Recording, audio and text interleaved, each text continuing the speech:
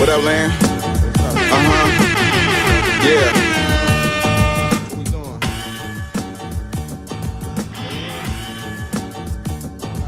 Bearded conversation, homie, tap in. Why you hate? You already know we locked in. The world's greatest. Broadcasting, laughing, they love it, but don't judge it. Off the block, giving it back. Bearded conversation, homie, tap in. Why you hating? You already know we locked in. The world's greatest. Broadcasting, laughing, they love it, but don't judge us. Damn. Got it off the block, forming a dynasty from a rock. Laid back in the cut, press play, can't get enough. Yo, let's chop it up in every location. A bidded conversation, opportunity keep knocking like child support payments. Started from the bottom like basements, now we famous. Podcast official, the topic will probably hit you from a distance like a pistol. Subscribe so you can listen to survival of the fittest. We talking it how we living it. Rolling like a dealership, managing several businesses. T-shirts, podcast, no, you don't need a membership. Just follow us on YouTube, knowledge supreme, infinite. Chicago got a different exciting, let's talk about it. Going live, check your notifications so you can holler. Or leave it in the comments, debate it, just being honest. Chicago topics, worldwide views, we supersonic. Big gang is conquer, circle back round like every week. Tell a friend off the block, it's where we meet. Bearded conversation, homie, tap in. Why you hating? You already know we locked in, the world's greatest. Broadcasting live and they love it, but don't judge us. Got it off the block, giving it back to hood lovers. Bearded conversation, homie, tap in. Why you hating? You already know we locked in, the world's greatest. Broadcasting live and they love it, but don't judge us. Got it off the block, giving it back. Come on. The hood lovers, off the block, giving it back. The hood lovers, broadcasting live. Off the block, giving it back. Off the block, giving it back. Off the block, giving it back. Off the block, giving it back.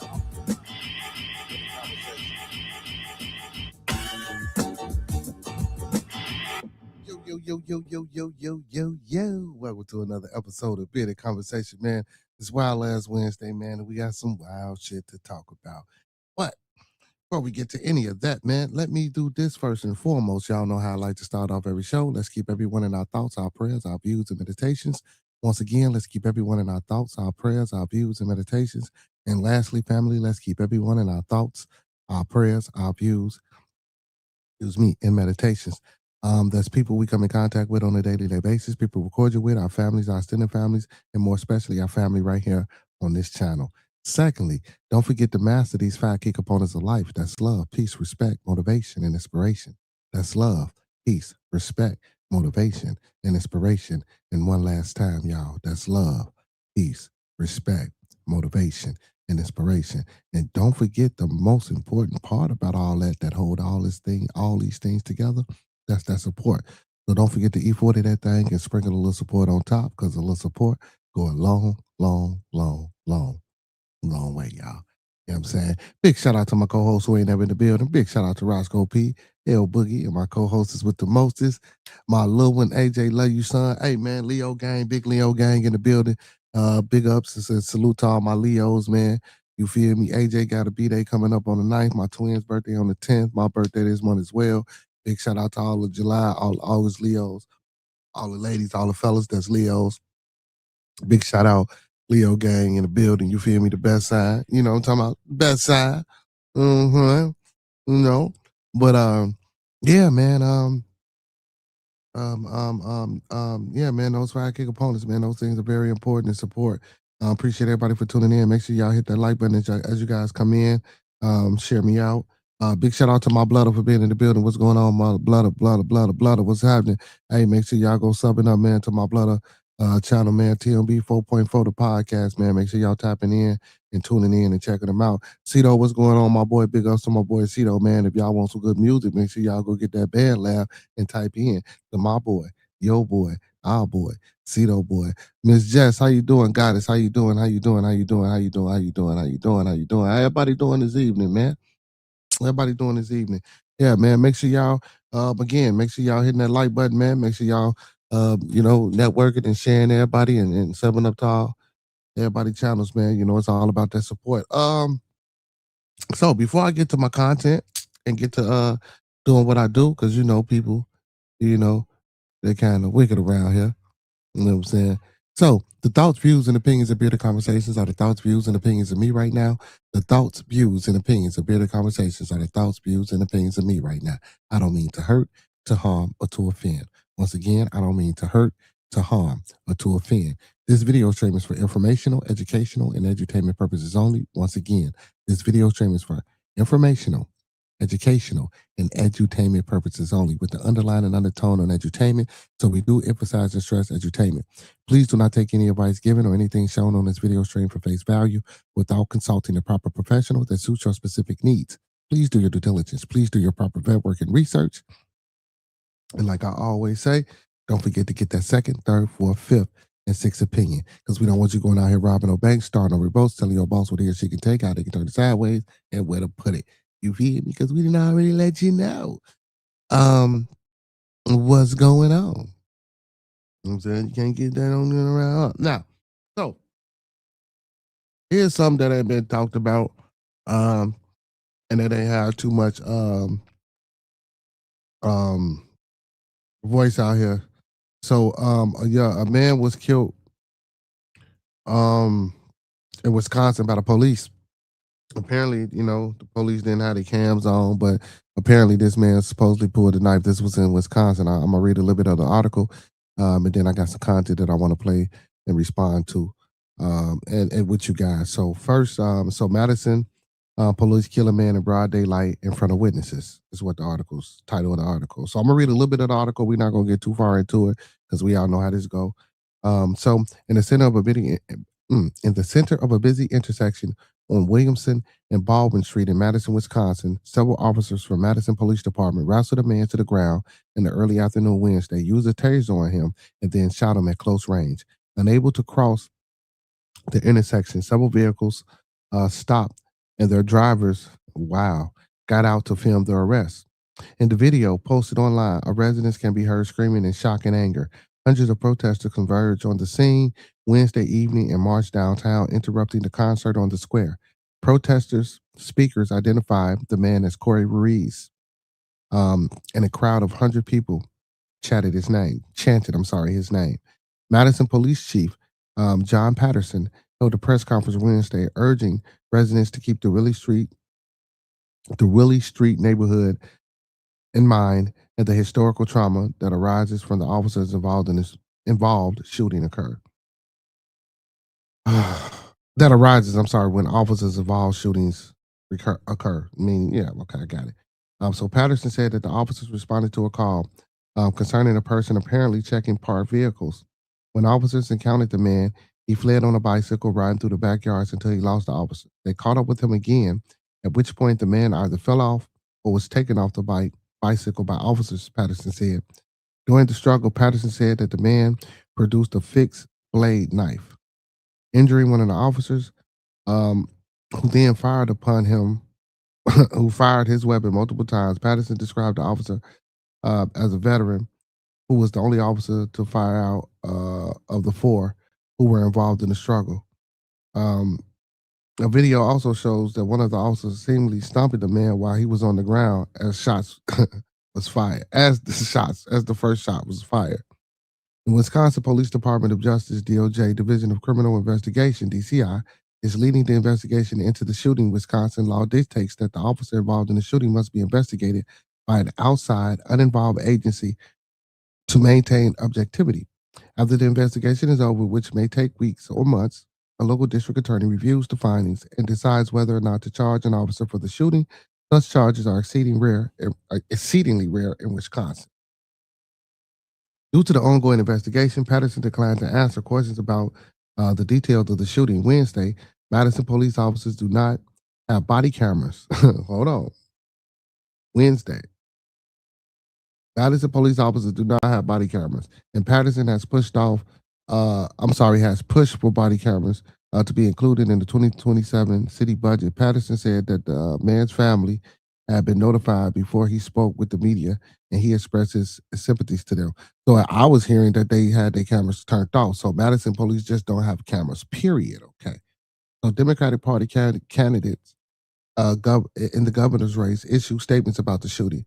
Representative Francesca Hong Democrat of Madison, said that the police had killed a black man just a few blocks from our campaign office and just a few blocks from where Madison police murdered Tony Robinson in 2015. Holmes said that she is horrified and devastated, that her heart goes out to his loved ones and everyone who witnessed this tragic event. Holmes said the police footage of the shooting needs to be preserved and released, and that questions need to be asked of the police department as to why its officers could not de-escalate the situation. Milwaukee County executive and Democratic gubernatorial candidate, gubernatorial candidate David Crowley said, "I am horrified by the reports coming out of Madison about a man who was shot and killed in the streets by police officers.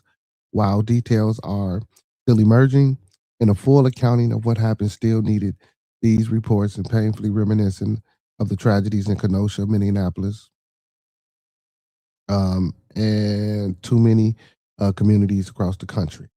So yeah, man. So apparently, I guess they shot the judge. What's going on? Apparently, I guess they shot the man because he grabbed, what I'm saying, this knife or whatever the case may be. But again, we don't know. That's just the story that they pushing it, that they telling. So I gotta. So this first video is a response from Ben Crump. Ben Crump everywhere, man. Hey, Monk, Crump on everything. But I think this is Crump and his daughter's talking. And so now the man had a criminal past too. So I don't know if the police already knew that. And 9 times out of 10, if they ran his name, well, no, they didn't run his name. They said they were chasing him on a bike. They got a call, so they didn't get a chance to run his name to be able to come back and talk to him and handle him a certain way. But I do know if they run your name and you know what I'm saying, and you know for certain shit, they do handle you a certain way. You know what I'm saying? And they do, but let's get to this real quick. Execution. And it shocked our conscience. Thank God there was video. Marge, if there wasn't video, we can only imagine what the narrative would have been. He did not deserve to be taken out like that. Mm-hmm. They took my baby from me.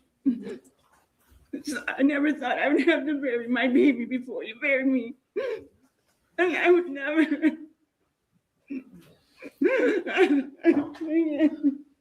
There's already been so much negativity about him, and nobody even knows who he is. His criminal record tells a tale of trauma, of pain, of struggle. It does not define who my brother was. That's right. That man was very talented. He was a lyricist, he was a poet, he was an artist. He was very kind, and he was extremely funny. I'm definitely gonna miss the jokes, the laughs, the reminiscing, and all these things that his daughter will never be able to see or know about him because they didn't get a chance to grow old together. Sometimes if you get shot, you might live off of that. When she told me he had been shot and dead and killed, I started crying. I didn't even know what to say. I didn't know what to do. My heart was just so broken, and it just hurt so much knowing I can't see my father anymore. People, whoever is saying, oh, but he was a criminal. So what? He had a family. He had me.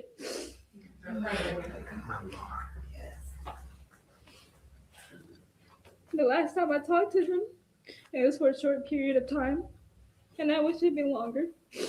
I wish I could see him one more time. I wish he could tell me how much he loves me one more time. He tried to do his best for me and his family. I wish he was still here, so I would never, in a million years, think that I would see my father on a shirt, a pin, a necklace, on social media saying he was shot and killed by a police officer. How are you gonna be scared of us if you're supposed to save us and you kill us? It makes no sense. It doesn't make any sense at all. We saw an execution. So for me, and again, I don't know if it was actual. The little girl was crying. The little girl was crying. The little girl was crying. Don't do that, Monk. We ain't gonna do that with the kids. Now, don't. That's bullshit. The little girl was crying. Anybody else? And the sister was crying as well. Anybody? And the mother was crying as well. Um, and again, people, you know what I'm saying? Listen, I'm not, my thing is not to respond to their emotions about a little girl, because, you know what I'm saying? But they were crying. It was tears in their eyes. And I'm not moved by anything that they were saying neither, right? Now, and not saying that it wasn't, that it's not a bad thing. You know what I'm saying? Of course, RIP to the young man, Cory Ruiz, and condolences to his family. Now, and listen, and I don't want to make it seem like, but people are going to push this narrative. So they say the man was arrested 20 times in 30 years. He had a criminal background. Now, one thing that does comes into play with this is that the Madison Police Department, they don't have cameras. Now, I don't know if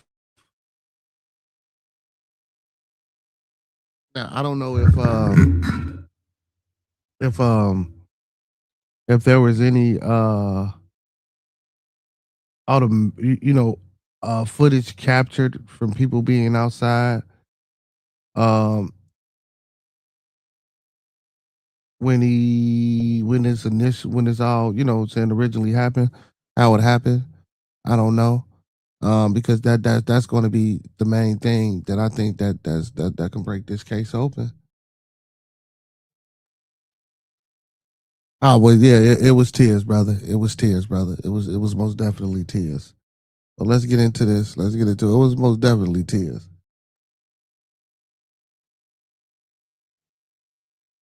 Man to death, sparking protests and calls for an independent investigation. We'll take a deep dive into what we know, largely from bystander cell phone videos, what we still don't know, and what happens next. Plus, there's a new Marquette University poll in the wild Democratic primary for Wisconsin governor. We'll get analysis from UWM Professor Emeritus Mordecai Lee. All that starts right after this. We are back on Open Record here. It was an early afternoon, Wednesday, July 22nd. Madison police were responding to calls of a man stealing bicycles and potentially trying to open car doors in Madison. What happened next, though, set off protests for days, calls for increased oversight of police in our state capital, and could even play a role in the Wisconsin governor race. Let's start with what we know. Brian, that begins with the video, which is how so many of us have been introduced to this story. And I really think if this had happened if this happened at 1 o'clock in the morning, we may have no idea what happened in this case other than the police account of it. What we do have are cell phone videos, because this happened at 1 o'clock in the afternoon in an intersection with traffic. So there were bystanders, there were witnesses, and they took cell phone videos.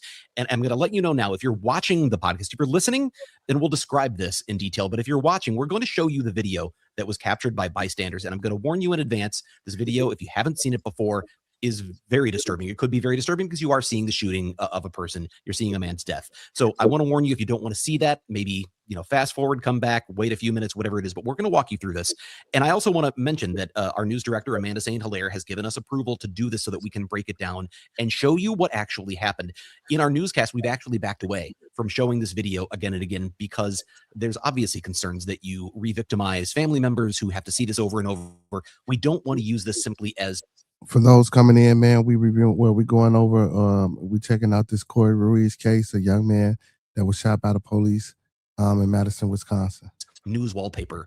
This is being shown during this podcast because we want to be able to break down for you what is out there, what we've seen, and then, of course, what we still don't know, which we'll talk more about, Carl, because there are no police officer body cameras of this. So let's start with the video, and the video will play. I'll describe it a little bit, but what you first see is, again, he's on a bicycle. Police are chasing him. This man, Cory Ruiz, by the way, 38-year-old. Thank you. 38-year-old Cory Ruiz. Police have been called because of reports that he was stealing bicycles, trying to get into cars. They're chasing him. And this is at an intersection that's in kind of on the isthmus. This is it's the Marquette neighborhood, I believe is what it's called in Madison. So this is right along one of the lakes there, or neighborhoods along one of the lakes there. Popular bar and restaurant area, absolutely. But again, this is mid-afternoon. I think it was the Crystal is the name of the bar this happens outside of. A police... Hold on, let me go back, because they said he had a knife, or he grabbed a knife and he injured one of the officers with a knife. His family members who have to see more about Carl, because there are no 38-year-old Cory Ruiz. The police have been called because of reports that he was stealing bicycles, trying to get into cars. They're chasing him, and this is at an intersection that's in kind of on the isthmus. This is it's the Marquette neighborhood, I believe, is what it's called in Madison. So this is right along one of the lakes there, or neighborhood that's along one of the lakes there. Popular bar and restaurant area, but again, this is mid-afternoon. I think it was the Crystal is the name of the bar this happens outside of. A police officer intercepts him as he's coming through on the bicycle and either knocks him off the bike or Ruiz falls to the ground. And when he's on the ground, the police officers surround him. There's a struggle. You can see them struggling back and forth. You can see at one point Ruiz is reaching with his left hand, it looks like toward an officer's, maybe the pocket of one of his legs. And in his right hand, he has a knife. And if you slow-mo the video or freeze frame it, you can see there is a knife in his right hand that one of the officers is holding. It ultimately is the officer who will fire the fatal shots. As the struggle continues, a female officer comes in with a taser, and you can hear her say, "Taser, taser." She announces it. I believe you also hear at one point the officer on the ground saying he has a knife, he's got a knife. And then as soon as she deploys the taser, Ruiz is still standing. She deploys the taser, he falls to the ground, and as another officer is stepping on his leg to hold him down, the one who had the knife, holding the hand with a knife, repositions himself, pulls out a service weapon, and fires 3 shots, 3 fatal shots, in point-blank range. And I think when you look at the video, Carl, that is what people are reacting to, because he's on the ground when those shots are fired. And many people look at that and say, why did he have to be shot to death? You've got a taser that's been deployed. Officers are surrounding him. But of course, that's easy for us to say from afar. We are not responsible for the investigation that will determine if this was a justifiable shooting or not. We know there was a weapon that was involved. When that knife came into play, we don't know. But obviously, that is really troubling video to watch, I think, for anyone, because you're watching a man lose his life. I think something a lot of people have noticed in that video, people who were there that day, it's 4-on-1, right? 4 different officers involved in the struggle with Cory Ruiz. And then what has been labeled by some, his family, the attorney that's now been hired to represent the family in this, an execution by the officer who comes back from the struggle and fires that weapon. It's certainly hard for us in slow motion watching this to be the arbiters, be the judges, and we are not in this case. There's an investigation going on from the Wisconsin Division of Criminal Investigation. You can't help but put yourself in the officer's shoes as well. You're fighting with someone who has a knife. There is a weapon involved. But there's a lot that's very difficult to watch in that video as well. It's absolutely difficult to watch, as I said, no matter where you come down on this, because you are watching a man lose his life. The question was, it justified? Was it a use of force that was necessary? Did the officer believe so? And in that situation, we do see there's a weapon in his hand. The officer is holding that wrist with the knife. Is it possible that officer thinks the first moment I have a chance to stop this threat, I'll get out my service weapon, but I can't yet because I'm holding the knife? The taser disables him and he thinks now is the chance. But then, of course, you say, well, if he's disabled, the taser disabled him. Why did you need to? Investigators will look at all of that. But it's hard to see what's happening. We're looking from afar, freeze framing videos, spot shadowing. When did he first have the knife? The officer, we're told by police, was injured, was cut by that knife. We don't see that happen. We don't see if he was gesturing at the officers with the knife, what was being said. And we would know more if we could see this on the police officer body cameras up close. We can't, because they weren't wearing any, because Madison police don't have them. We'll talk more about that. But that leaves a lot of questions as to what really happened. I think that's a real difficulty here. We've heard some briefings, especially from the Madison Police Chief, John Patterson, but we have not gotten much in the way of details yet about what the officers have reported, what they have said led up to this, and what they were experiencing in that struggle. And a lot of that will come from the internal investigation. But I think that's where a lot of the questions, we can just say from the public side of things, are coming because of the lack of information, right? To your point about the injury, we don't even necessarily know the extent of the apparent injury to one of the officers involved here. A knife can do a lot of things, right? It can be a scratch. So a knife can cause a lot of injuries, right? So, but the way they had them, and don't get me wrong, I'm not against them tasing or anything like that. You feel me? But it was 4-on-1, and I'm not saying that he couldn't have been strong, because a lot of times, man, when you try not to get caught, you feel me? You get strength out of, you get that extra little strength, right? But why not just deploy more tasers and tase them? You got them surrounded. Y'all there. Why not back up off of them if you got the knife and treat it as a, hostile situation? So that way, back up off of them so the officers wouldn't get stabbed or wouldn't get hurt. Y'all already got pistols or whatever. Let's see if he gonna make an attempt to try to hood. You feel me? But if y'all back off, we talk to him. Y'all deploy tasers. Y'all already deployed one. You know what I'm saying? Y'all back off. Everybody up their taser. Tell them, look, drop the knife. before we tase you. Like I think a lot of things could have happened before, you know what I'm saying, they pulled out that gun and just shot him 3 times. But again, we don't know what was said. We don't all we see is that the officer bump him, boom, he falls off the bike, boom, they get into a struggle, boom. I don't know where and how he grabbed the knife, or if the knife was already in his hand, or whatever the case may be, or if he was getting the knife out to say, look, well, I got a knife on me. And 9 times out of 10, they probably weren't listening. No motherfucking way, which that wouldn't have been a smart thing to do, is to pull out the knife. But we know criminals are dumb. What's going on, blood? What you got to say, man? How about let's not steal bicycles? Yeah. No. He was riding on a bicycle. The article said he was pulling, I guess, looking into car doors. See, that's what I'm saying. So we don't know exactly if that's what he was doing. He didn't have a bunch of bicycles with him when they had him. He was on one bike. You know what I'm saying? They looking into the car. Okay, But they say they got, okay, but do we even know let's that? take all that out to play. Let's not fight for police officers when you know if you ain't done nothing or you're not doing that. Hey man, go ahead and lay it down. You have no win.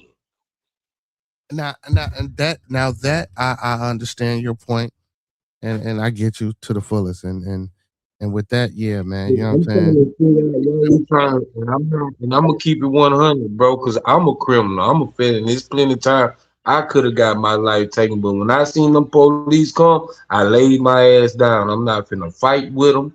I'm not finna try to, you know what I'm saying? We'll handle all this shit at the police station. We gotta, and I'm a criminal. It don't look like Go I'm ahead. doing much to get shot though. And I again, mean, but you gotta understand, you put yourself in a situation, no matter yeah, but what. guess what? We the Go police, ahead. and we are there. We the police. We already there. We didn't have to shoot them again. Why not back off? Let's de-escalate the situation. We say they said we are one of them already deployed the damn taser, right? Let's back off. Let's get him to put the knife down. Let's talk to him. Let's see how he gonna react to that. Everybody pull out their taser. Let's tase the fuck out of him. Why was the first thing to do 4-on-1 was one stop, pull out your pistol and shoot the shit out of him? That's not proper law.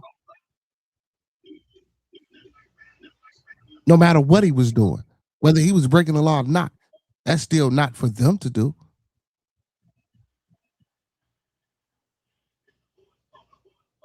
See what I'm saying? Nah, I'm not gonna agree with it because I mean I understand what you're saying, but I'm not gonna agree with it because you gotta we put ourselves in situations, shit happens like that. We fucking with the police, bro. They first we know police first Yeah, intentions are to shoot. I don't care but what they was trying to do or what they yeah, supposed to do. but that don't Three make it out of right. one. You got, That don't but you make it got right. you don't make it right.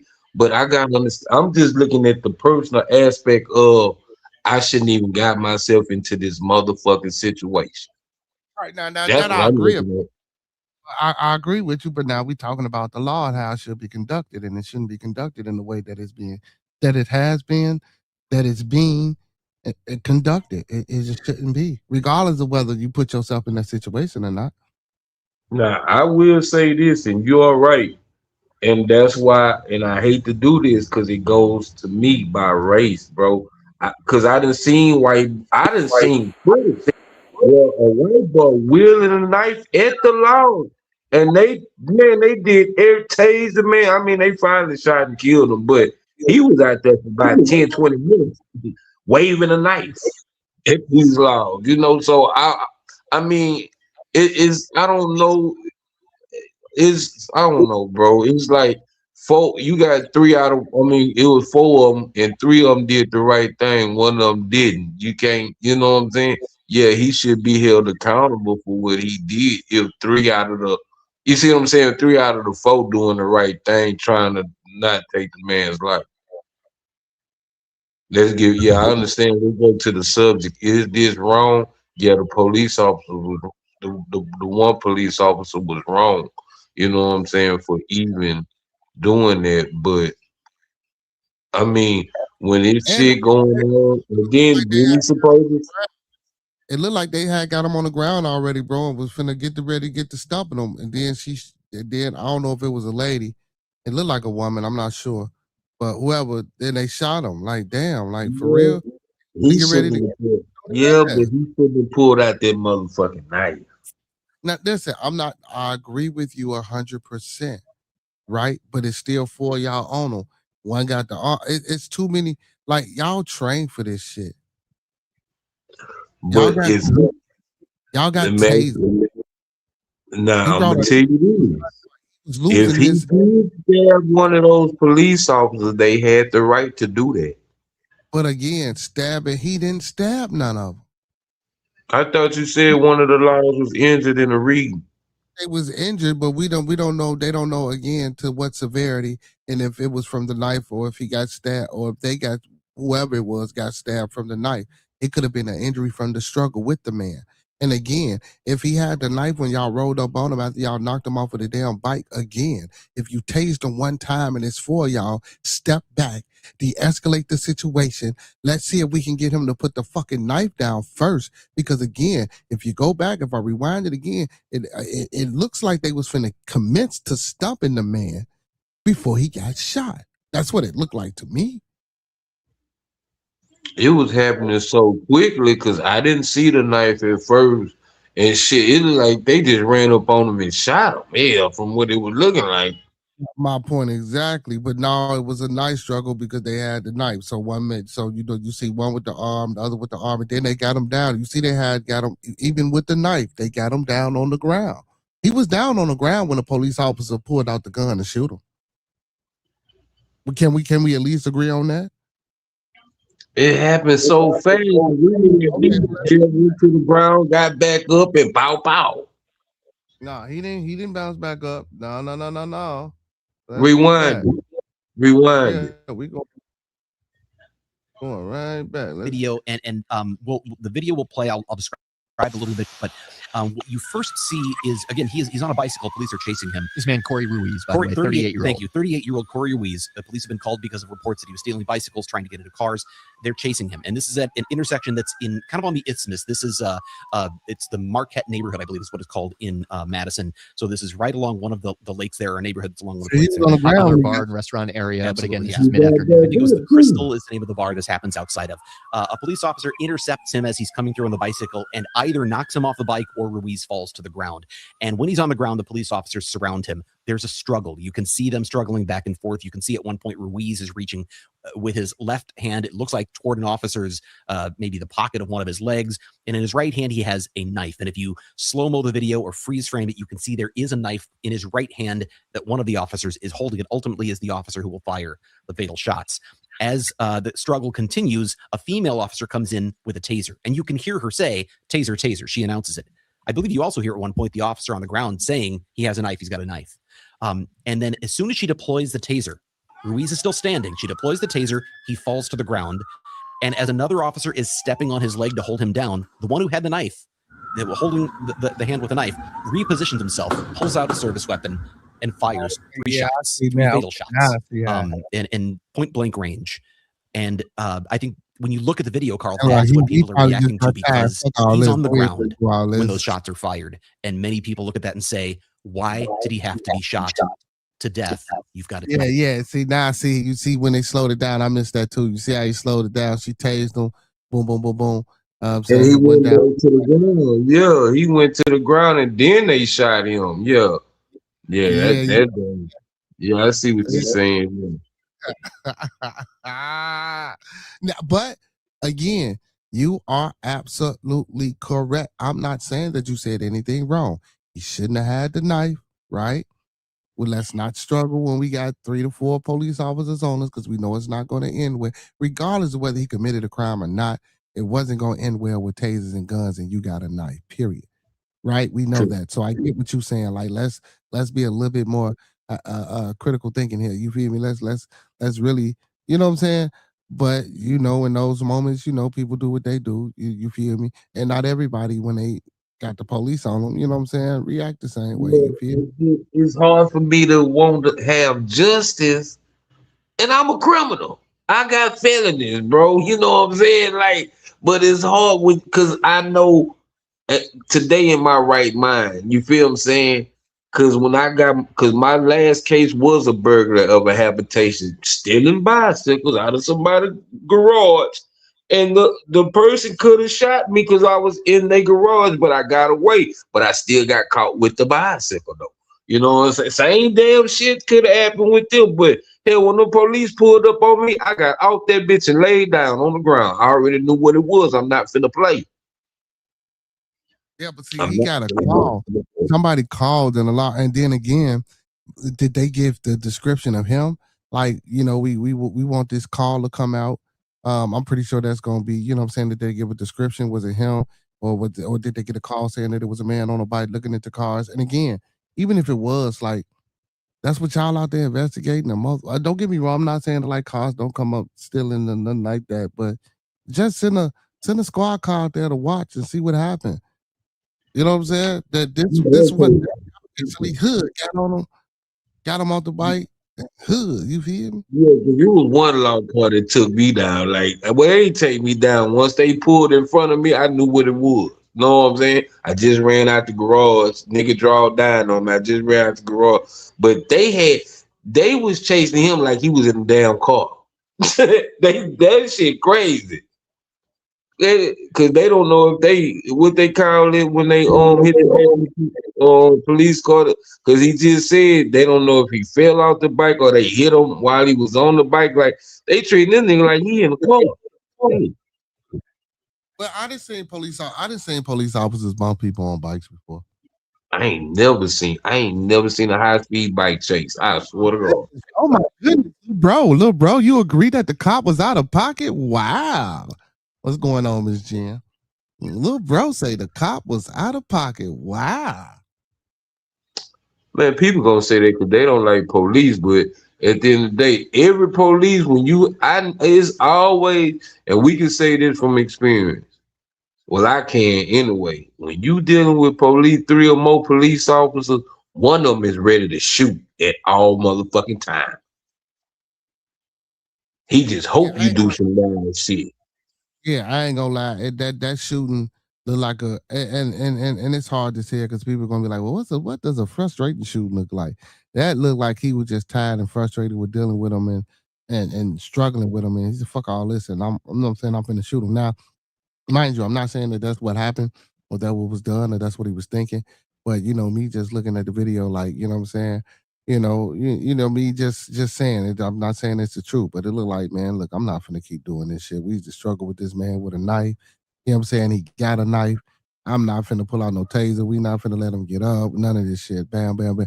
But even if that's the case, why not just shoot him once? But I'm glad, you know what? See, God do things for a reason, though. And the family might get compensated for it because at the end of the day, he didn't think nobody was videotaping. They probably thought they could have did a training day scene. You know, he came out with the knife and we had to take him down. You know, like anything. You know, because them laws are motherfucker. The law, you gotta understand, you dealing with the law, and they'll make up some shit. Yeah, that's crazy. That's crazy as hell, man. He say 2 things can be true. 2 things can be true. Say Monk is right. The cop is out of pocket at the same time. Yeah. Now don't get me wrong. Like I said, I agree. I agree with Blutter too. You know what I'm saying? You gotta be cautious and careful how you move. You know what I'm saying? But if he didn't think he was doing nothing wrong, and again, you know, he moving like shit. He ain't know nobody called no authorities on, you know what I'm saying, that he was looking in the car. So he moving like how he moving. But still, when you get on the chase and you're on the bike, you like, why the fuck is they after me? And then, like, bro, we really got to think about this because they said, so when I read the article, they said he had lost them for a minute. Why didn't you stay where you was and get the fuck off the bike and start walking? No bullshit. I ain't never seen that. Oh, so that's why. Okay, now it makes sense. It was more units in the area then, because they looking for him. It probably was one unit, and he shook their ass. But damn, they pit maneuver a nigga on a bicycle. I ain't never seen that shit in my life. Boy, Wisconsin, boy, when you going into Wisconsin, they let you know if you got guns or bullets or if you with someone and you don't want to tell. everybody's going to jail. But that, you know what's really wild though? It's crazy that they don't have no body cams. I thought it was like some type of law that all police departments have body cams. Man, listen, these things are state regulated, brother. Oh, I ain't know that. I thought it was mandatory. All this shit is all these things is state, like a lot of people keep talking about this federal law. All these shits is state regulated, man. If the state don't want to fucking do it, they don't give a fuck about what the feds say. If the state don't want to do it. Yeah, Y'all but better the read the Constitution. again, you're gonna be on their ass because they have nothing to say that they had reason. And that's what I like already. Cause I think you read like an outside department is coming in to investigate the shooting. Yeah, internal affairs. Oh, okay, yeah. But now, like, okay, I'm gonna say this quick because I really was supposed to be doing some other shit. But anyway, I agree with Monk. You know, I'm big on self-awareness, understanding like how things can go every which way wrong before it can go right. Right? Like, if he had a gun, then yeah, for sure. This would have been a clean shoot, nothing to talk about. But a knife though.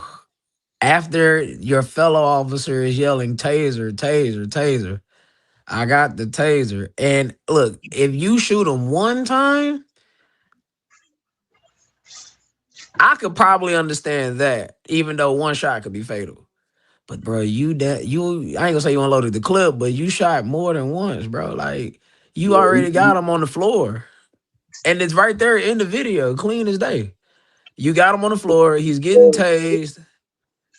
We didn't have to go to gun. We did not have to go to the gun here.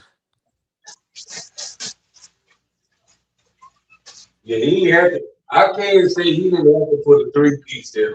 He didn't have to do a 3-piece. And the female officer clearly running up saying taser, taser, Taser, taser, taser. Yeah. Now I didn't even know nothing about this case really until you just played it. Yeah, man. See, that's what we do over here, man. We bring light to shit. Get it? Talking shit. But nah, on this one, yeah, cop out of pocket. So you think they gonna he lose his job? We get him some jail time? He ain't gonna go to jail. He gonna lose his job though, for sure. Yeah, he gonna lose his job for sure. If the city got to pay out, oh yeah, you for sure losing your job, brother. At the very least. Yeah. He's just losing his job. That's the question though. Do you think they're gonna pay out? Yeah. Cause the video, bro, that angle is crazy. And they got like, 2 different angles. That angle is cold. I ain't gonna even lie. And again, you can hear her saying taser. So why don't you pull out your taser? 2 tasers, I ain't gonna lie. Unless he geeked up on some type of PCP or something like that, he ain't fighting 2 tasers, bro. Yeah. Right, because y'all gotta get up off of them, because y'all gotta get up off of them and stop struggling with them once she tased them anyway, right? So why didn't y'all reach? Why was the first thing you reached for was your fucking gun and not your taser? And again, like I said, step back. Yeah. And this is and keep in perspective, this is a knife we talking about. Now again, a knife is a deadly weapon. We all know that. All it takes is for you to get stabbed in the right spot, you can die. And when he fell, was his hand still on the knife? He probably could have been clutching it. Play it back. Play it back. I think something fell to the ground I seen something fall to the ground. Shit, play that motherfucker back. He got it loaded up right here. I mean, I don't want to keep, spawning this man's last few minutes. Popular bar and restaurant area, Absolutely. but again, video and the video will play. I'll describe it. Not like that, but we just first see he's on a bicycle. Police are chasing him. This man Cory Ruiz, by the way, 38-year-old. Thank you, 38-year-old Cory Ruiz. The police have been called because of reports that he was stealing bicycles, trying to get into cars. they're chasing him, and this is at an intersection that's in kind of on the isthmus. This is So like she runs up with the taser. Why he don't grab the taser in Madison? So this is right along one of the lakes there, or neighborhood that's along one of the lakes there. Popular bar and restaurant area, but again, this is mid-afternoon. I think it was the Crystal is the name of the bar. This I ain't gonna lie. The part I really don't like as he's coming through on the bicycle and either knocks him off the bike or Ruiz falls to the ground. And when he's on the ground, the police officers surround him. There's a struggle. You can see them struggling back and forth. You can see at one point Ruiz is reaching with his left hand, it looks like toward an officer's maybe the pocket of one of his legs, and in his right hand he has a knife. And if you slow-mo the video or freeze frame it, you can see there is a knife in his right hand that one of the officers is holding. It ultimately is the officer who will fire the fatal shots. As the struggle continues, a female officer comes in with a taser, and you can hear her say, "Taser, taser." She announces it. I believe you also hear at one point the officer on the ground saying he has a knife, he's got a knife. And then as soon as she deploys the taser, Ruiz is still standing. She deploys the taser. He falls to the ground. And as another officer is stepping on his leg to hold him down, the one who had the knife, holding the hand with the knife, repositions himself, pulls out a service weapon, and fires 3 shots, 3 fatal shots. In point blank range. Yeah, and, that's out of pocket. When you look at the video, Carl, that is what people are reacting to, because he's on the ground when those shots are fired. And many people look at that and say, why did he have to be shot to death? You've got a taser that's been deployed. Officers are surrounding him. But of course, that's easy for us to say from afar. We are not responsible for the investigation that will determine if this was a justifiable shooting or not. We know there was a weapon that was involved. When that knife came into play, we don't know. But obviously, that is really troubling video to watch, I think, for anyone, because you're watching. Yeah. I know what part you don't like, when they handcuff the man. Yes, like I hate that, bro. Like, I think that's the dumbest shit in the world, cuz. Like, he dead. Why you gonna cuff him? What he gonna do? Come back to life, pop up like the fuck out of here. Like, bro, that's disgraceful, bro. Like, look. I'm getting paid off of that. Y'all cuffed them after you killed them. Y'all know me, bro. Like, I'm for what's right. I don't care if you black, white, Asian, Chinese, whatever. And in this situation, that cop is dead ass wrong, bro. Like, when you show me video and this is matter of fact, this is perfect. This was a perfect night for me to be on here. You know how I say, just like not to bring Nolan Wells into this, but you know when I say, if you bring me undeniable evidence that I can't run from that, like, this is undeniable evidence. It's literally right there. Like, you got to be blind as Stevie Wonder to not see this. Because you can see him going limp from the taser. Yes, you can see it. You can hear the gunshots. You can see it. Like, bro, he's on the ground. And I understand that and this is a training issue.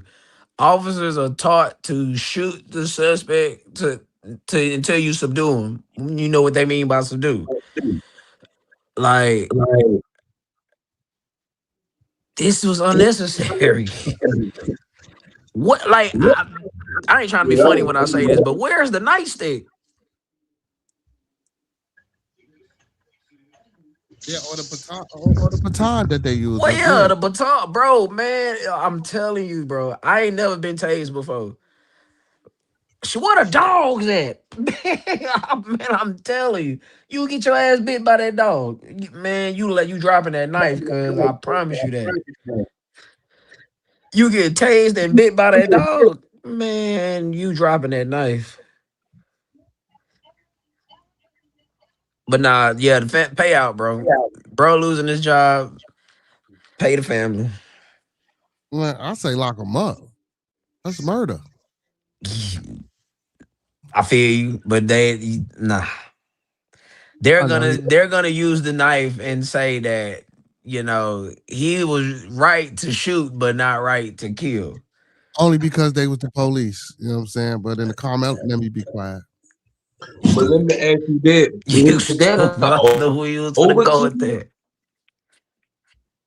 You said what? Is that an overkill? Nah, if he would have unloaded the clip, for sure that's overkill. Now he would I believe he would have went to jail then, for sure. Yes, it is an overkill, because at that range, you can shoot anywhere you want to. Anywhere could have been a kill. The one okay, yeah. All right. Let me put it this way. In my eyes, is it overkill? Yes. Is it overkill by the way they're trained? No. That's what's gonna save him from going to jail, bro. Unfortunately, is the way they're trained? They're trained to shoot to subdue the suspect. But again, he was already subdued, so you didn't have to You shoot. right. You right. That's why he shouldn't have shot. But that's why I'm saying, bro, he's gonna lose his job for sure. That's why I'm Like saying he should go to jail for sure. he should. But okay. If you're asking me, should he? Yes. If you're asking me, will he? No. So I agree with you when you say he should go. Yes. But will he go? No. You know how this go. Paid administrative leave. Pending investigation. But that's why I say though, bro, two things is true in this scenario. Yes, Monk is right when he say he shouldn't have put himself in this predicament. Like if I always say, if you know you're playing a game and the rules is unfair and it doesn't favor you, don't put yourself in positions to have to play the game. Well, shit, And you he can't put say it. life every day though. It's possible, but it isn't likely. Now, when you do this, it's likely. Unfortunately. But that's where self-awareness got to kick in at. Like what Monk just said. He said, bro, when they pulled up on me, I just laid down. Like I didn't even try to fight this. I've accepted my fate.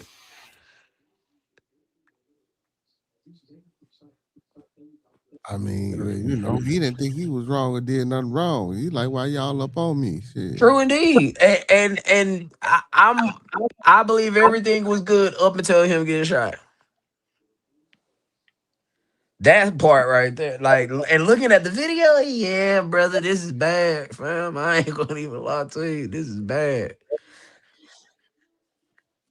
This is bad. Like I'm talking about as he was getting tased. Yeah. Like soon, because he had to let go again because they had to come up off of him because she was tasing them and they would have been shocked too. So as soon as he came up off of him, he reached for his pistol. It seemed like he was shooting. Hey, you crack me up when you be doing that, dog. You feel me?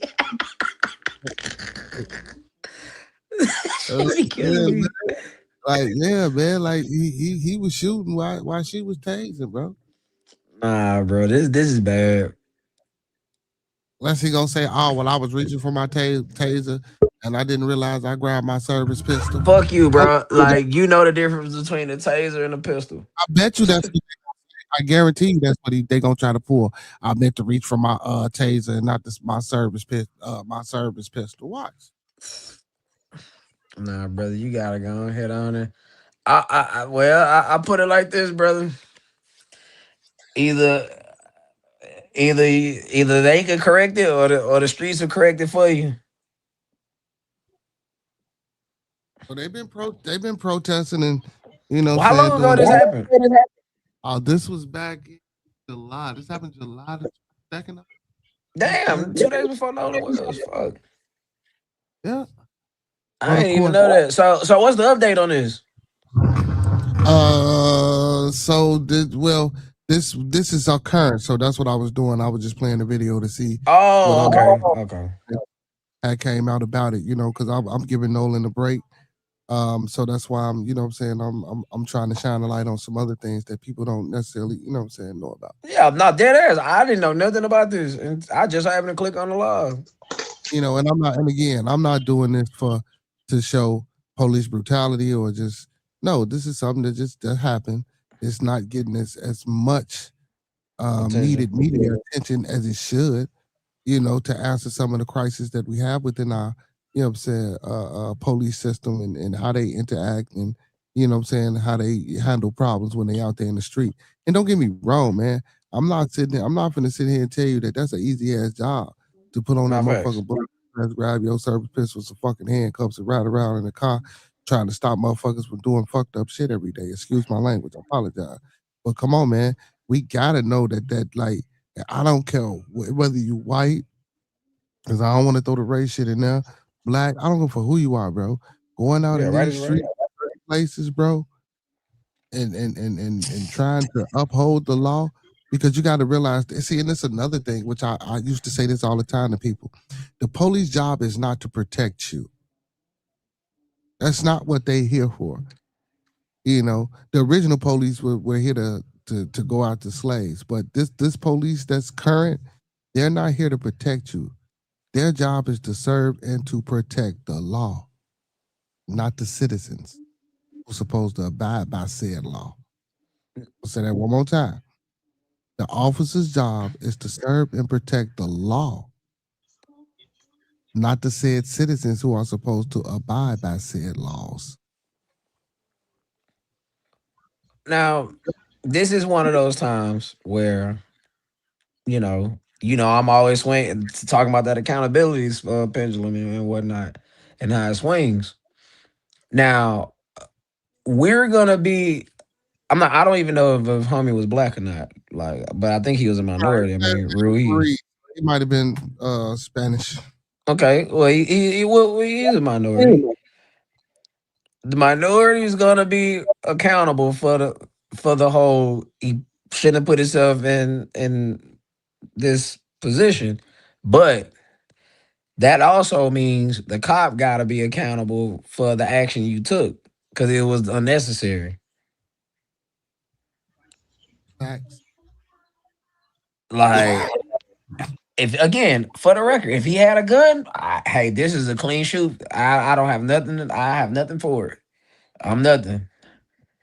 But we talking about a knife. Now, again, I recognize that a knife is a deadly weapon, but the likelihood of him killing you versus the likelihood of you pulling out this pistol and killing him. Come on, I mean, there's no equating that. And plus, again, what did the video show be? Your fellow officer is yelling taser, taser, taser. So she's tasing the man. As a matter of fact, how I know the man couldn't stab you and get enough of a swing to stab you and kill you because one of your other officers stepping on his foot. So he's never gonna come to a vertical base unless he break his ankle. Literally, there's no way he gets to a vertical base. So how do you argue that he could possibly kill me? The only way is if your face is that close to his hand, which it didn't show that in the video. At least not no angle I seen, unless I'm tripping. No, they didn't. They had his arm. His arm was extended forward in front of him. So yeah, like there's no way that you could have been fatally stabbed. Again, I'm not saying that citizens has the right to stab officers. That's not what's getting said here. It's just based off this specific incident and the video that is shown. This ain't AI generated. This ain't altered or none of that. There's no plausible angle you could have been killed. So why was deadly force used?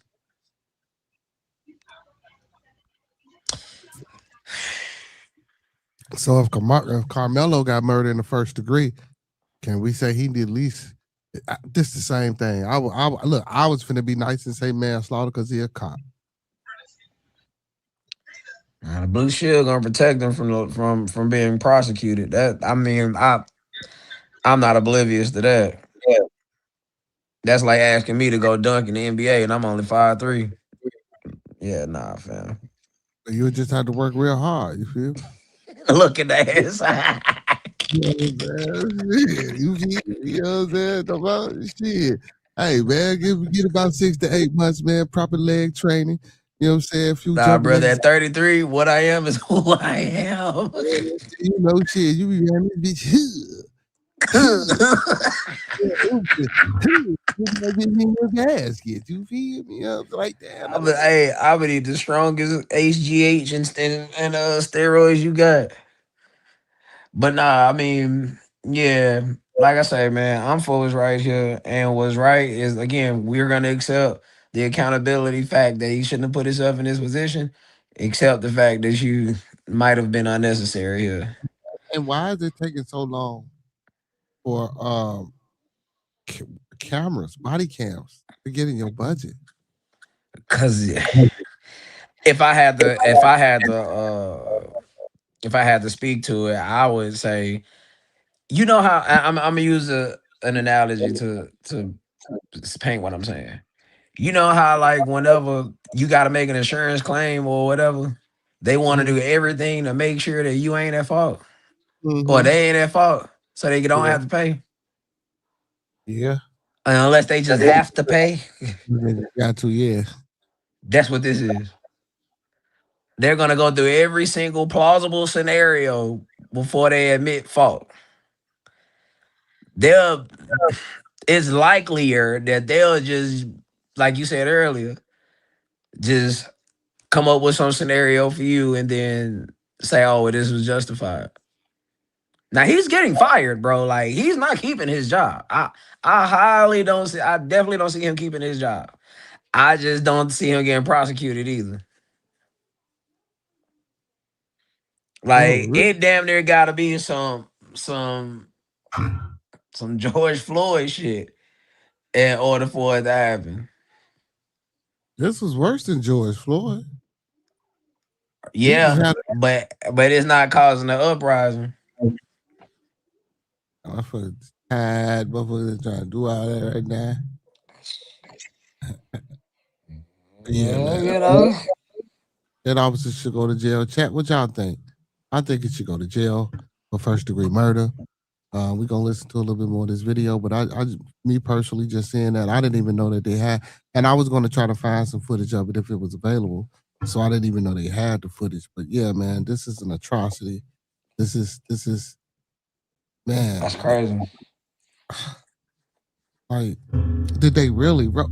So, and again, like I said, as you said in the video that was played, the condolences to his family and RP to that young man. As soon as she tased him, as soon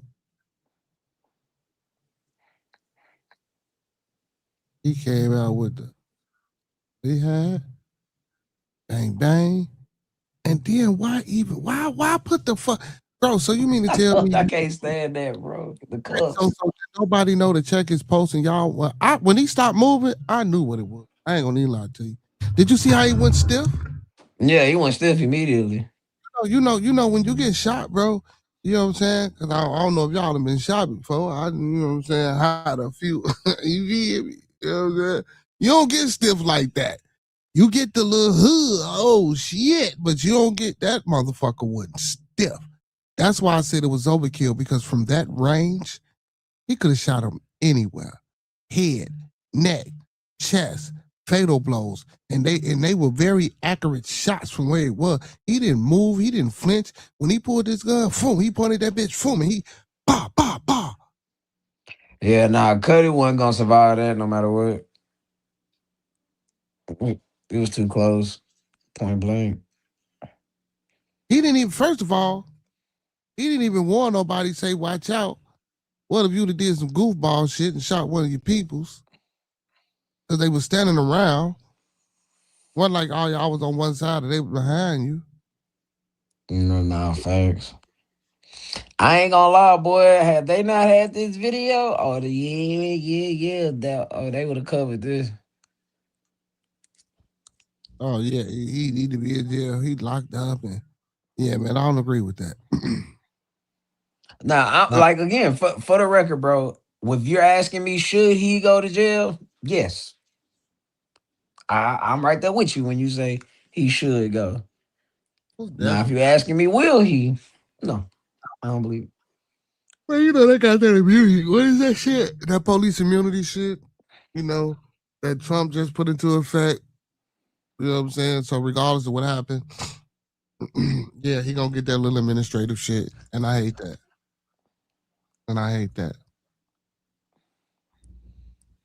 I ain't gonna lie though. He gotta live with that for the rest of his life though. And Yeah. sometimes the psychological effect of that I'm is, saying, he didn't stab the cop though. He didn't stab him. He never stabbed him. He no, I'm never saying the cop I have was to. reading Oh the wait, comment. you. Reading the comment. I responded to the comment. He was saying he stabbed. When you stab the police, it never ends well.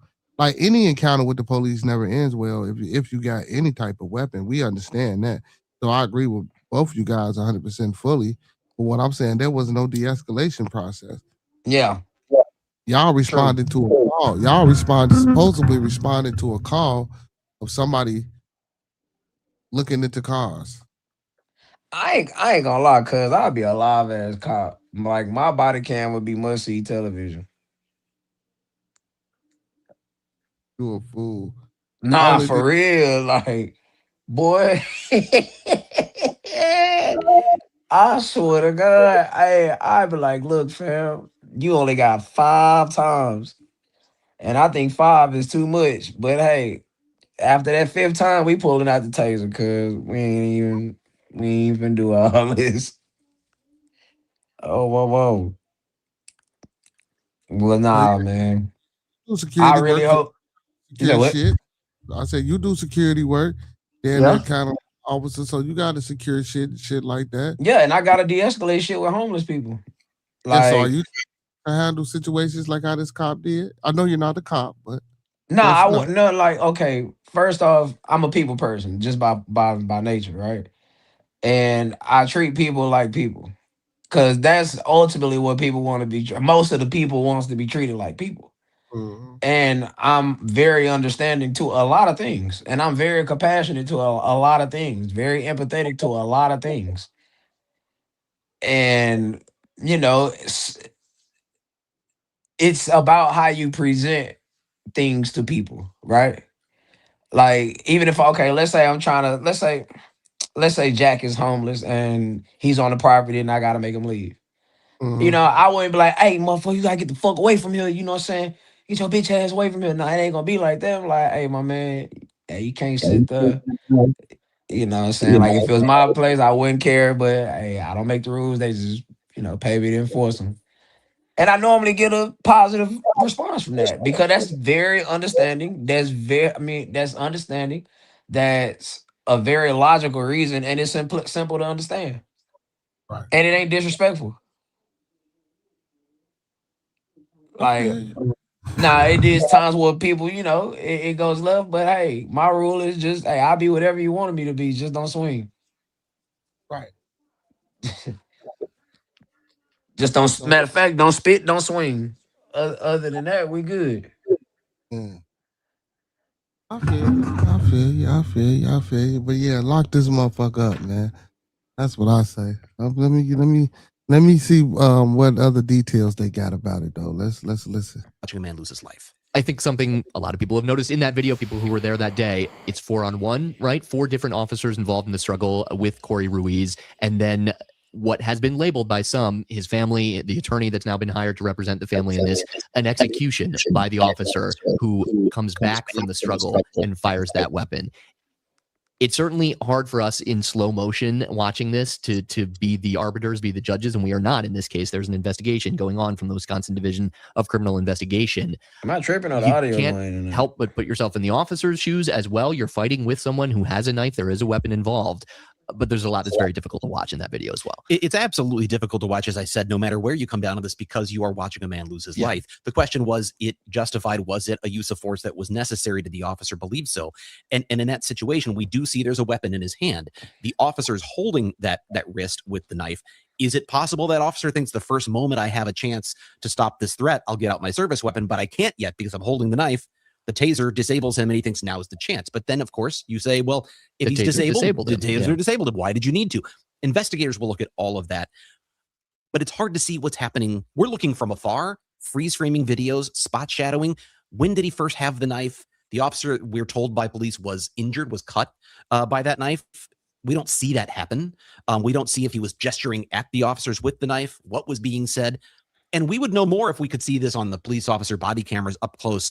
We can't because they weren't wearing any, because Madison police don't have them. We'll talk more about that. But that leaves a lot of questions as to what really happened. I think that's a real difficulty here. We've heard some briefings, especially from the Madison Police Chief, John Patterson, but we have not gotten much in the way of details yet about what the officers have reported, what they have said boy named right up to this, Deffenbaugh? and what they were experiencing in that struggle. And a lot of that will come from the internal investigation. But I think that's where a lot of the questions, we can just say from the public side of things, are coming because of the lack of information, right? To your point about the injury, we don't even necessarily know the extent site of the apparent injury to one of the officers involved here. A knife can do a lot of things, right? It can be a scrape and a scratch, or it could be a full-out stabbing. We have no idea. So and again in that video, did you see him attempt to try to stab or poke at any of the officers? And if the officer did get cut, now don't get me wrong, he had a knife, so he's guilty. But the only way, my bad, the only way that I could see any one of the officers getting poked is if he tried to stab or poke at him. But I necessarily didn't see that. I just seen them struggle or them struggling with him to try to get him down. Now, again, y'all, I'm not saying he was right. That knife should have never been pulled out. Absolutely correct. But I didn't see him trying to stab or trying to make a stabbing gesture, because again, the video went from him getting knocked off the bike to the struggle. So now we can get more footage, or the footage in between what happened or that led up to all that, you know what I'm saying, once he got knocked off the bike or fell off the bike or whatever the case may be. You know what I'm saying? We can kind of make a better judgment of how it all unfolded. You feel me? We just caught the ending of you know what I'm saying, what happened. Well, was I tripping, or the audio was going in and out? I ain't hear shit they said. You ain't hear shit they said? I promise you I didn't. And that sounded like a long ass video. I can hear it. What about y'all chat? Miss Jen, did you hear it clearly, or was it going in and out? It might have been you. Might have been me, man. The injury of that one officer that fired the shot. We also don't know what was being said. Did Cory Ruiz making threats, "I'm going to kill you"? Was he not? We have no idea because we're so far away. What we can see is, as you said, 4 police officers attempting to subdue him. We can see that he's fighting back. He's struggling with them. We know there's a weapon involved at some point. We know that the taser is deployed, and we know that the fatal shots are fired while he is on the ground. That's all we know. In terms of determining what happens next, the Wisconsin Department of Justice Division of Criminal Investigation is responsible for doing that investigation. But there are many people who look at that and say, that's still too insider. We want someone independent to review this. We've heard that from Ben Crump and B. Ivory Lamar, the attorneys who are representing the family of Cory Ruiz. And clearly from the response this has gotten, Carl, in the days after this really struck a nerve with people in Madison. Especially because it's not the let it be known, this is a Hispanic man that Ben Crump is defending. First time, and including in that area, there have been previous police killings going back years now, and not necessarily the response that people would have liked to see in terms of access to information, the availability of body cameras, which I know we're going to break down the kind of saga of that in Madison as well. I also wanted to bring up, because I know you've done some reporting and research into this, Brian, as well. The man who died, Cory Ruiz, 38 years old, a complicated person. He had a criminal record. We can get into some of that, but also a son. He had siblings. He had a 13-year-old daughter as well. There is a human life at the center of this. There is, and certainly the family and their attorneys have made that clear that that they've had the time to say this was a father, this was a brother, this was a son, and we hear that oftentimes in these cases because in the end this was a human being. No matter what, I think it was Ben Crump who said he's more than a rap sheet, but he's got a rap sheet and he's got a significant one, and we're going to talk a little bit about why that may or may not matter coming up in the next segment. But certainly we've heard from the family, we've seen he had children. There are people who are hurting and they want answers. They say they want justice. And then you have members of the community who see another indication, a situation where they believe someone was, as you said, executed by police. They want to see justice. They also want to see accountability. That's going to come down to the investigation. We still don't know who the officers were who were involved, the one who fired the fatal shots. What were their backgrounds? Did they have any disciplinary histories that suggested they might be, have a predisposition to something like this or not? How many years of service did they have? I think there's a lot still to learn with this. But as we often see in these cases, the public doesn't necessarily wait for the results of an investigation. There you go. See, I like what he did right there. I like that. I fucking love that. Like, one thing I hate is they immediately bring up the criminal history. What the fuck does his criminal history have to do with this? Right. But your police jacket tell us a lot about you, though. Have you ever been written up for unnecessary force? Have you ever been ripped? Have you ever had IA investigate you? Like, yes, like that. Now that's relative.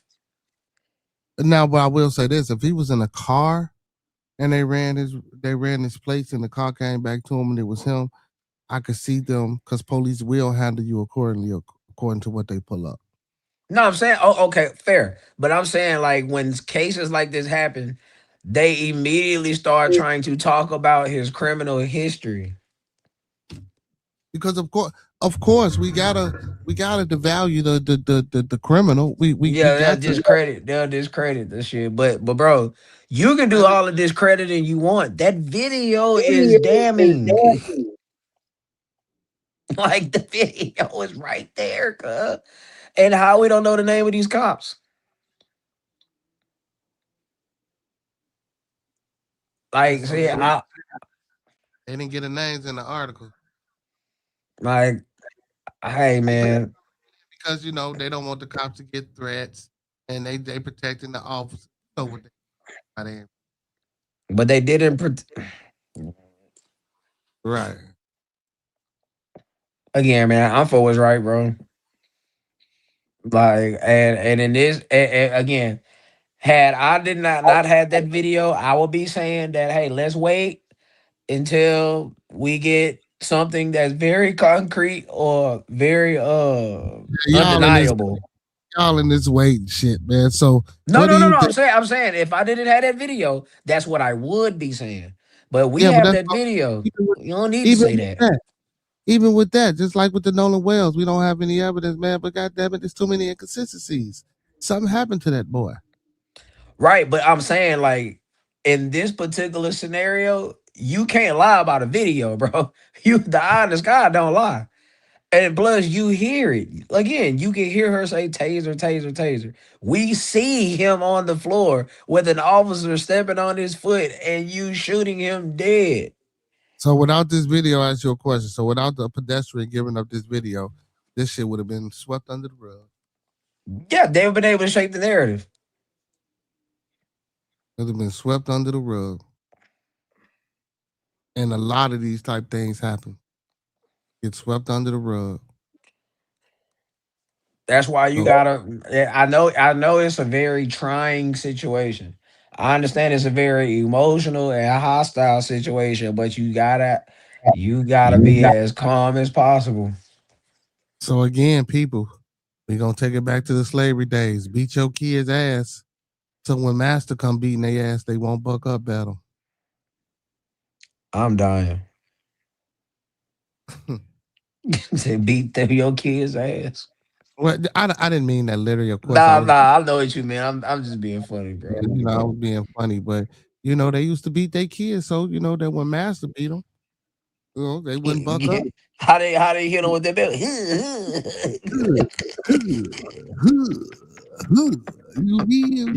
You know what I'm saying? That sound effect applies to never mind, I ain't gonna go there. But yeah, man, you feel me? You know what I'm saying? Like, man, like god damn. You know what I'm saying? We gotta teach our kids to and don't get me wrong, I'm not saying like what Monk said was 100% correct. God damn, be cool, cause and we like to teach this and we want to teach this to our kids, we'll fight it out in court. We don't want to do this on the side of the road. Like Monk said, if it's that many police officers, it's one that's bound, cocked, ready, and loaded to goddamn it, you know what I'm Fuck saying? you up. In for the night. So Like, the ultimate goal bro. is to make it back home to your family.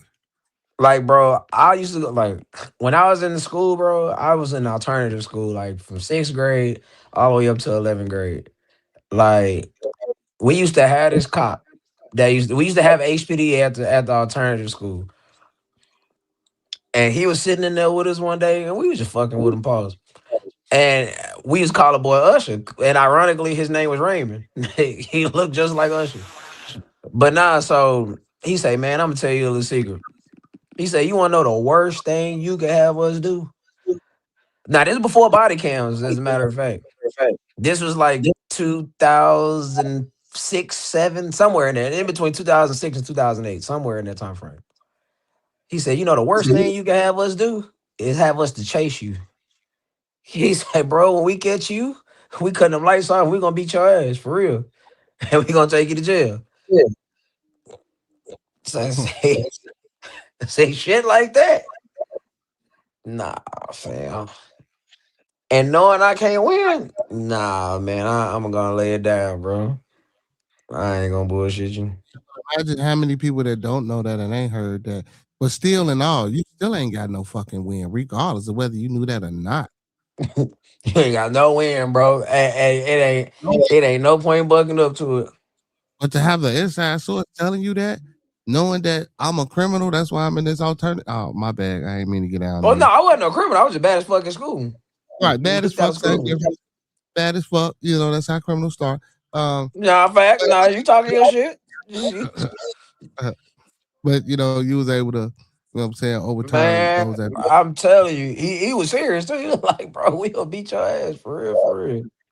You know what I'm saying? So by you getting that inside information, or you know, going to the alternative school, which gave you the opportunity for that cop to talk to you and tell you things like that. What about the young men? And listen, and I'm not excusing the fact that people do fucked up shit, because you shouldn't, right? But we do. That's not going to go anywhere. But crime has been look, since people have been breathing, it's been crime.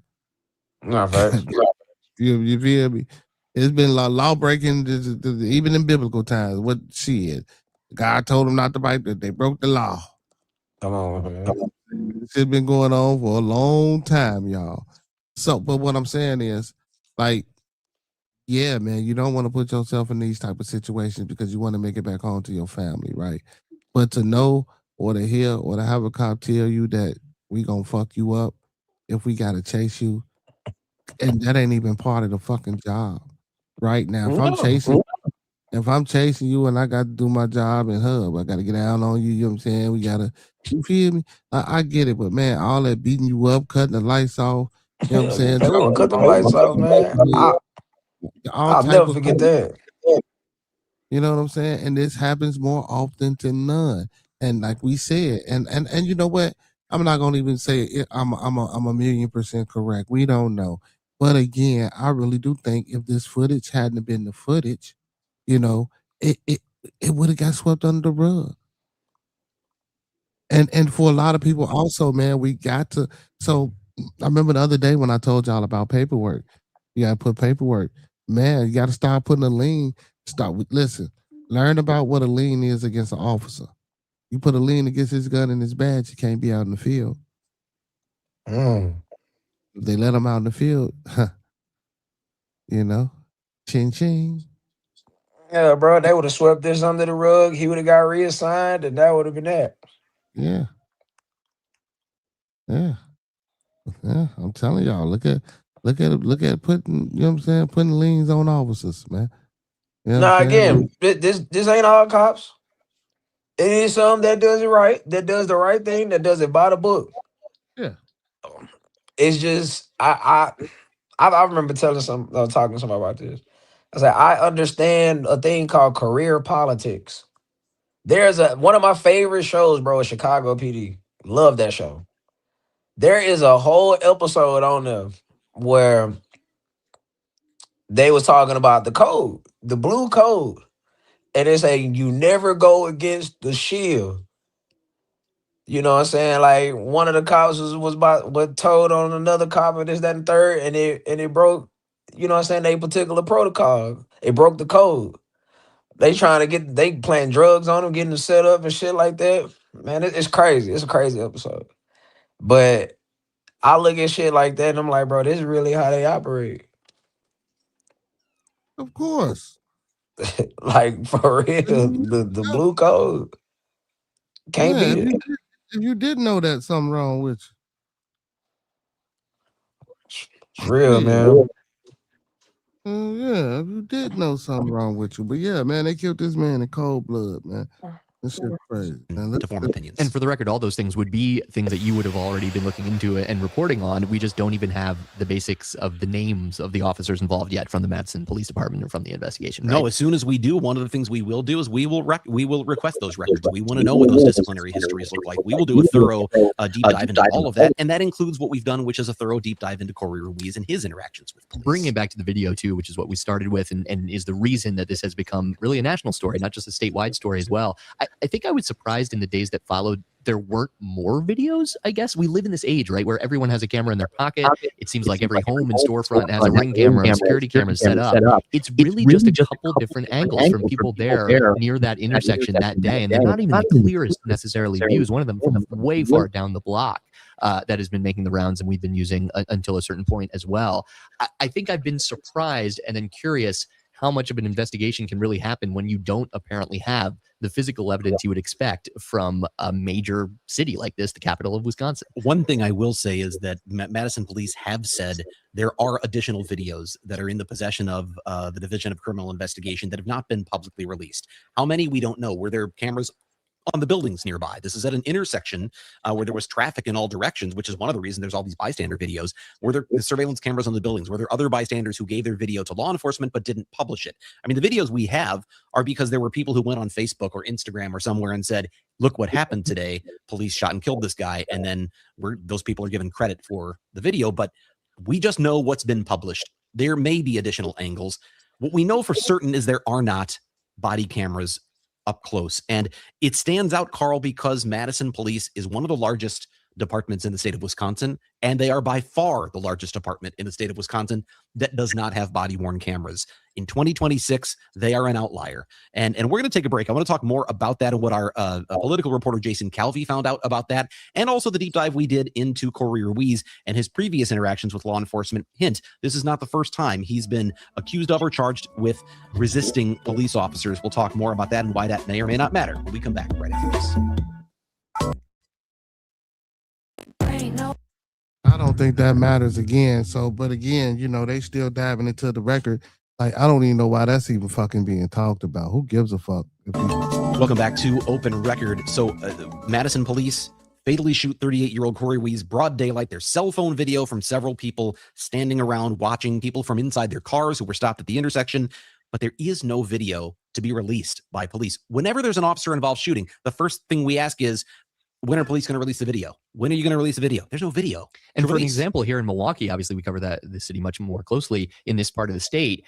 One of the big debates has been the timeline of release of that video. Not the question of whether the video exists, but how quickly the public will get that. Within how many hours or days should that be released? Yeah, and some of that has been debated and changed actually more recently here in Milwaukee in terms of that time frame getting smaller and smaller when the public, after the families and the police have a chance to view that video, it gets released. Again, Madison, that was shocking, I think, to a lot of people to find out, oh, this is never coming. This doesn't exist. Now, one of the great, maybe it's an irony here, I don't know, but coincidences, whatever you would call it, is that the very people who were vocally against Madison police getting body cameras were some of the police accountability groups that are now clamoring for accountability for what happened here. They were concerned about how body cameras might be used because in many cases, when departments get body cameras, they find that the number of criminal charges for lesser offenses increases because there's more ready evidence. So you might have more misdemeanor or low-level felony cases filed because of the existence of body cameras. So there was some question about what are the processes and procedures going to be like? What are the rules? They wanted to be careful about how Madison police proceed with that. Also, they're expensive. And Madison police may have looked at this as a budget item and said, that's a big investment we don't think we need.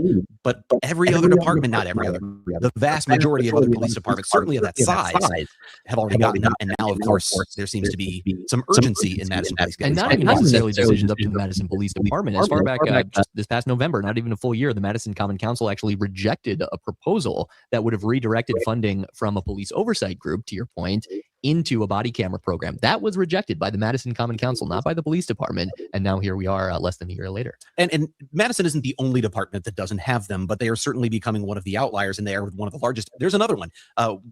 Jason Calvi did a look at the 10 largest police departments in Wisconsin. Madison was the only one that didn't have body cameras, but he didn't look at sheriff's departments in that particular search. Well, the Waukesha County Sheriff's Department still does not have body cameras. There's a race for sheriff right now. And we know our Brett Lemoyne, our Waukesha County reporter, talked to both of those candidates. They both say one of the first things they would do is get this ball rolling on getting body cameras. Waukesha County has more than 170 sworn deputies. That makes them, I think, possibly the third or fourth largest law enforcement agency in the state of Wisconsin. So they are one of the big ones that also does not have body cameras. They also recently had a fatal shooting involving one of their deputies that has brought this to the forefront. So I think we're seeing a time when before long, if you're a department, especially a large department that doesn't have body-worn cameras, it's like not having service weapons. For some of those numbers, too, on the national level, because we know this story has become a national story, the Associated Press was reporting Madison Police Department around 500 officers, nearly 500. Other agencies around the country, the numbers go back as far as 2016. So 10 years ago, roughly 80% of police departments with 500 or more sworn officers had acquired body cameras at that time. And now the expert that the Associated Press was referencing says that number's basically approaching 100% with Madison as an outlier there. I think it's interesting. What we find is look back to Kenosha. Remember Jacob Blake? That was another case where someone who had a knife was shot by police. It set off unrest in Kenosha back in 2020. This was just after George Floyd, so it was a powder keg of a time, and Kenosha was burning. And a lot of that came back to not knowing what happened up close because Kenosha police did not have body cameras. And we found that they had also rejected funding time and time again. Lo and behold, that happens. And guess what? They pretty quickly got body cameras. Many times it seems to be an incident like this, an officer-involved shooting, that ultimately prompts reluctant departments and maybe reluctant politicians, reluctant elected officials who don't want to spend the money to finally say, this is a priority, we need to spend the money. Which seems to be the case in Madison. We've heard from the mayor of Madison since this shooting, Satya Rhodes Conway, who says this will be part of the budget that she proposes next. I believe the numbers, there's a new proposal about $414,000, a little more than that, for a 3-year rollout of a program that is expected to be approved now by the Common Council. Obviously will not be in time for the situation with Cory Ruiz and for his family and attorneys, but that could be the case for situations like this in the future. Maybe it's a good time, Brian, to get into Cory Ruiz, the man, as well. And you said that you've done a lot of reporting looking into his many previous run-ins with law enforcement, although the level that they reach necessarily is not particularly high. Well, I want to first talk about the sort of internal discussion we had, because I think this is one that the public, they ask us either what, we reported on this, I think 4 days after the shooting, and I got two kinds of reactions largely. One was, what took you so long, Fox 6? We've known about his background for 4 days. What are you hiding? Or, why is this relevant? Why does it matter? Did the officers even know what his background was? They're both valid questions. But we discussed, is it relevant what Cory Ruiz's criminal record looks like based on what happened on that day? And I'm going to say, first of all, it has no bearing on whether or not that shooting will ultimately be deemed justified. That will come down to the facts of what happened that day, what the investigators find, what prosecutors who review that case determine. It will come down to the facts of what happened on July 22nd. But here's why we decided to go ahead and do this deep dive. And a big piece of it is not just that he has a criminal record. It is an extensive criminal record. That still isn't really enough. But at the age of 38, Cory Ruiz has been charged in 30 separate criminal cases. 30 cases in less than 20 years. That's a substantial record. But what really stood out as we looked at the records was 9 of those cases involve resisting or obstructing police, or threatening police, or injuring police. 9 of the cases, 8 of them resulted in convictions. In one of the, and I should point out, 5 of those cases specifically involved Madison police. So what we don't yet know is, were any of the officers involved in those incidents the officers involved on July 22nd? Did they know who Cory Ruiz was? Had they had a previous interaction with him? Did that play into a preconceived notion of how he might behave? Did that offer some sort of bias? Or does it demonstrate just the person you're dealing with and how he views police and his willingness to comply? And statistically, I guess you could say, okay, 4 officers out of close to 500. The numbers are unlikely, but we don't know. And we just don't have the officers' names to kind of counteract that. We do know that a case in 2021, as officers, there were 4 officers, very similar to this, 4 officers attempting to subdue Cory Ruiz. They had chased him. They've got him. They're trying, and there are quotes that are attributed to 3 different police officers who were involved in that. Some of the quotes they attribute to Cory Ruiz were, "You touch me, I'm going to knock the bleep out of you. I'm going to kill you. You're not stronger than me. You see my muscles. You see I'll smack the blank up out of you. You're a white blanking pansy. You know I'll beat the blank out of you, right? That's why you got me like this." And he goes on and on. There are other ones. "I'll slap you like a bleeping bee." What we don't know is, these are very specific quotes. I mean, there are probably 14 of them. If there aren't body cameras, how accurate are these quotes? Are they best memories? Is there some other recording? We don't know. But we do know there was a history of him making threats against the officers. Was he making similar threats the day of this shooting? Would that change the outcome? Does that matter if he was making verbal threats? We don't know, but that's why we look into this, is because we want you to know the previous interactions. You can decide what to do with that. You can make judgments based on that. As I said, it doesn't really have any bearing on whether or not he will be found to have been justifiably killed, or whether or not that was a criminal act by a law enforcement officer, but it gives some context into the person who was a part of this. You would know probably a little bit better than me, but the level that has to be reached for a police shooting to be ruled unjustified in this case, does a verbal threat rise to that level? Obviously the access to a knife is a big part of that, having an actual physical weapon there involved in the struggle. Do you know kind of like what levels that has to reach? I'm not an expert in use of force investigations, but I've certainly covered a lot of them over the years, and I've talked to use of force experts. In isolation, of verbal threats certainly would not be enough to justify any sort of fatal use of force, lethal use of force. Is it a factor in isolation? No, but is it a factor in determining intent? He has a knife in his hand. If he's saying, I'm going to kill you, does that establish intent? Does that make the officer who's trying to subdue him think he's serious? He's trying to injure us. There's a real life threat here. That could be a factor. But again, that still doesn't explain what about when he's down on the ground? Is he still a threat, an immediate threat to someone's life? We've heard from many use of force experts over the years that police officers in that situation, the thinking, we can watch it and repeat it and play it over in slow motion and make judgments, but snap judgments in the moment. If the officer feels threatened and thinks he has to stop that threat, he's doing what he's been trained to do. Is that what they will find? We don't know. And that's why we have to wait for the investigation. But these are the questions. And I think that's really where something like that, the question you asked, is that relevant? I don't know. In isolation, it's not enough, but it could be a factor that contributes to the ultimate outcome. This analogy is so far on the lighter end of the spectrum, I almost hesitate to make it, but we're coming off the World Cup, of course, and we were both watching that so closely. The difference between an action in real time versus the VAR reviews. Yeah. You watch something in slow motion, it looks very, very different in this case, back to the videos that we have of the shooting of Cory Ruiz versus playing it in real time, the matter of seconds between the taser going off, him falling to the ground, and those gunshots being fired. What I will say is, this is one of those cases where the real-time video, I think almost anyone who watches it, the real-time reaction is, whoa. Yeah. And there was one frame that I think was really interesting, and I saw someone post this. The female officer who used the taser, after the officer shoots Cory Ruiz and kills him, the female officer steps back and covers her mouth with her eyes open as to say, oh my gosh, what just happened? Even she was shocked by what she had just seen. So obviously, for all of us seeing it in real time, I think that reaction is a very common one. We'll know more in the weeks and months to come. At least that's what we know for right now. We will take a break, and when we come back, speaking of this being something that could be an issue in the upcoming governor's race, last week we talked about the Marquette University poll. There was no David Crowley. There was Sarah Rodriguez. Now they've got all the right players involved. What does that poll look like? Maybe a surprising result here. We're going to talk to Mordecai Lee about that right after this. With Base 44, a simple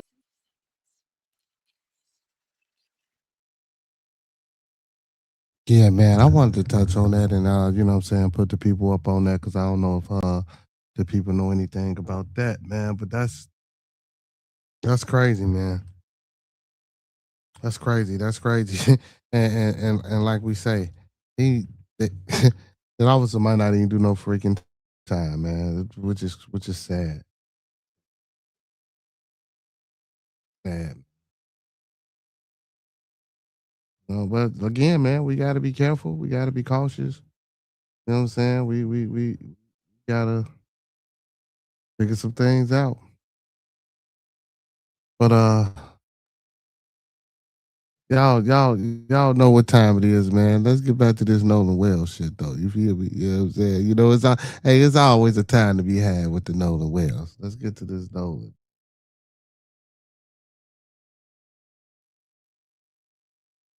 You because I mean you're his friend.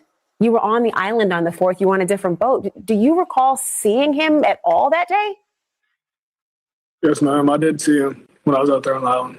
Can you tell me what you saw? Does anything seem strange to you about the difference that people are saying of how he was separated from the group?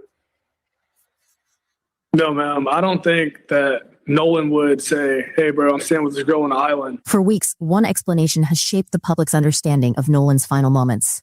According to the friends who were with him, he willingly stayed behind on Horn Island after meeting a girl that day, expecting to find another ride back later. That version of events has remained largely unchanged, repeated across multiple interviews by several people from the same group. But this week, a voice with a much deeper connection to Nolan challenged that narrative. Speaking with CNN, Javon Williams, Nolan's closest friend, shared a perspective that immediately raises difficult questions.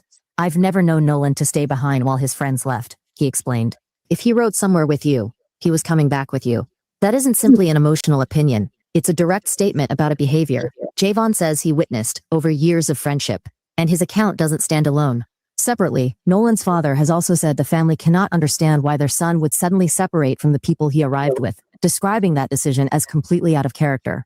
Tonight, we're breaking down exactly what Javon Williams said, why his words matter, and how they challenge the version of events that has dominated this investigation for weeks. When the person who knew Nolan best says the story doesn't fit the man he knew, it's a claim that deserves careful attention. If you're new to this channel, that's the approach we take every time. We don't follow the loudest speculation or the most viral theory. We focus on what identifiable people have actually said, clearly separating verified statements from assumptions, and we're transparent about what those statements do and do not prove. Subscribe now because tonight's discussion centers on someone who truly knew Nolan, not someone trying to solve the case from the sidelines. Before we examine Javon's interview in detail, there's another perspective worth hearing because it overlaps with many of the same unresolved questions, from lingering contradictions to the retained tissue and other critical pieces of evidence that remain unanswered.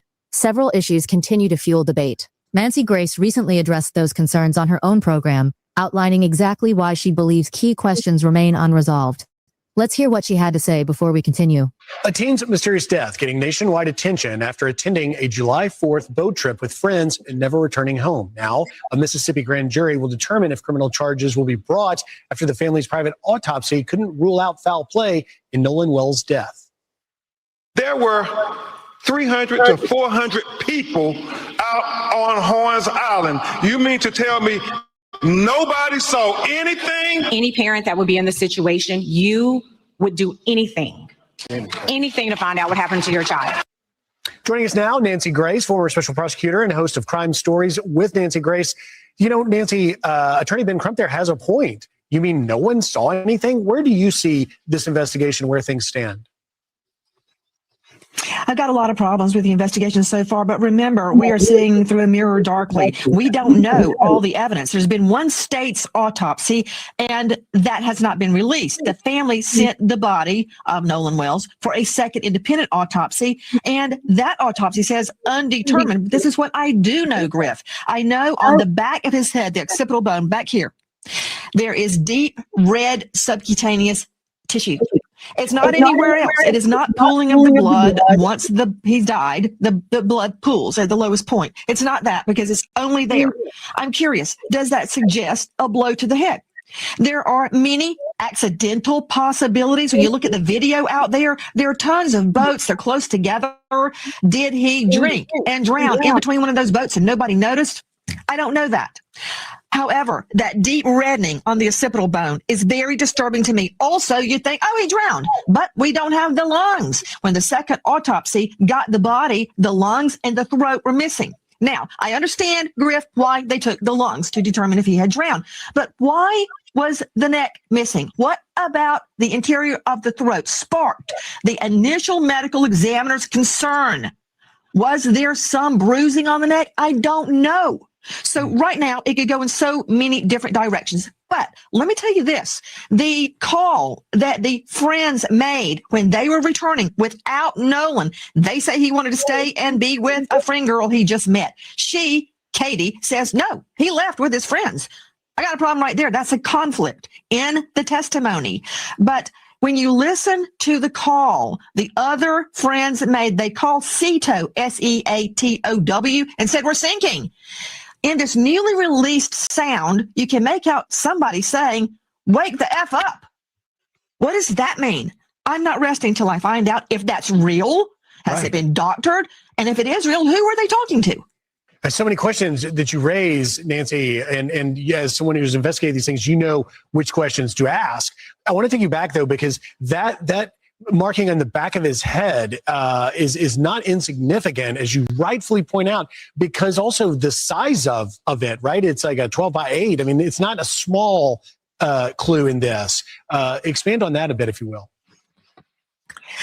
Yes, that's perfect. Right there is showing exactly where the reddened tissue is, and it's subcutaneous under the skin. Now, as we all know, in an autopsy, the skin is pulled away from the body to look at the tissue underneath the skin. That's where the second medical examiner, doctor, found it. Many people are arguing it was a blow to the back of the head. Many people argue he fell, hit his head on the boat, and went over. Well, if that happened, didn't anybody see him? So it's going to boil down to witness testimony and what that neck truly reveals. Again, why did the first medical examiner keep that part of the body? It was not sent to the second autopsy. That raises my antenna. There's a lot of hate going on around this case. It's very hard to understand. Again, it could be accidental. It may not be. And we can't stop the investigation until we know. This young man was 18. You know how old my twins are? 18. And I would be lying on the front of the courthouse steps screaming for an answer till I got one. The concerns she's raising aren't new to this investigation. They're the same unresolved issues we've been following from the beginning. Nancy Grace pointed to the deep red discoloration reported on the back of Nolan's skull, questioned why the state retained his neck and throat tissue instead of returning it with the rest of his remains, and highlighted the long-standing conflict between Katie's account and the version repeatedly told by the friend group.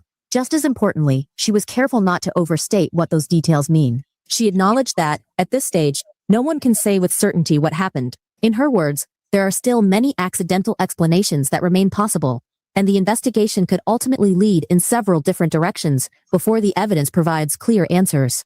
That's the same standard we've tried to maintain throughout our coverage. We're not here to announce conclusions before the facts exist. We're here to document the questions that remain unanswered, separating confirmed information from speculation every step of the way. Tonight, another piece is being added to that growing list. This time, it comes from someone who knew Nolan better than anyone we've previously featured.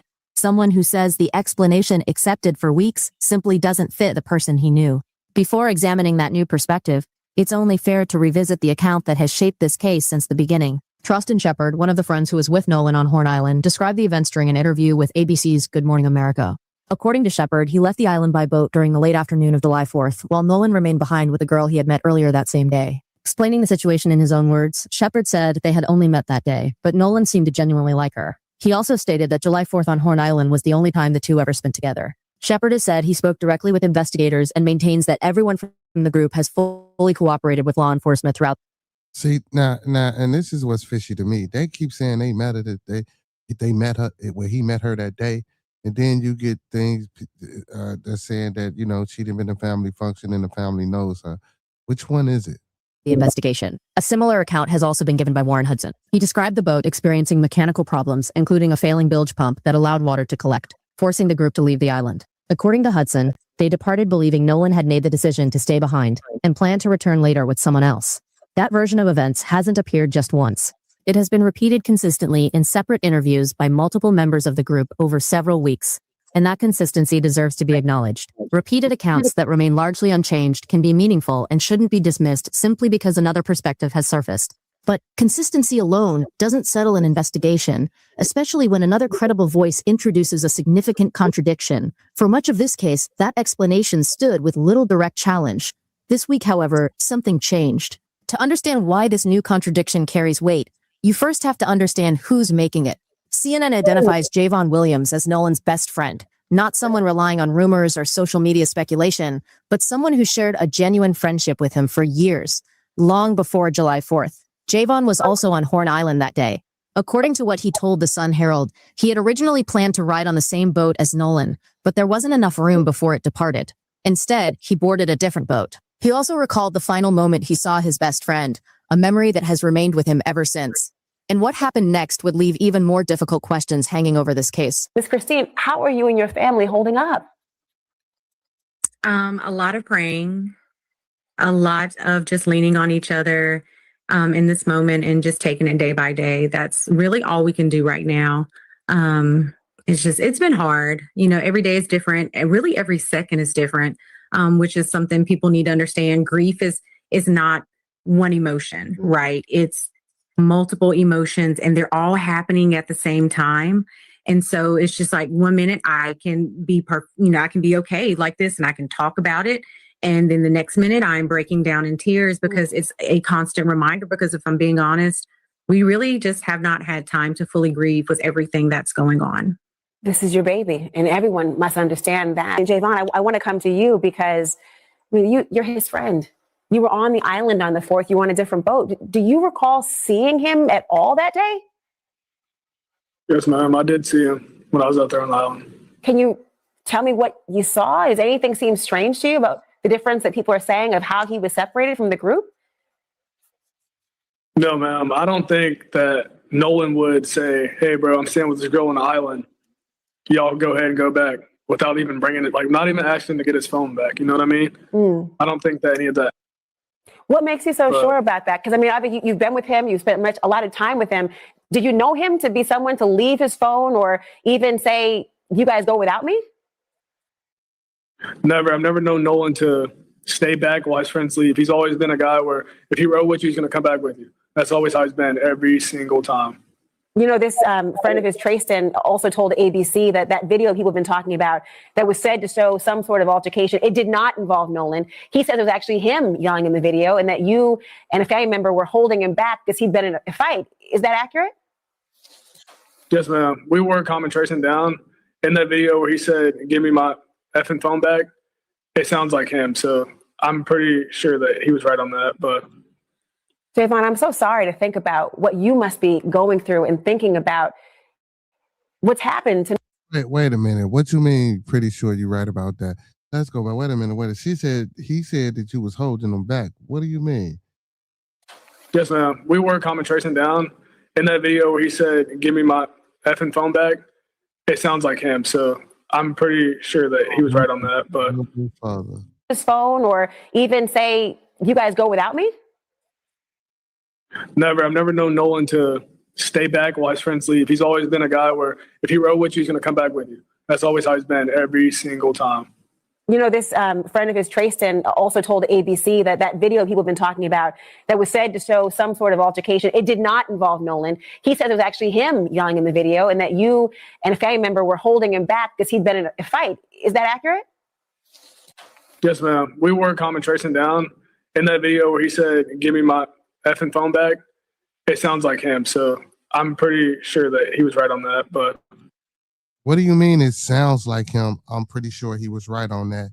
If she just asked you, he said that you and a family member was holding him back. Either you and that family member was holding him back and you was there. What do you mean it sounds like him? I'm not understanding the "it sounds like him" part. If you was there and you partook in the action of, you know what I'm saying, holding him back. That don't even make sense. Javon, I'm so sorry to think about what you must be going through and thinking about what's happened to Nolan. I mean, you mentioned a phone. Tashima, a huge question so many people have is why he would have left his cell phone behind. And you say you were the person who actually went and retrieved that phone for the family. How did you get your hands on the phone? Where was it? That is correct. Christine called me and told me, "Hey, where are the boys? Nolan hasn't been heard from since such and such time. Where are your boys?" I said, "Well, Javon is with his girlfriend, and I just spoke with Jalen, and they are headed to downtown," which I was literally getting ready to get in the shower to go downtown as well. Mm-hmm. She said, "Well, Nolan hasn't been." So I instantly called with Christine on the phone, Javon. Javon said, no, he hadn't seen Nolan since early on the island. And he was like, "What? Are y'all serious?" He was like, "Yes." And so Christine intervened in the conversation, said, "Nolan has not been heard from since he left the island." So Javon was like, "Well, that's when I seen it. I haven't seen it since then." Again, everybody goes their separate ways. So I then hang up from Javon because obviously there's nothing he can say to tell me anything. So then Jalen, I call him. Jalen did not answer the phone. Christine again is on the phone. Jalen did not answer the phone. LeBaron, he didn't answer the phone. I called LeBaron, which is their other friend, LeBaron Broomfield. He answered. He said, "Jalen is in the gas station. Hold on." So he said, "Hey, Jalen, Mom on the phone." So I was like, "Jalen, what's up, Mom? What's going on?" I was like, "Hey, have y'all heard from Nolan?" They said, "No, we have not heard from Nolan." But where was the phone? So I was like, "Well, okay." So that's when we started checking the phone. Well, for Christine, it said one place, but for them on Snapchat, it showed another place. So that's the place we went to. And it showed that everybody that was in the house, it was like a lot of people there. Like I'm not familiar with all the kids. I only know like one there, but it showed that the phone was at what a lot of people were at. So that's how we knew where to go to. We went there. They were all there. They were sitting there, lights off, watching TV. Did they immediately give you the phone? Because knowing that phone was there. It took about 15. They did. They gave me the phone, but it took about 15 minutes to get the phone. Because I even asked, I'm like, "Did y'all have to walk back to Horn Island to get the phone? Or like, where's the phone?" Because it took so long when they said when Wyatt told me it was in his truck, it took him so long to get the phone back to me. Christine, so when they brought the phone back. I'm sorry, go ahead, Tashima. I want to hear that. When they brought the phone, when I said something about it, he was like, well, he's going to get it. I was like, who's going to get it? He's like, the girl's going to get the phone. As soon as we got out there, he told me he loved me. Those were the words Javon says Nolan spoke before everything changed. According to Javon, that was the last time he ever saw his best friend alive. Pause on that for a moment before considering the contradiction itself. This isn't someone piecing together theories from social media clips or online speculation. This is a person who was actually on Horn Island that day, who watched his closest friend walk away for the final time without knowing it would be their last goodbye. Now, he's speaking publicly, under his own name, about why the story that's been accepted from the beginning simply doesn't make sense to him. What makes his interview important isn't a summary, it's his exact reasoning. Speaking with CNN's Laura Coates, Javon Williams directly responded to the long-standing claim that Nolan voluntarily stayed behind on the island. His answer was straightforward and unmistakable. I don't think that Nolan would say, bro, I'm staying with this girl on the island. He didn't stop there. Javon explained that his opinion wasn't based on a single memory, but on years of watching how Nolan behaved around the people closest to him. I've never known Nolan to stay behind while his friends left. If he rode somewhere with you, he was coming back with you. Listen carefully to what he's actually saying. This isn't an emotional guess or a broad impression of Nolan's personality. It's a clear statement about a consistent habit that Javon says never changed throughout their friendship. In his experience, if Nolan arrived somewhere with friends, he always left with those same friends. That's a claim that can be examined and weighed.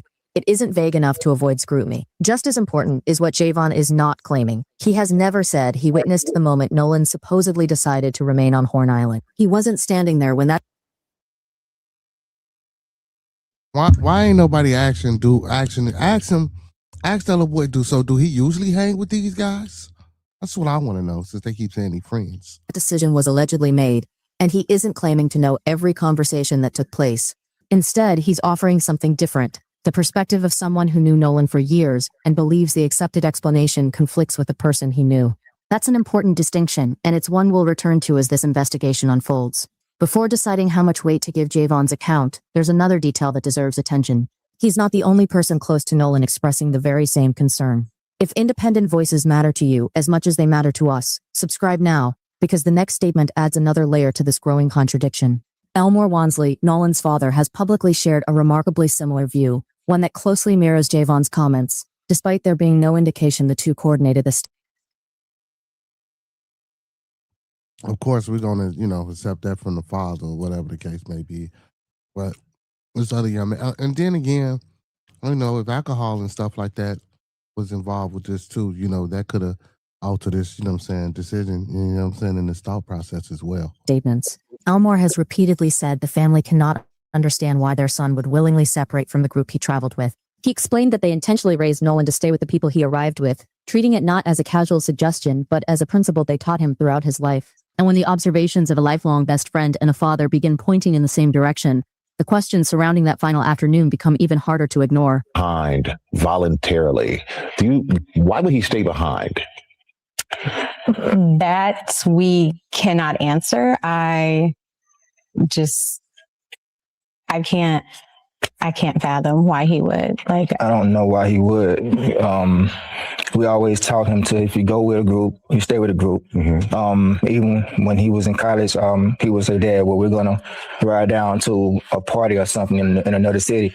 Now, so I was telling him, look, if you go with 5, you come back with 5. Do not separate from the group. So I always say, safety is in numbers. And he always said, yes, sir. So he knew to stay with his group. So why would he split from his group? I don't know. So that would have been unusual for him to split from the group. And you said he would always check in with you. Did he check in with you that day? So that day, no, I don't. But of course, too, they were on the boat. And usually when he is out there, which it's not uncommon, he's, I think, since last year, he's been going there occasionally with his friends. And so it would always just be like, hey, Mom, I'm back type of thing. But this time there was no call or text from him. It was from his friend. And then, too, really didn't worry a lot about it because, it was his last weekend to have fun because that Monday he had to report to school. We was preparing to take him back for camp to prepare for the season. So, we're going to see. He wanted to have his last hurrah before he locked down and get ready for the season. Because, like I said, the entire summer he's training. He got more serious. He started to understand what I was trying to tell him about football, not just being fun, but as you get farther in it, it becomes a business. If you want to excel, you have to understand. You have to understand both at the same time. Consider what this means for a moment. Two people who knew Nolan through entirely different parts of his life, a lifelong best friend and his own father, have independently arrived at the same central concern. Neither appears to be repeating the other's words, and neither has presented a shared theory. Instead, each reached the same conclusion based on years of personal experience with the person he knew.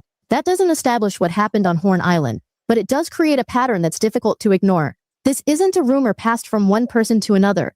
These are two individuals with firsthand knowledge of Nolan's character, both saying the accepted explanation doesn't fit the person they remember. At the same time, this is exactly where the investigation requires careful thinking rather than quick conclusions. A powerful statement can feel convincing without becoming proof. People sometimes make unexpected decisions that don't reflect their usual habits. A single afternoon, a new acquaintance, or circumstances no one else witnessed could lead someone to act differently than they normally would. Being out of character doesn't automatically make something impossible, but people who know us best can still be surprised by a choice we make. That's why it's important to separate what seems unlikely from what can actually be established through evidence. The same careful distinction applies to Javon's interview. He wasn't there when the boat ultimately left without Nolan. He didn't witness the conversation that allegedly took place before departure, and he isn't claiming that he heard Nolan say whether he intended to stay or leave. Instead, Javon is offering something more limited, but still significant. He's describing a pattern he says remained consistent throughout years of friendship, explaining why the widely accepted version of events feels inconsistent with the Nolan he knew. That's a character-based challenge to the narrative, not an eyewitness account of the moment itself. Pointing out that distinction doesn't weaken what he said. It's the same standard we've applied throughout this investigation. Whether it's Katie McCormack's description of her interaction with Nolan, the friend group's explanation of what they believed happened, or Javon's perspective based on years of friendship, each type of statement carries its own value and its own limits. Evidence rooted in someone's character and long-term behavior can be meaningful, but it isn't the same as directly witnessing the event in question. Recognizing that difference is essential if we're going to evaluate every account fairly. And that's exactly where Javon's interview begins to stand apart from so much of the speculation surrounding this case. What he says next isn't dramatic because it's loud, it's significant because of how unusually measured it is. That next part adds another layer to this investigation, and it's one you won't want to miss. Fair. Javon, have you seen the video that's been going around social media where people think that they're hearing an argument between people and they're wondering whether or not Nolan is one of the people in that argument? You just described that you had another friend, not Nolan, another friend who was in and got into a dispute. Is that video the other argument that you were talking about? Yes. So, but is that Nolan in the video? I can't tell. It's too far away. But in that video, I feel like the voices are too clear. Like from the side, it's too clear for it to be that far away, for it to be Nolan arguing. And then also that altercation, it sounds just like my other friend that got into the altercation on the boat. And they were trying to, like, as he was in the altercation, I was calming him down. They were trying to get him out off the island. They were trying to get him back to land because he was just losing it. So describe that. That's kind of interesting. What was that about? He was just very hostile. Like he was just like really like mad. Like they were trying to, like the parents on that boat were trying to get him out. I'm curious if the police have. I know they said they're still investigating. Did any investigators ever speak to you about what you saw that day? No, sir. Really? Okay. Cops have not talked to you yet. No, sir. That's odd. I don't see why the cops would have to talk to me. I mean, obviously, like, you know, like I had said my plea, like, because whenever I had talked to the people at Sunheard, it was whenever, you know, the body was discovered and the autopsy people and all those people were there. Well, I'll tell you why I'm surprised. Because you knew Nolan well, and you knew that he was friends with these guys who were the last ones to be around him before his body was found. And I would think they would at least want to know, hey, just the things we're asking. Right. You know, did you ever hear of any of this stuff? It's odd to me. Just to gather information. Yeah, that the cops wouldn't have contacted you. Yeah.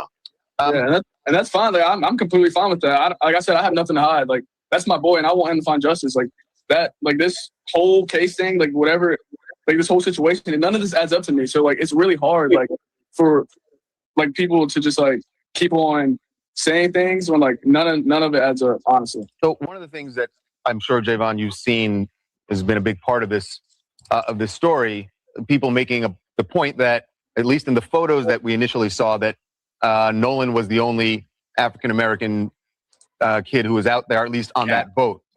Do you think, having been there on the island with this large group of people, that race plays a factor in whatever happened here? Again, I don't want to answer that. I don't want to answer that question. I wouldn't say, like, yeah, I wouldn't want to answer that question. I mean, obviously, we go to Ocean Springs. We're going to have white friends. So, like. Yeah, I mean, and I hear you. If that's You're saying that it's normal. It's not out of place to be. Javon Williams has also taken a public position on another issue that has sparked intense debate. He has said he does not believe this case is fundamentally about race, a view that runs against part of the broader public conversation surrounding Nolan's death. Given how emotionally charged that discussion has become, making that statement publicly wasn't a simple choice. What's notable is that Javon isn't embracing the version of the case most likely to attract attention or reinforce a particular narrative. Instead, he shared the conclusion he personally believes. Yet in the very same interview, he also made it clear that one part of the case continues to trouble him. The circumstances surrounding how Nolan became separated from his phone and his keys still don't make sense to him. That combination is unusually difficult to dismiss. He's not promoting the most dramatic explanation, but he's also not accepting the simplest one without question. Instead, he's occupying a far more complicated position. Someone who was there that day, who cared deeply about Nolan, who rejects one widely discussed interpretation of a case, yet still believes important pieces of the story remain unresolved. That's precisely why his account stands apart from so much of the speculation surrounding this investigation. He isn't chasing headlines, building a following, or trying to convince people of a particular theory. He's speaking as someone who knew Nolan personally, witnessed that day firsthand, and still says the explanation he's heard doesn't fully fit with the friend he remembers. Another important piece of this story comes through Javon's family, adding new context to one of the investigation's most persistent questions, Nolan's phone. Javon's mother, Tashima Hans, has publicly described helping Christine search for Nolan's phone on the night he disappeared. According to Tashima, Christine's location tracking app indicated the phone was in one place, while Nolan's Snapchat location appeared to place it somewhere entirely different. Two separate technologies, two different locations.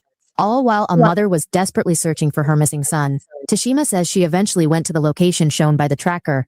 When she arrived, she found the house dark, and according to her account, it took roughly 15 minutes before the teenagers inside returned Nolan's phone. As she recalled, it took about 15 minutes to get the phone. She also described uncertainty over who actually had possession of it. At first, she says she was told the phone was inside a friend's truck. Later, she was informed that a girl would be the one bringing it outside instead. As always, it's important to separate the facts of that account from conclusions that haven't been established. A 15-minute delay by itself doesn't prove anyone intentionally concealed evidence. In the confusion of an emotional night, people may genuinely not know where an item is, or frightened teenagers may struggle to communicate clearly under pressure. What this account does provide is something much more specific, a named first-hand description from someone directly involved in recovering Nolan's phone. It's not anonymous speculation or a rumor repeated online. It's a documented personal account describing another small but significant uncertainty in a case already filled with unanswered questions. Before we close, because first of all, when we watched that interview, he said, yeah, the phone was in my buddy's truck, and we went out to my buddy's truck and got the phone. Now the person that picked up the phone saying, no, that ain't what happened. I was told some young lady was going to bring me the phone. that's exactly why every credible voice deserves to be heard carefully. Without And again, it's a phone, and I'm not saying that this means anything, but certain shit is just, just a little fishy. minimizing what was said, but also without stretching it beyond what the evidence supports. If that balanced approach matters to you, subscribe now, because we'll continue giving every new development the same careful attention. So, where does this investigation stand tonight? For weeks, the central explanation has remained consistent. Multiple members of the friend group have repeatedly said Nolan chose to stay behind on Horn Island and intended to find another ride later. This week, that account encountered its strongest challenge yet. Not from online commentators, but from two people who knew Nolan better than almost anyone else. His lifelong best friend and his father, speaking independently, both questioned whether that explanation matches the person they knew. Neither man witnessed the moment the boat departed. Neither account, standing alone, disproves what the friend group has reported. What they do introduce is something meaningful. A character-based contradiction built from years of knowing Nolan, standing opposite an explanation centered on a single afternoon's events. At this point, those two perspectives remain difficult to fully reconcile. And that's not a minor detail, it's an accurate reflection of where the investigation currently stands. When you add Tashima Hans's account of recovering Nolan's phone, the confusion over its location, and the delay before it was returned, you see an investigation with multiple unresolved threads that neither side can fully explain on its own. Those questions remain open. The state autopsy report is still sealed. Final toxicology results have not yet been released. The grand jury has yet to convene. And now, the narrative that shaped this case from its earliest days is facing a documented challenge from people who knew Nolan best. We'll continue following every verified development with the same approach we've taken tonight. So y'all, even within, you know what I'm saying, what we've been hearing, man. It's always, you know, and people love to say, you know, oh man, you know, wait for all the evidence to come out and let's not speculate and let's not do this and let's not do that. And I'm like, wow. It's fucking wow, man. Like, you know what I'm saying? Like, and it's like that because it's like, you know, let's just say that it ain't no fucking you know, let's just say for the sake, it ain't no foul play, right? Or, you know, maybe it wasn't nothing bad happened. But something happened. That's my only thing. You know what I'm saying? Something happened. You know, something had to happen. Come on, let's check out Don Lemon. Let's see what Lemon's talking about.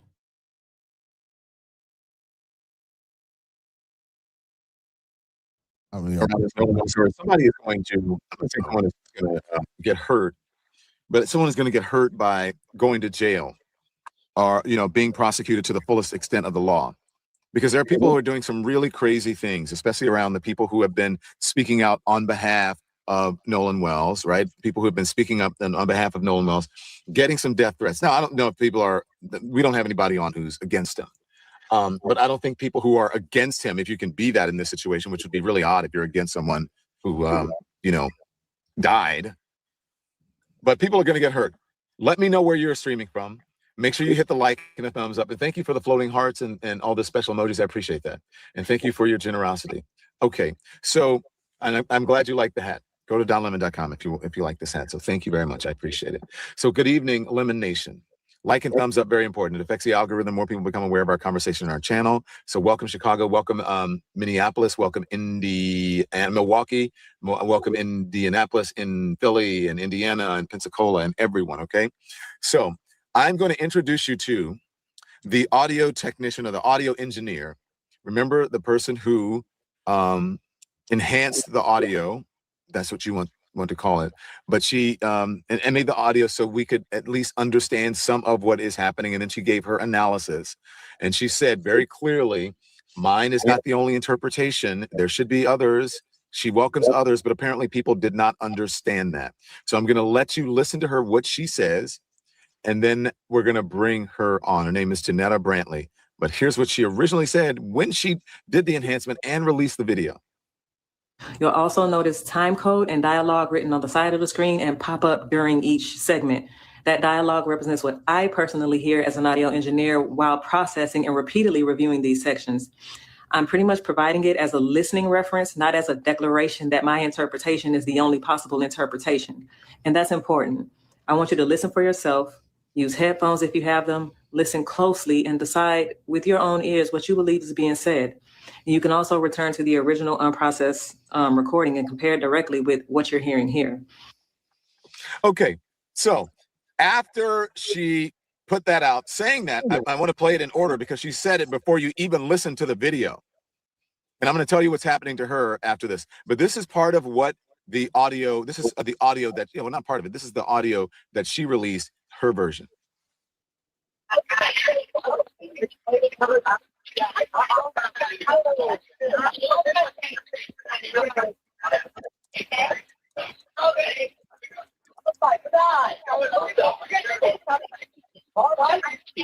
Hey, we're at west tip of Horn, and our bilge pump stopped working. We're sinking. Can y'all please come? We have a membership. Okay, so then that was her, right? That's what she did. And we can understand what they're saying. It's been what they said when they knew Cito had picked up the call. Everyone could hear that very clearly. But the other thing is, again, she enhanced it. Now, because of this, she is getting threats. Her well-being, her safety threatened. Possibly, if you listen, we're going to play, one of the threats at least. And maybe her life is in danger. I don't know. I don't want to make that call, but I'm going to let you listen to it. So I'm going to bring in now professional audio engineer, Janetta Brantley. Thank you for joining us, Janetta. Thank you for having me. Do we call you Netta? You can call me Netta. Netta, thank you. So how are you doing? I'm okay. taking it one step at a time. Yeah. You have gotten threats. Yes, a lot. Oh, and by the way, I want to say that Janetta or Netta is going to take your phone call. So we're going to open up the phone lines, and then you can ask her questions about the audio, about her process, about what she's going through, all of it. She's agreed to take phone calls or questions and comments. So opening up the phone lines if you are ready. Okay. So you got threats. Tell me the process. What happened?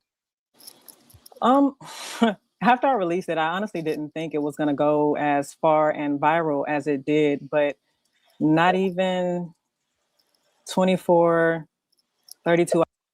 Okay. I'm gonna say she lied. I'm calling cap on that one. Like, come on, man. I'm calling cap on that one. Hours later, I start receiving an influx of messages, and they were from people just kind of giving me a heads up, like, hey, I don't know if you know this, but there's a lady online who's trying to defame you. She's trying to slander you. She's posting mugshots and she's, going above and beyond to try and discredit you and your profession. And with those messages came screenshots. I'm not following her, but I was seeing everything because and left and right. And then when I clicked on them, I could literally see a woman by the name of Sarah J. Fields. She literally put all of my information out there, including my wife and I's business. And that was her way of trying to expose me, I should say. None of what she said was accurate, which is what made it funny to me. And so I addressed it then. I made a post addressing it, like, I'm only going to address this one time because I feel like it's irrelevant. Like, my past, my background, that was 20 years old, has nothing to do with who I am today and my profession, nor does it discredit me as an audio engineer. So I did make a post, addressing that, letting it be known that, I see it to everybody that was reaching out to me, but it's irrelevant. This is what it is, and this is what we should be focused on.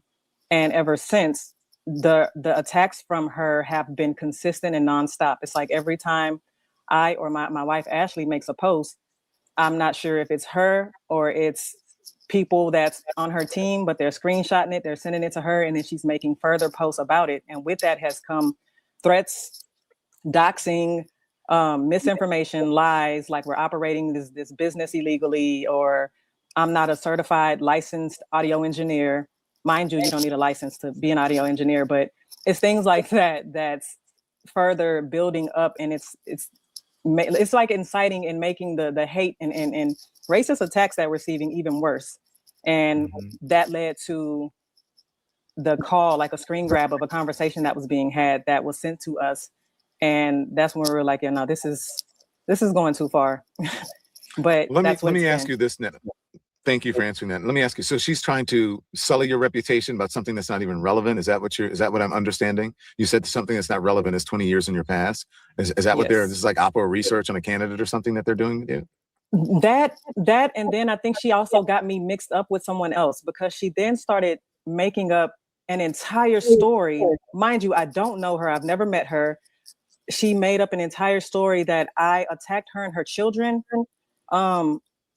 I can't even remember what it was. Hopefully I sent you guys one of those screenshots, but I literally think, and I was told that she got me confused with someone else. And so with that confusion and her putting out there that I attacked her and her children came even more hate. Like now they're trying to say that I'm attacking children where she's trying to protect children. Like her job is to protect children. So I don't know. It's like a whole lot of nonsense that literally has nothing to do with me and what I did.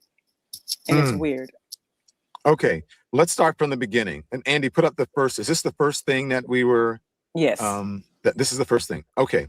And so this is Sarah J. Fields. Now, I've never heard of Sarah J. Fields. You have heard of her, correct? Or you didn't know who she was? I've never met her. I've only heard of her past dealings with other content creators and activists. Okay, so it says, meet Janetta Brantley, the self-proclaimed audio engineer who took a raw boat distress call and enhanced it until people started hearing phrases like, you killed him and Nolan, wake up. So when she's saying here that you enhanced it until people started hearing phrases, to me, in my opinion, this sounds like someone who is saying that you are making things up, that you are somehow doctoring this to make people hear that. She said, the raw boat distress call and enhanced it. In quotes, until people started hearing phrases like, okay, we know what the insinuation is for there, again, in my opinion.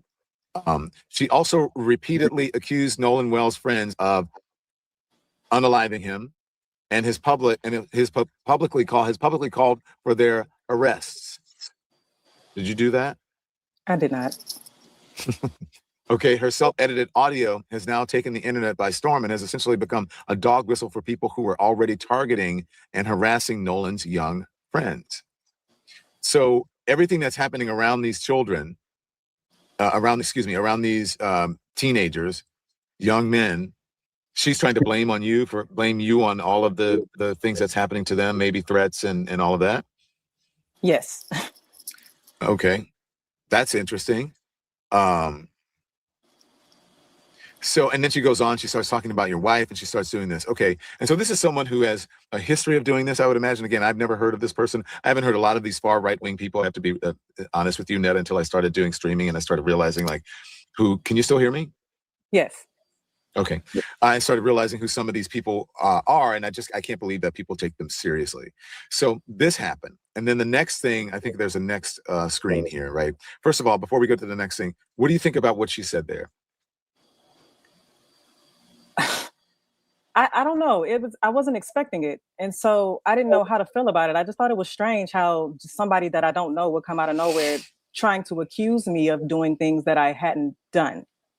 Like nowhere in that video, when I put out that audio, did I blame anyone? Nowhere in that video did I admit to doctoring anything. Like I gave my professional opinion. I said who I am, what I did, how I did it, why I chose not to go the AI route. And basically was communicating that there's some concern here with what I heard. Now, understanding that, my interpretation isn't facts. This is what I heard. I want you to listen and be the judge. That her post completely, it's almost like she tried to void what I said and created her own narrative. And I didn't think that her creating her own narrative would go as far as it's gone to incite the type of threats and hate that I've been receiving. Well, you said it's almost as if she ignored. She did ignore, because I just played what you said. You said, and then before that, though, which I didn't play because I think that your video is like 5 minutes long, is that you explained exactly what you did. Correct. And you said you didn't want it to go through AI because you wanted it to be as natural as possible. Correct. And then you explained it. And then you said, but I want you to know, this is not fact. I'm paraphrasing here. This is not fact. And this is my interpretation. Right? Correct. And then as I understand, you went back and you put it back, you uploaded another video, posted another video without the words on it, right? So because you did not want to influence people, you said, okay. And then, but also in that you said, I want you to listen for yourself. Listen in headphones. You tell me. So that's why I don't understand this. And then going into your business and your past and whatever that means. And look, something that says something that you pleaded guilty to a misdemeanor. Okay. Okay. I don't look. Which is all untrue. Which is all untrue. Okay, but even if it were true, what does that have to do with this? What does that have to do with you being a professional? Exactly. And that's why I think that introductory post of hers was a setup from the jump. She was literally trying to set up the initial attack on me and my wife, because she included my wife in that post as well. And so when my wife got wind of it and she saw that this was happening, she immediately jumped in. She immediately got involved, because not only are you attacking me, you're attacking us both. And my wife steps behind me. I'll just leave it at that. Your wife is 10 toes down. If she had 20, she'd be 20 toes down. God. Oh my God. Oh, this is crazy. Okay, so let's look at the next one. I'm going to look at the next thing. Okay, and so then she says, blah, blah, blah, business website raising obvious questions about whether the business is properly authorized. And then she goes talking about you and what you did. And then she's talking about a case against you and something about Popeye's fried chicken and blah, blah, blah, blah. Meanwhile, this is a person. Let me make this bigger because I can see. The internet racists and activists have chosen to trust while accusing grieving teenagers of murder based on an edited audio file that she created. So she's saying that you edited it. Then you created this yourself. Yeah, that's been her story, that she's convinced of a lot of other people that I created it, I altered it, I added 20 additional seconds to it. I AI, the voices that we hear. It's been a lot that she's influenced. Like she created these lies, and it's literally had the biggest influence I've ever seen. It's insane. Now, I know that you get all kinds on the internet. And I think you realize that you get all kinds on the internet. But I have not personally heard or seen anyone, especially in legitimate media, legitimate streamers, legitimate independent media, independent journalists, accuse these young men of murder, of unaliving him. They're saying it's suspicious. They don't know what's going on. Even people who are, who claim that they're friends with the family, they say they think something is suspicious and something happened. But I haven't heard anyone flat out say any of those terms. Before people continue spreading accusations that have targeted innocent young adults. Now, we don't know. I say innocent until proven guilty. We don't know who's innocent and who's guilty. So the fact that she's saying targeted innocent young adults, she's already been judge and jury about it. They should consider the credibility of the person who manufactured the audio and started this latest wave of online harassment. Okay, she says, as usual, I come with receipts. I'm just reading this as someone who's really not that familiar with it. I did my research before, but I can't quite understand why someone would be so invested in this, and also invested in defending people that you just don't know. You can have your feeling about it. I don't know. I don't know what happened. I don't know if it's accidental. I don't know if there's foul play. I have no idea. So I'm not going to defend anyone, except I'm going to defend the mother who wants answers, of course, which is what this person should be doing. I'm going to defend the right to find those answers, to make sure that the decedent or the person who has died gets justice, or gets, at least their family knows. Yeah, of course. I'm not going to blame the victim. Yeah. Nolan Wells is a victim here. Whether Nolan Wells drowned or whatever happened, or something happened to them, somebody caused his death or something caused his death, he's still the victim here. He's the one that didn't go home to his parents. And his parents and the American people deserve answers. He deserves answers and justice. And so I'm not going to, I don't think anyone who is any degree of professionalism would claim something like that and then defend people that they don't know if they're innocent or guilty. Now, I'm going to show you some of the dangers of the internet and what people are saying, Janetta, and I'm going to let the audience hear, but first I need to get a word in from our sponsors. Hey, can I ask you a question?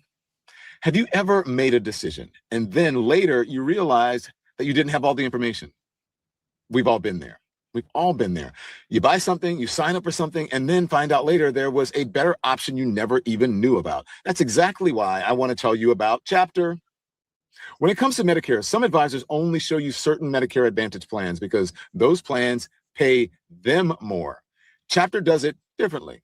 They're the only Medicare advisor that compares every Medicare plan available nationwide, not just a select few. So you can actually see all your options before you decide.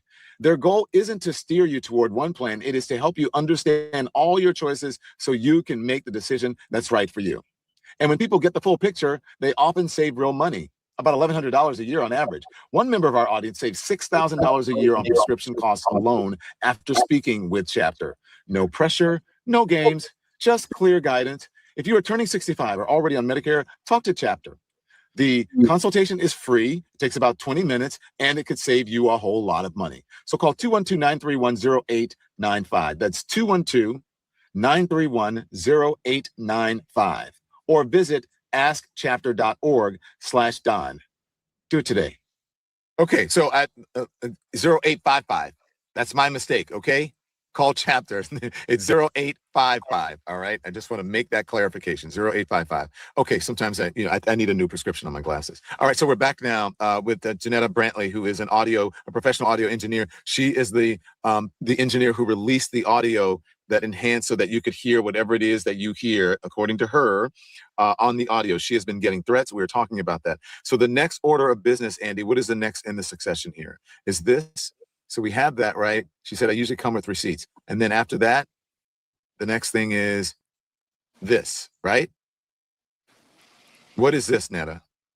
That's her montage or collage or whatever of me with the initial video and then my 2 mugshots. So her way of trying to out me and or embarrass me, I assume.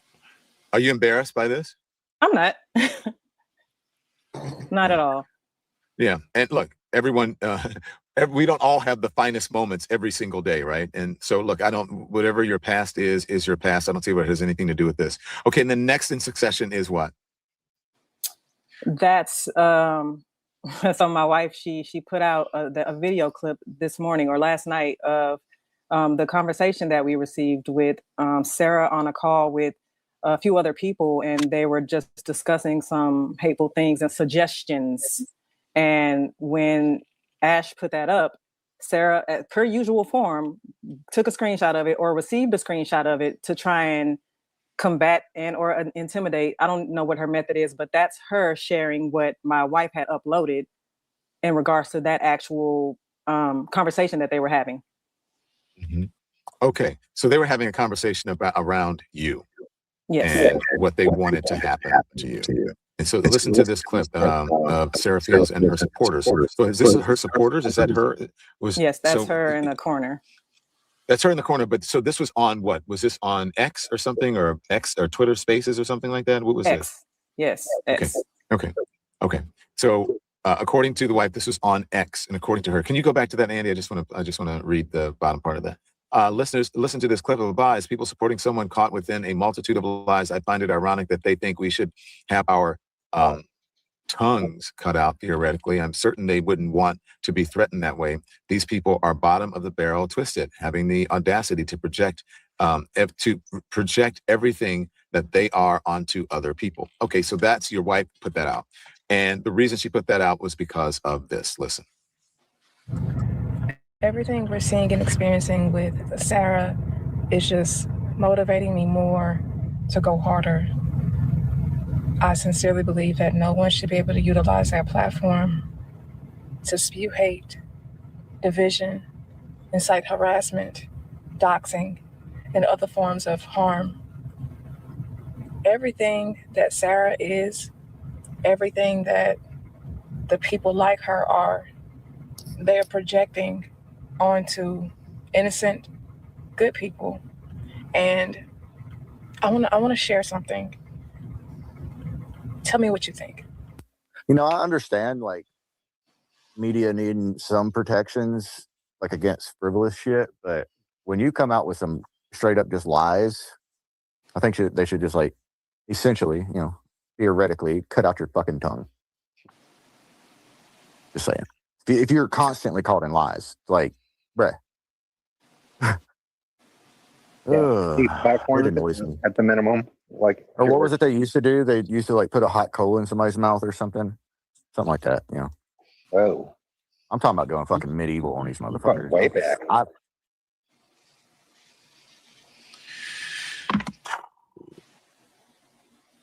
What do you think?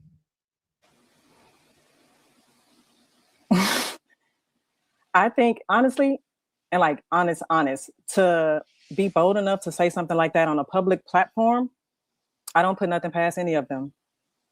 And for her to even be on the call, like this is her and her people, there's no telling what, if they're on a public platform saying these things, there's no telling what they're saying behind the scenes.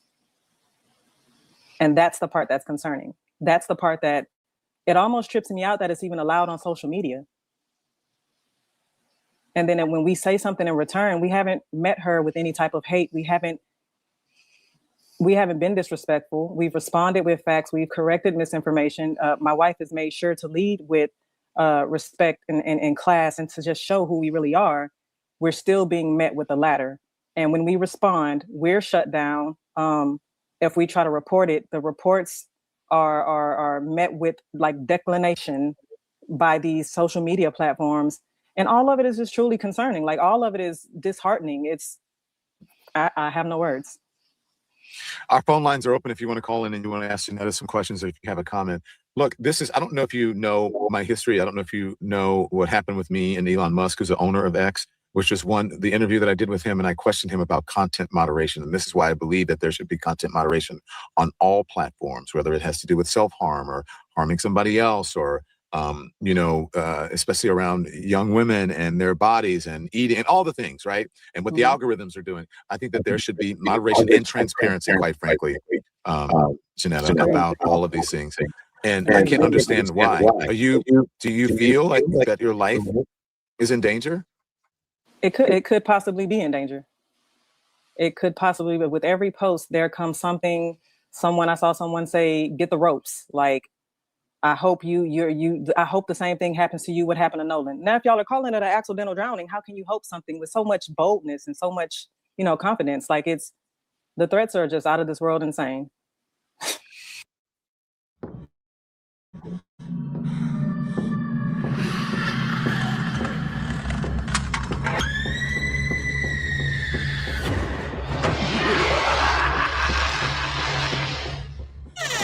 Help me!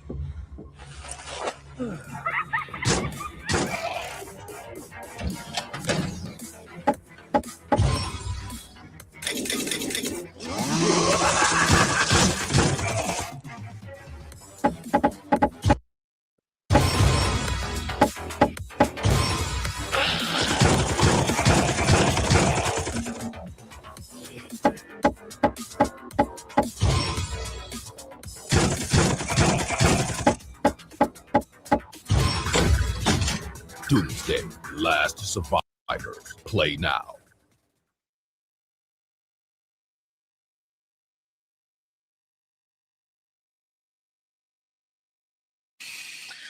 Well, I'm sorry for that. And look, no one should receive that, no matter how you feel about this particular case. And are you sure it was on her platform? This is her space that they were having the conversation that we heard from your wife. That was her with her supporters, followers, or whatever, her group. That was definitely her friends. That was definitely her. That's why she defended it when she took the screenshot and tried to say what Sippy Cup was referring to as lies. And like, she's not backing down from it. She's admitting to it in a sense. And Sippy was the guy that we all just heard saying that. She's confirming that she was on that call.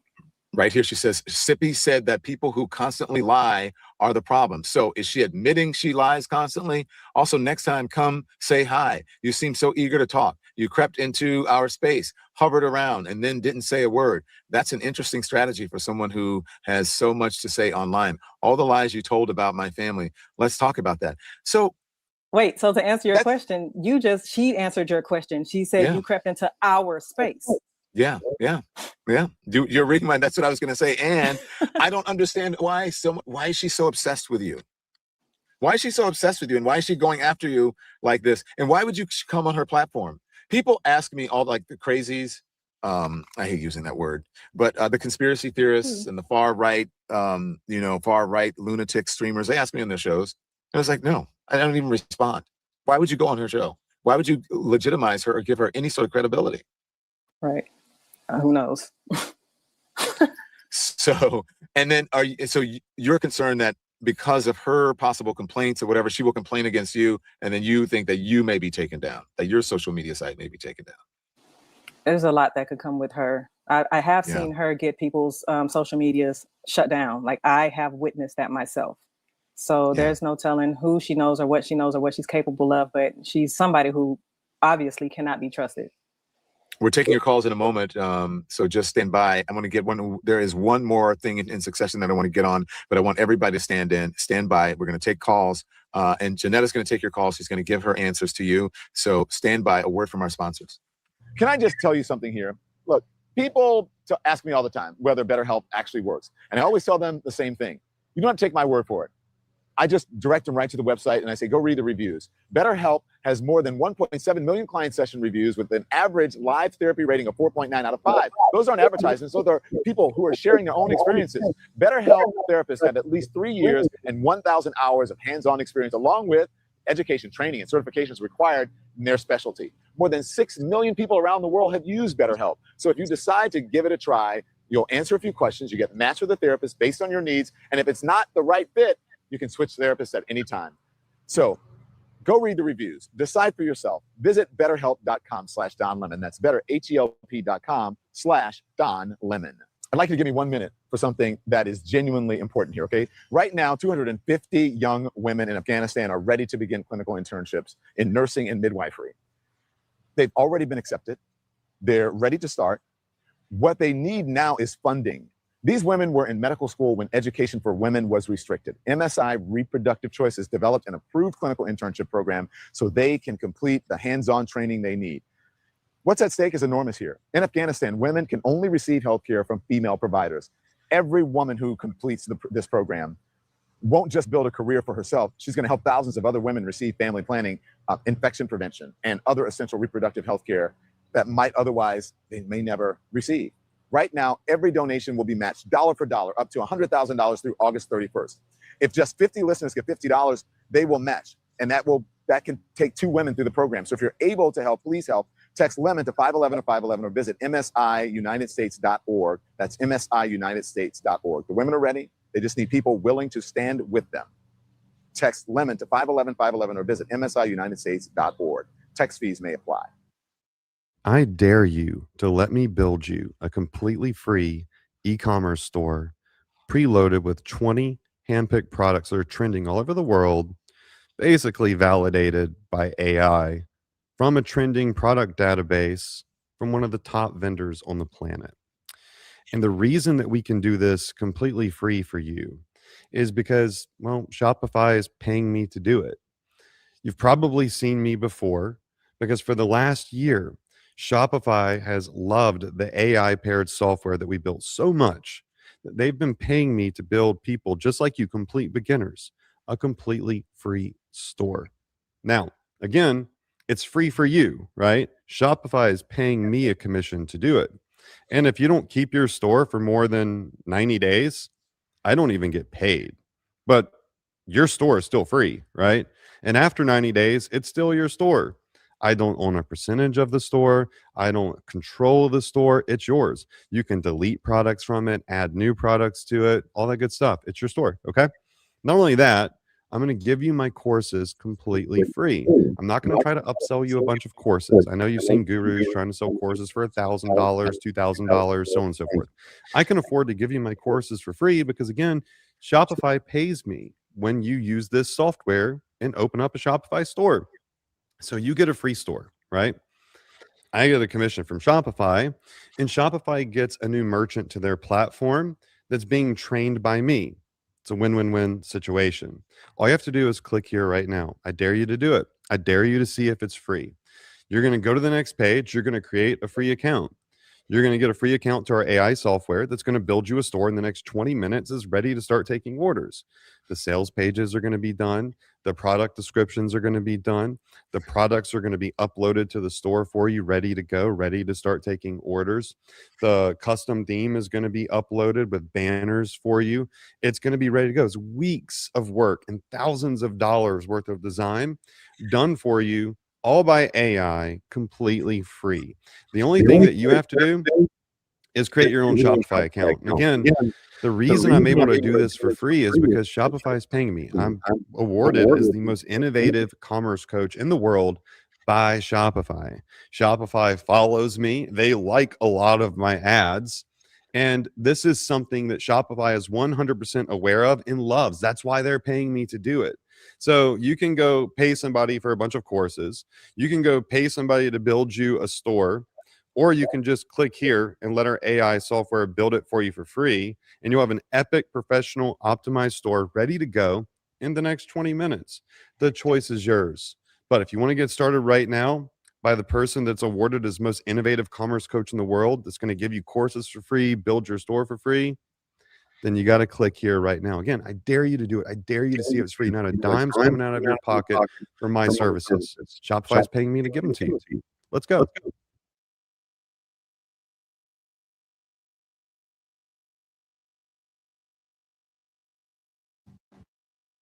And thank you to our sponsors. They keep us powered here. Independent journalists, independent media here on the Down Lemon Show and in these spaces. So it's much appreciated. Okay, we're back with Janetta Brantley, who is the professional audio engineer who put out the original enhancement of this, of the CETO emergency call. But it wasn't, they didn't even realize that they were, I guess, being recorded, and they were talking in the background. And now she is getting threats. We're going to take your phone calls in just a second. There's another slide or still that I want to put up now, Andy. I think, is this the next thing here so that Janetta can explain to us what's in the queue? What's in the queue? This is another screen record from that Twitter space.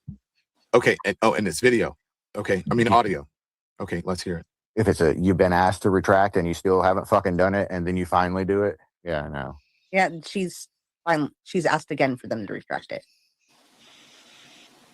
Yeah. So in that case, I think she would be able to get them. Just because they haven't retracted it, really. Yeah, keeping it out there is the truth, and it's not. So, okay. And then you saw her up there in the circle on the thing. So you did. That's that's her thing, or at least she's affiliated with because it's on her thing because her handle is up there. What do they? What would you have to retract? Do you understand what that was even about? I have no idea. Nobody's told us to retract anything. Like I don't know what she's talking about. Neither me or Ash knows what she's talking about. Okay. Andy, anything else that we have that I need to have the audience listen to before we take these calls? That's all. That's all. Okay. So thank you for your patience and waiting on the calls. Thank you, Janetta, for that. And then now we're going to get to the callers. Let's see. My first caller is Grace, and she wants to talk to the audio expert about, obviously, she wants to talk to you about the incident. Hi, Grace. Hi, Don. Hi, Ms. Brantley. Thank you so much for taking my call. Don, you are amazing. I'm a legend, but I don't go on the Legend Live because of my job. But I think you're doing an amazing job, and keep up the great work. 2 questions for Ms. Brantley. The first one is this. Has anyone from Defense Counsel or the police or the DA's office contacted you yet about your about the audio? No, they have not. Second question, and this is just because I'm a layperson. How is it that initially when we heard the audio, we didn't hear that in the background? Is it just because of the technical nature of it? I can't speak for everyone and what they heard. There were quite a few people that actually came to me after I released that saying they heard a bit of what I heard before I even did that. I think the vast majority didn't know what was being said underneath the actual hold music before Vicky, the dispatch, actually got on the call. And so that could be why nobody knew those things that were said prior to her answering. And when I isolated those 2 calls, like the left channel from the right channel, only exposing the caller and the background noises, that's how and that's when it was revealed what was actually said underneath the hold music. Grace, does that satisfy you? You asked both of your questions, right? Yes, and thank you, Ms. Brantley, for your bravery. And there's a lot of great people out here in the world, so don't let the nut jobs get you down. Okay, we're all hoping that this case gets resolved properly and there's justice for this young man, because this is tragic. Thank you, Don. Thank you very much, Grace. I appreciate it. And let's see, what did I say? What did I want to run? Oh, Andy, do you have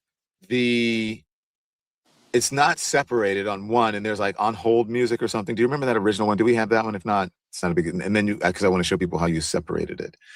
So you just did like channel A and channel B, and then you just played channel A, right? And then took channel B away or something like that, right? Yeah. Okay.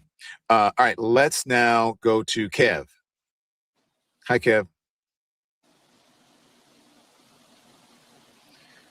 Kev, are you there? I'm here. Can you hear me? We got you. You got me? Mm-hmm. Okay. Hey, so quick question for you. And I'm sorry that you're going through all the online BS. They're keyboard warriors. Please keep your head up. Keep your peace, baby, because they ain't doing nothing. But my question is there anything that maybe you or investigators can do to kind of quiet and squash the whole suggestive hearing things? Because we all hear what we heard, but of course they're going to try to mix it up and say, oh, it's AI, it's not real. So how do you combat that? Because I feel like if you squash that, then maybe it'll be taken seriously. Honestly, that's what I tried to do with releasing the the video of me actually screen recording what I did and how I cleared it up to prove that it was not fraudulent. It wasn't a fake audio. It was the same audio that was released by the Mississippi Department of Marine Resources. So I think I've done all that I could do on my end as just a regular citizen. I think it's going to have to come from Crump's team of audio expert analysis and whatever, whenever they actually put that information out, that'll clear up on my end, as well as just everybody else there's been other audio engineers that's pretty much taken the file, did the same thing, and everybody is showing and coming forward saying, we're hearing the same thing. So I think what could actually be done by us regular citizens is being done. So it's just on me to just hurry up and wait. Yeah. Thank you, Kev. We'll see you on Legends tomorrow. Thank you. Okay, so I want to play. This is the one that I mentioned because at first I was like, wait, what is this when we started playing it? And then this is what you removed, I think, the on hold music or whatever it is, but here it is. Do you want me to remove the channel now or play it with both channels first? Oh, no, play it with both channels so you can, yes. Thank you. Thank you.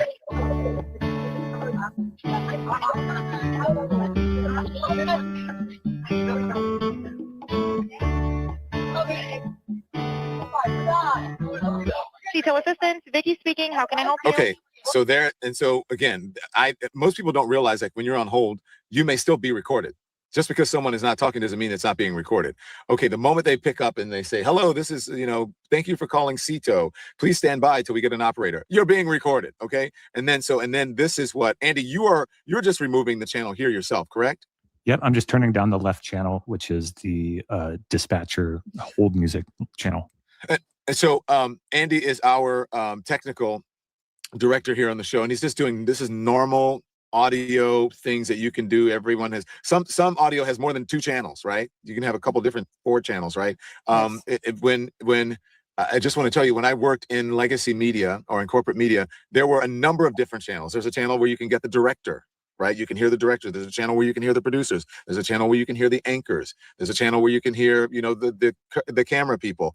And then sometimes all of it together, you can and you can isolate every one of them. So some audio has a number of different channels. And so he's just taking the on-hold music out, and this is what happens.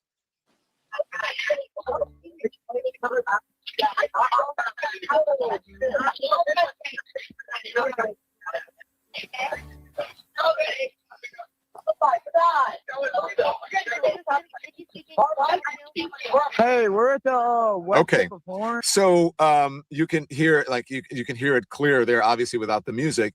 But if you do what you did, explain your process again. You said you didn't use AI, and you did what? And then we'll take another caller. After I isolated the two, I pretty much applied EQ on it, because EQ, you can work miracles with EQ, because the whole purpose is to remove certain parts of certain frequencies that are problematic or troublesome. And so I applied an EQ on it to eliminate some of the low end, boost some of the high end, kind of hone in on where the majority of the talking was done. So when I say hone in, I'm like, if the dialogue is coming from the center, that's literally like how my hands is coming in. I brought in basically eliminating everything on this side and eliminating everything on this side so that we can only hear what's in the center of my hands. And then I boosted that. I found the body of most of what they were saying and then boosted that as well, applied gain to certain parts, because some of it you can hear it clear, and then some of it was like lower than the rest. And so I, applied gain to the parts that were lower than the others, exported that out of Logic Pro X, pulled it into Adobe Audition to do some vocal enhancements there, compression, bounced that right back out, put it back into Logic Pro X, and then overall just put like another type of gain on it. And that was it. Mm-hmm. That was literally it. I didn't use any VSTs or plugins that even utilize AI, because I don't know. This was way too serious. I just wanted to steer as far away from that as I possibly could. So just to simplify, right? You honed in wherever the audio is coming from, which is what we call in the business isolate. Can you isolate that audio? Can you? Well, wait. There's background noise where Don is speaking, and it's going to sound awful on the air. Can you take it out and just isolate Don's voice? Yes. People do that all the time. That doesn't mean that you changed anything, right? Unless right. Someone in the background is screaming something that, like, I'm going to do whatever. But usually it's just so that people can hear what they need to hear better, not that you're trying to alter or change anything. Correct. Okay. Let's see. Who's next on the line? We've got Phoenix Coleman. Yes. Hi, Don. Thank you so much for taking my call. I am Phoenix Coleman, and I'm actually I'm a lawyer here in North Carolina. I first want to say to Ms. Brantley, thank you so much for all of your efforts. And I want to commend you for using your skills and your expertise to help with, furthering this investigation, which was, I think, many of us thought it was at a standstill for quite a while there. So I do have 2 questions, but I really wanted to make an important comment. So I'll just ask my questions quickly. First, has the Mississippi Department of Marine Resources contacted you and asked you to take down your audio recording or served you with any form of like a cease and desist? No, they haven't. Okay. I asked that question because if they felt that you had improperly doctored it, I'm thinking that they would be the party that would be most appropriate to ask you to. I think that Miss Sarah was saying that you should somehow redact it or take it down. And I think that that would be the party that would have to do that. And if they don't feel that that would be appropriate, that tells me that they're not inclined to think that you had improperly conducted your I'll say research. My other question is just, do you have any way of determining, because I've heard online some people saying that it's possible portions of the original recording from the Department of Marine Resources had been omitted and edited. Do you personally have any way of determining whether or not any portion of the original publication was modified prior to them releasing it to the public using your Logic Pro X or any other program? If I understand you correctly, I'm completely ignorant to that. Like, I don't know what they may have possibly done on their end. I did notice some mutes in between conversation, but I think, just in my opinion, I think that that's standard when it comes to like phone operator, customer service type things, where if the other caller isn't speaking, there's a mute there. And then I do know that they did bleep out where he was saying his phone number, or the phone number where he was giving information that they didn't want available to the public. So they did. I know that that was done, but that's literally all I can speak to. But that's standard for someone's information, private information, to be redacted when it comes to things like this. Sure, and that totally makes sense to me as well. And I think that's a good basis to know what that, technologically would sound like or look like if it's appropriately implemented. So I really appreciate your answers. I just wanted to, say I did hear you when you say that you fear for your safety. And I personally think that's a reasonable fear. And I just want to encourage you, if you haven't already, to consult with an attorney, because in my opinion, of course, I'm only licensed here in North Carolina, so this is not deemed as legal advice. But to me, it's giving defamation, and it's also giving cyberbullying. So I would just encourage you and anybody else who's in a situation similar to consult with an attorney, because oftentimes what we see is people provoking innocent people, such as yourself, who are trying to help, to the point of anger, so that you then retaliate or say or do something, and then they blame the victim, and you end up being the one in trouble. So, I just want to say, continue to fight the good fight. You're doing amazing. I appreciate your work, and I wish you the very best. Thank you so much. I appreciate you. Thank you, Phoenix. Dawn. Hello, Dawn. Hello, Dawn. I love your show. This is my first time calling in. I've been listening to the show and keeping track of the Nolan Wells case. I'm really sorry about, what happened to this kid, because I have two sons myself, and I'm constantly warning them against certain things happening. You're afraid for your kids all the time. My question is, bottom line is there's a lot of trolls online, and they like to harass and bully. And like the woman said before me, that, you should look into having some legal action against them, because all of this, I feel like, is a distraction towards what actually happened to this kid, and that's the key. Bottom line, we need to find out what happened to this kid, not all these other things that's going on. So these people are just at home online, just, bullying, and they have nothing else to do. So I would keep Is it my just a head up, comment? Do you but have I a would definitely question? look into. I just want to know, Dawn, do you have The is it just a question comment? is, Okay. Yeah, my thing is, when I heard the recording, I felt like I just heard a lot of people talking over each other. I did hear like certain things, certain names. Me personally, I didn't feel like they had a sense of urgency. Because if you killed somebody or somebody's dead in your presence, there's a sense of urgency. There's freaking out. There's things of that sort. But I did think that the grandfather calling and saying to not send the tow, that was very suspect. I felt like if they needed help and they're like literally like going under and they're in 31 feet of water, yes, you're sending everybody. So yeah, it just didn't make any sense. But yeah, that was all I needed. Dawn, thank you so much for your call. We have to get to other callers, but I appreciate you calling. First time caller, long time listener. Thank you so much, Dawn. Yeah. Braylon Lee, what's up, Braylon? Quick question or comment if you have it. Quick question. And first of all, thank you, Don, for all the work that you do. I was just wondering, are there any audio attorneys that you have been able to get in contact with?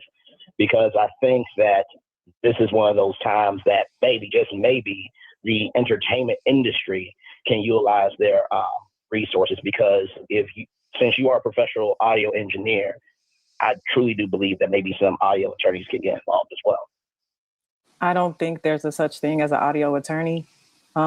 Entertainment attorneys, yes, but this is completely out of their field. And so what we're actually actively seeking is legal counsel and an attorney that's within this lane, whether it's civil or criminal, but we are seeking legal counsel. Well, thank you, Braylon. I appreciate that. That's actually, I thought, is a legit, especially with the entertainment industry and what they do with audio. And look, I'm sure, a large investigative organization like maybe the FBI or someone can help out with this as well, because they should have equipment that is, the best and the highest technology. Okay, we're going to take more callers, but first I need to get one more word in from our sponsors. Give me 2 minutes, please, everyone. You know what every entrepreneur tells themselves? Oh, I'll just do it myself. I'll answer the emails. I'll build a website. I'll write the marketing. I'll figure out the software. I'll edit the video. I'll do the bookkeeping. Right? I know that feeling. Does it sound familiar to you? The problem is, just because you can do everything doesn't mean that you should. And that's why I like Upwork. Upwork gives businesses fast access to highly skilled freelance professionals in everything from software development and AI implementation to marketing design and business operations. You can browse profiles, you can review past work, and hire with confidence. And with Business Plus, AI-powered shortlisting delivers a curated list of top freelancers in under 6 hours, no endless searching.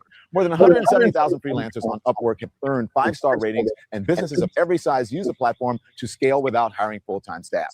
It's free to sign up, and posting a job is easy. Visit Upwork.com and post your job for free. That's UPWORK.com, and use it to post your job for free. So everybody's talking about weight loss injections, and that's great for people who want them. But if you're somebody who hears the words weekly injection and immediately you think, yeah, you know what?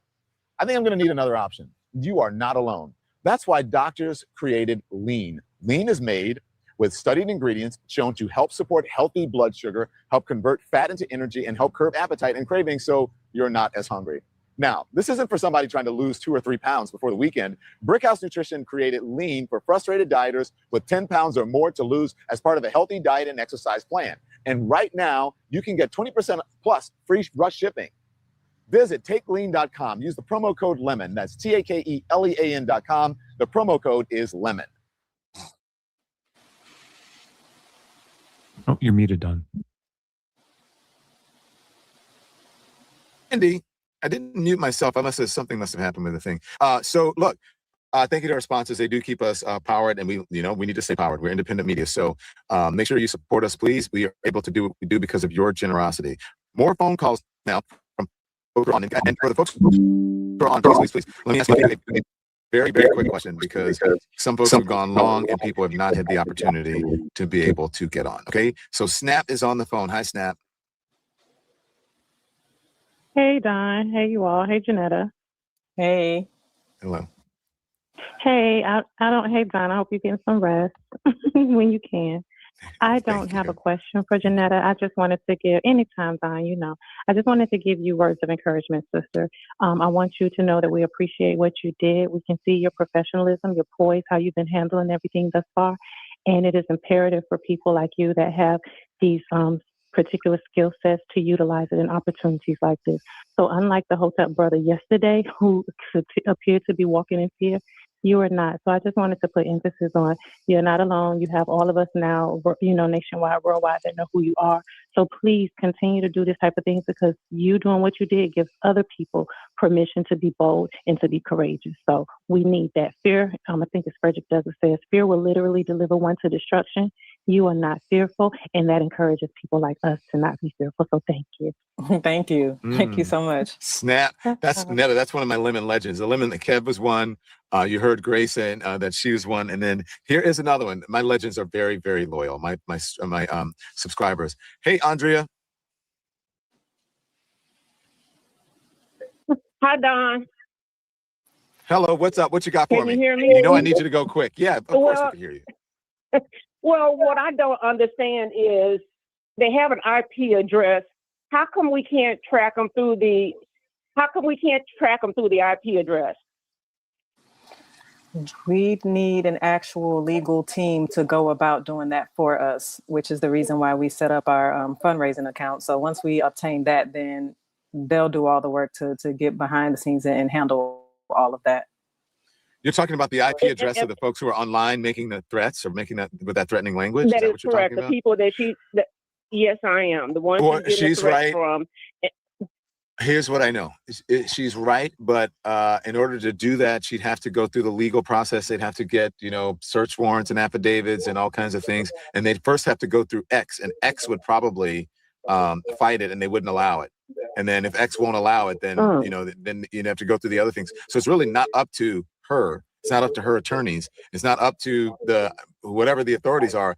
They would have to petition X or whatever, start a legal action with X in order to get it done. And more than likely X would fight it to the ends of the earth or whatever, because they want to be able to just put whatever they want on their platform. They think that is their right to do it. And most likely, more than likely, the government may, or whoever it is, they may say, okay, fine, and then back off.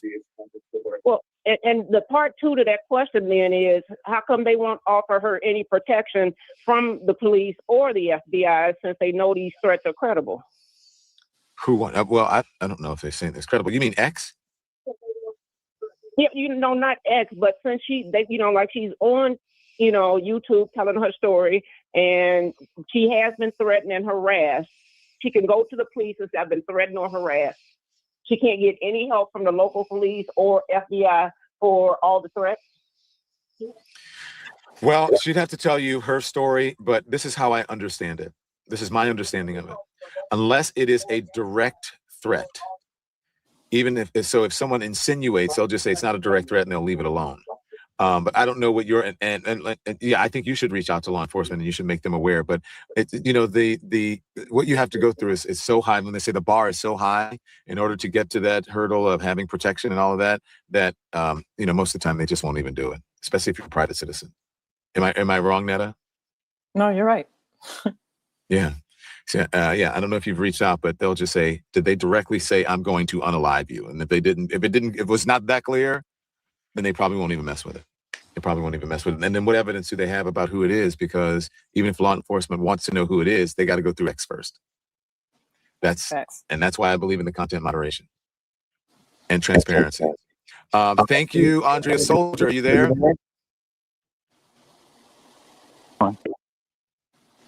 Yes, sir. Soldier. How you doing, Don? Yes. I'm doing great. How you doing, sir? How you doing? Pretty good. How you doing, Netta? I'm pretty good. How are you? Okay. I'm fine.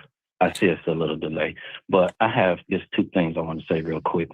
Does anyone know, this is for the world, what makes a sound on the boat to go boom, boom, boom, boom, boom? And when it hit that clean sound, you hear the guy say, oh, ish.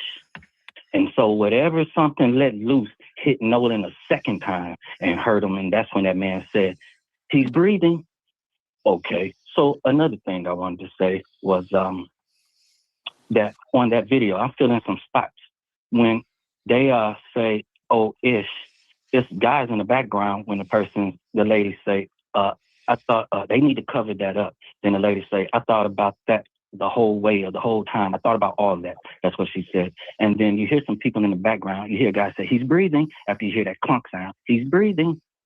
Then you hear a guy say, ready. You hear another guy say, pick up. And then you hear him say, fellas, throw it, toss, and you hear that splash sound. That was them throwing them back in the water, maybe to hide them meantime, whatever. But whoever flew that drone when they was out there, you see his body was dragged in that water and curved over by that boat, and he's sitting in that water and that boat missing. So maybe that's the boat they call him Boat X. If they just put together what you hear me saying, Okay. I think a lot of people can fill in the blank. Okay, Soldier, thank you very much. Now, look, I just want to say that these are Soldier's interpretation of what happened. Is his own opinion, not the opinion of this channel, not necessarily what I heard on that audio. And Netta, I don't know if that's what you heard on the audio. I didn't hear all that, but maybe my ears are different. Yeah, no, that was solely his opinion. Okay. All right. Just checking. Thank you, Soldier. Okay. Well, thank you, everyone. I appreciate you joining us. I'm sorry we can't get to, there are a couple more phone calls, but some of the folks go long. People don't realize just how long. They think they're talking for a short time and they end up talking for minutes at a time. So I'm going to have to start putting a clock on this, Netta, to let people know actually what 30 seconds is and what a minute is, because people don't realize how quickly. And then also, let me tell you guys, if you are a member of the show, you will have more opportunities to call in. And if you do, the best thing I can tell you to do is write your question down. Do some audio if you want to dictate it. Write the question down so that you can remember it when you get on. It'll be more concise, okay? So Netta, thank you. Anything else you want to say to the folks before we let you go? Just thanks for the love and support. We do see a lot more love and support than the latter, and so that's appreciated. And if anybody does want to help in this fight legally, we do have a Give, Send, Go set up to basically, help combat what we're going through, the challenges that we're facing, the cyberbullying, the harassment, the attacks, the threats of doxing, even the threats of lawsuits. And so we're using that to secure legal counsel. And that way it'll help us navigate through these matters and ensure that we're prepared for any legal suits that may come from this, and just to fight back legally. So the Give, Send, Go is in the bio of all of my platforms, whether it's Facebook, Instagram, Threads. It's literally right there in my bio. What's your handle? At That Girl Netta, DATGURLNETTA. Okay, so this is Andy. I think he'll put it up in a minute. But yes, and while he's doing that, did you expect to have this sort of response? This many people? I didn't. My wife Ash did. She kind of said that something like this would come out of this, but I wasn't expecting it to be like of this capacity. There have been people in other countries that have reached out in support of, and so now here we are. But yeah, I wasn't expecting it to even take off as fast as it did. Did you just do it because you're like, I am an audio engineer, I'm an audio expert professional, and so let me just see? What was it? Just out of curiosity? Was it a public service? Like what?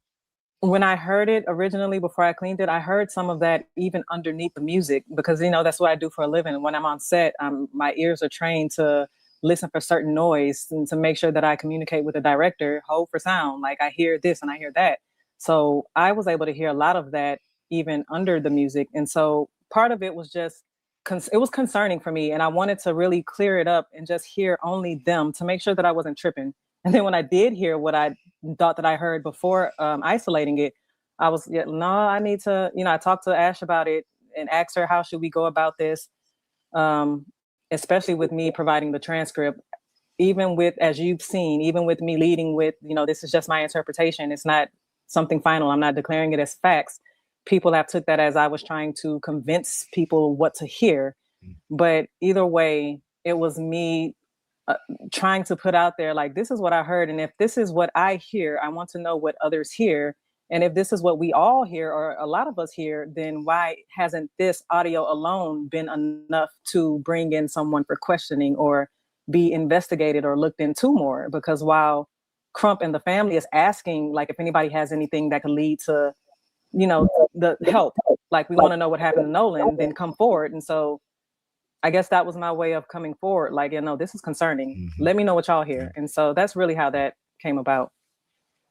Well, thank you. I thought you were saying gifts and go, but it's give, send, go. Yeah. Thank you very much. We appreciate it. You stay safe. All right. Thank you. Thank you. Thank you. Thank you.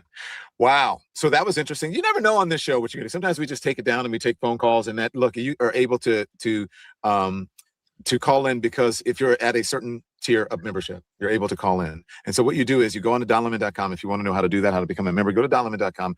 First, before you even go into the main page, there'll be this box there. You click on that and it will take you right to get tickets for DL and DL. Anything goes. All right. So they're getting close to what do you call it?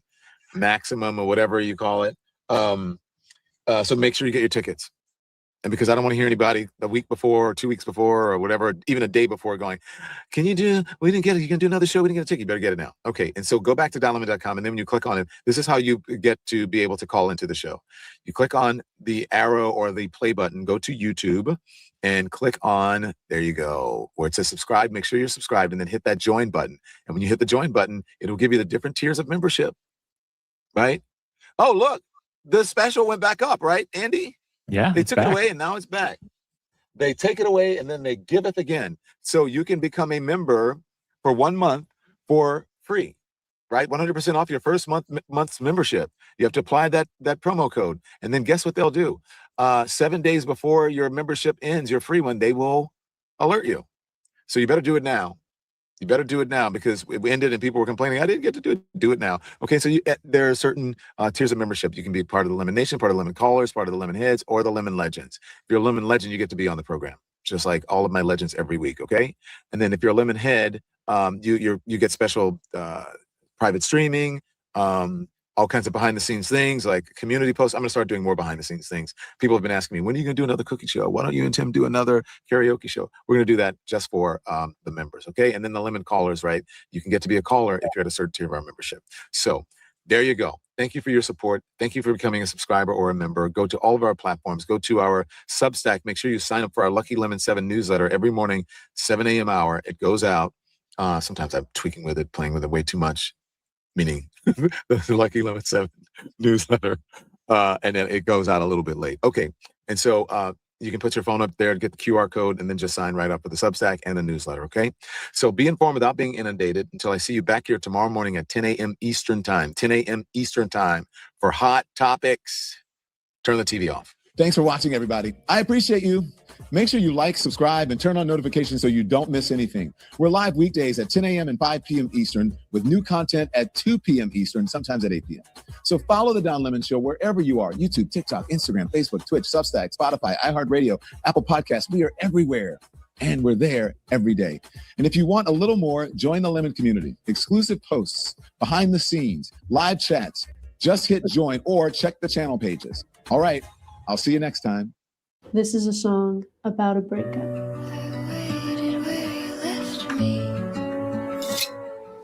I thought I wanted you. No, it shouldn't sound like heartbreak.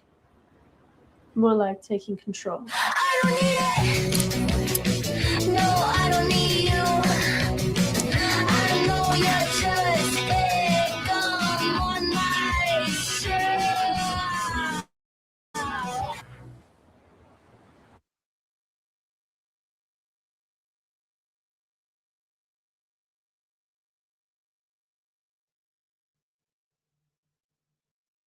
Folks, we continue to seek answers into the mysterious death of Nolan Wells, the 18-year-old African-American who was found dead in Mississippi after he went out boating with a group of white friends on July 4th. Independent autopsy is being done on his body. The Mississippi officials say they continue this investigation. And again, we continue to ask the critical questions. What happened? What happened to this young man? And how did he end up dead? Joining us right now is Christine and Elmore Wansley, the parents of Nolan Wells, also the attorney, Ben Crump. I'm glad to have all three of you here.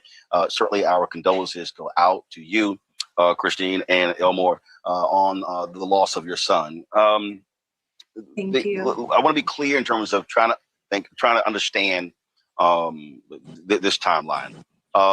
What time did Nolan go out with his friends? What time did they go out boating on July 4th? So that was sometime in the morning. I don't have the exact time. I do still have his information up on the Life 360, but it was earlier in the morning on July the 4th. So, and so he said, hey, July 4th, were going out for the day boating. Was this something that he had previously done with his group of friends? Yes, it was, and there was no issues, and my son came home. So, did he indicate for you what time they're going to be coming back? No, like his dad has stated in multiple interviews, it was his last hurrah before reporting back to school. So we were just, going to let him have that time to really just decompress because, football can be a lot on you. Especially too, he was a student athlete. So he wasn't just, doing one thing. He was having to manage both. So the evening arrives. All of a sudden, it's getting darker. You have not heard back from your son. What then happened? What time did you and your husband begin to get concerned when you had not heard from or seen Nolan? So honestly, we got concerned when we got the phone call. There have been times when Nolan has come in later because he and his friends are, watching movies or again at some type of party. So, that wasn't necessarily uncommon. But when I saw his friend call me, my heart dropped because I knew something was wrong. His friends do not call me like that. What time? What time was that? That was around. That was, I think, 11:07 is when he called, and he said, he leaves that morning. Mm-hmm. So he left the evening before. So him and his friends had all stayed the night at one of the other friends' house. Okay, so July 4th was that Saturday. So they stayed the night with some friends on Friday. So y'all last saw Nolan on Friday, and then he goes out with them on Saturday. You learn 11:07 p.m. on Saturday. Then you get this phone call. We've heard about them having his cell phone. When did they turn over his cell phone to you and your husband? So they actually gave the cell phone to my friend. Whenever I got the call that Nolan was missing, I was like, let me call my friend Tashima because her sons, Jalen and Javon, Nolan actually, those are the guys he actually grew up with, right? Like from playing City League on up. We were very familiar with Jalen and Javon and their mom, again, they're friends of ours. And so I called her and I was like, hey, have you seen Nolan? Can you ask the boys? Have they talked to him? And she was like, you know what? And the boys, of course, they were like, no. So they're pulling up their location tracker on Snapchat because they all follow each other. And they, were able to help pin. I'm pulling mine up on Life 360. So between the two, we were able to determine where his phone was, which is not where his car was. So the car and the phone were in two separate locations. Elmore and I were trying to, after we got off the phone with Tashima, because she was like, hey, look, don't worry about it. I'll go get it. We went ahead and started calling authorities to see who we needed to file the missing persons report with. And when you got the phone, Elmore, go ahead. I'm sorry. Go ahead, Ben. Go ahead. You asked about the phone. It was important when they got the phone. Mm-hmm. So it took a while. It took a little bit before the phone was handed over to my friend. And then we did meet up. And of course, we met up soon after. We filed the police report finally. And then she was on her way back towards Ocean Springs. So we met up at the second house to pick the car up, which is where he stayed overnight. The only thing I was going to point out was... Yeah, go ahead, Ben. The only thing I was going to point out that is very important, we believe, some of the Snapchat messages seem to have been deleted and some text messages seem to have been deleted. And we believe that could prove very relevant. Elmore, I've raised 6 nieces. And first got nieces when they were as early as a year and a half and raised them all the way through. They were, even now, my twin nieces, they're 22 years old. I don't know many kids today who they're never without these. And did that cause you suspicion that, and when you think about your son, was his phone always with him? Was he always on his phone? Was he always using his phone? Yes. You talked about, Christine, you talked about the life tracker. I would assume, just like my nieces, his hand was attached to the phone. Yes. All the time. His hand was attached to his phone all the time. His hand and his phone was always in my face messing with me. So he wouldn't go nowhere without his phone. He wouldn't give someone else his phone and go off a whole nother way. It just wasn't in his character. We didn't raise him like that. For him to not stay with the people that he came with. We taught him that, like, if you go with someone, you stay with them. You go with them, you leave with them. You don't go off. You don't split from the group chasing a girl. There's girls back where you at. There's girls everywhere. So she's not the only one. You can find another girl. So I constantly drilled in his head to always stay with the group, always just be mindful of your surroundings. And you know, all of the kids, really. I constantly had those conversations with him until it's like he got, and I could tell he was getting tired of my dad, you're nagging, but I kept saying, son, one day you're gonna thank me for me nagging you like this, because you're gonna say, no, dad was right. And when that day comes, I want you to pick that same phone up and call me and tell me I'm right. So I say it's just hard for us to believe that he would choose to stay on the island without any kind of forced communication. And see, that's the thing that jumps out at me. Again, knowing how young folks are today, if he says, okay, I'm gonna go with somebody else, they don't leave this. They don't, like, that's no, hey, be sure, give me my bag, make sure I have my phone. And being, that's what immediately jumps out, that he's separated from his phone. It takes so long for his parents to be notified. And then when you said it appears as if some items have been deleted, obviously people don't realize text messages cannot be deleted permanently. Have you already communicated with the cell phone company to be able to pull those records? Yes, we are reaching out to experts to try to not only retrieve the deleted Snapchats, but the deleted messages, because we know on the video rolling that's been circulating all around the internet, we know there was some kind of argument where you hear Nolan saying, give me my freaking phone. What are you freaking doing? And then for him to not come back, but his three friends who were in the boat with him all come back with his phone, and he comes back a couple of days later on the shore dead. It doesn't add up, and it makes it hard for the sheriff to say, well, there's no foul play that we found. Well, that's foul play there. When you're talking about an argument over a phone, and then they take his phone and leave him on an island, it makes you scratch your head and say, this isn't adding up.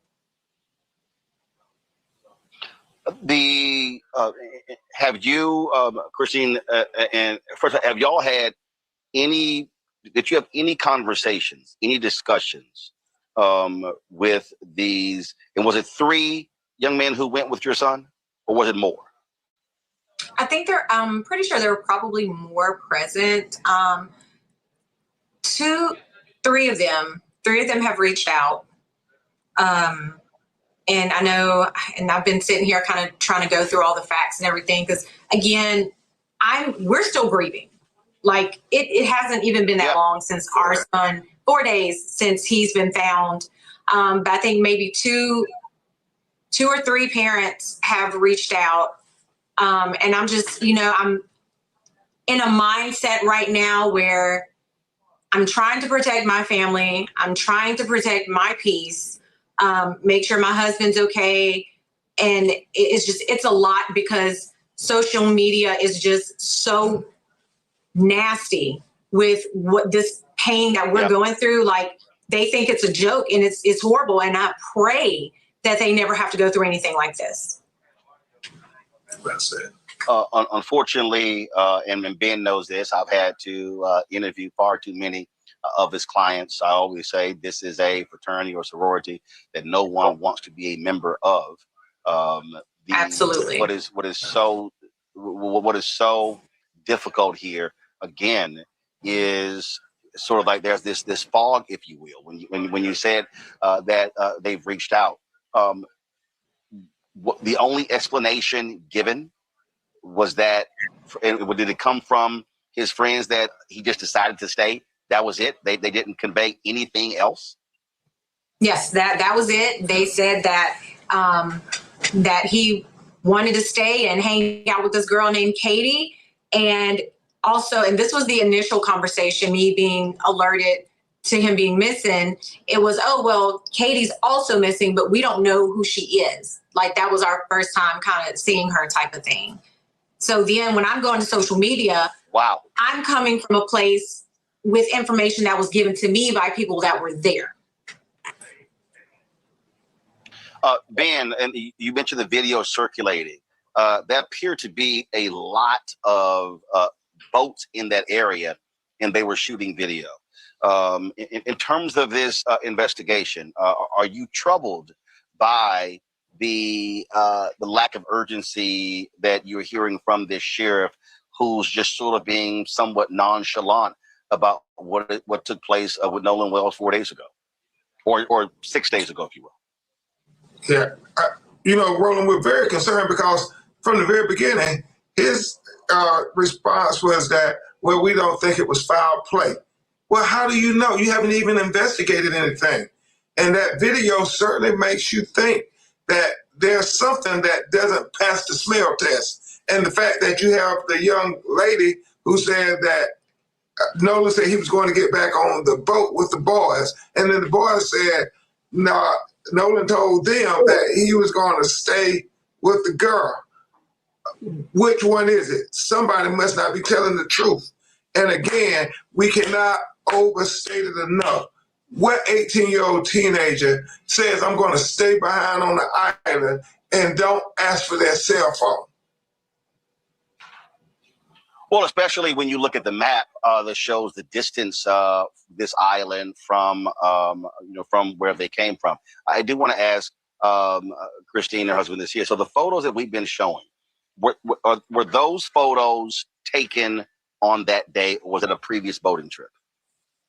We think on that day. That was taken on that day, specifically the one with all three of them. Whenever I had made the post asking for information, there was a young girl who reached out to me and she said, hey, Miss Christine, I know that in the report it's stating that he had black shorts on, but she was like, he actually had blue shorts. And those are two very different colors. Like, you can't get those two confused. And so what she did is she's like, I'm going to send you these pictures to show you. So, I could use to show everybody, like, this is actually the color of the shorts he was wearing. Because she was concerned too So they had sent those photos to her, or have they? No, these are pictures that she took. No, she took the pictures. Okay, so she was. Yeah, she took those herself, and she sent them to me. She was out there. Yeah, she was out there. Got it. Obviously, it has been 4 days since your son's body was found. 7 days since you last saw him. Are you concerned with the pace of this investigation? I would also ask Ben. I mean, do you believe? Initial reports saying that the young men have been questioned. No one obviously has been taken into custody. Any thoughts and concerns about that? The pace of this investigation, that here we are, is 4 days later, and there still are so many unanswered basic questions. Yeah, I know the family is very concerned. That's why they wanted an independent autopsy done, Roland Martin. And so the body was flown from Mississippi to Washington, D.C., because they want to have a doctor do an exam of his body that had no connections, no influence from the law officials in the state of Mississippi, because it's inescapable that, Roland, had the roles been reversed and you had 3 young black men and a young white man on a boat, and the white man dies or is killed, you will see a completely different investigation, Roland Martin. I mean, especially, and you got his cell phone, and you back on the island, and you leave him on the island. I mean, it's so many things that says you all are not doing a zealous investigation on behalf of the family of Nolan Wells. We want the same kind of investigation that you would have did if the roles were reversed for a young white man for our son too. Absolutely. Elmore, it has to be. I listened to you as you talked about your son felt like you were badgering him when all those questions. And the reality is, fathers and mothers desperately want to protect their children, want to provide them with as much cover as possible. And so, as you think about those many conversations, you absolutely believe that you gave your son so much information that you don't believe for a second that he would decide on a whim just to make some crazy decision and just go off with some other people he had no idea, didn't know who they were at all. I believe I gave my son, like I said, enough information to not do that. He had too much at stake. He had a plan for his life. He knew what he wanted to do. He knew what he had to do coming up that following Monday, which was get down to business so he can get on with his life and get his future started. So for someone to tell me that Nolan decided to stay on the island to chase a girl, I do not believe you. No one is going to get me to believe that, not one bit. No, I can't believe that because he wasn't raised like that. I had him super focused on what he wanted to do. He was finally buying into what I was talking about as far as sports and business and really taking it serious and understanding that if he wanted it, he had to put in the work. Just a couple of questions left. Christine, you talked about how nasty folks are on social media. It has to be extremely painful and difficult for you and your husband to see people who you don't know, who don't know you, who don't know your son, question you allowing him to be around white teens, questioning how you raised your son. What I would say to that is the amount of love and support that we've received from our local community, people outside of our community is, and even his friends, it's a testament to his character. It's a testament to us as parents. And this is the thing. I would never, and my husband is saying, we would never tell our child, any of our children, you are not allowed to associate with this person over here because of the color of their skin or because this person over here is purple. Absolutely not. And just the way Nolan's heart was, he was a friend to everybody. Like he was just, his heart was that big.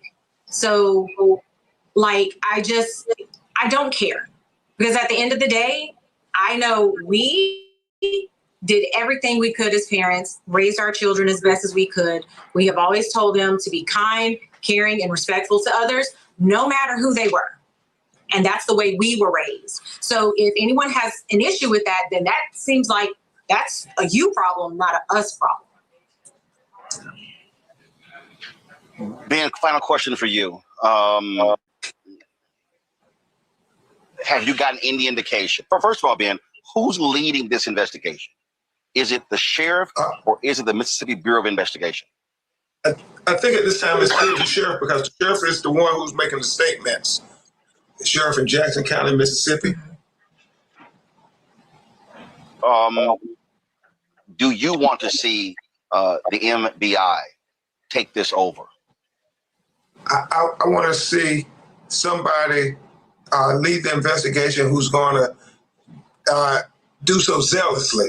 We are in a ferocious search for the truth.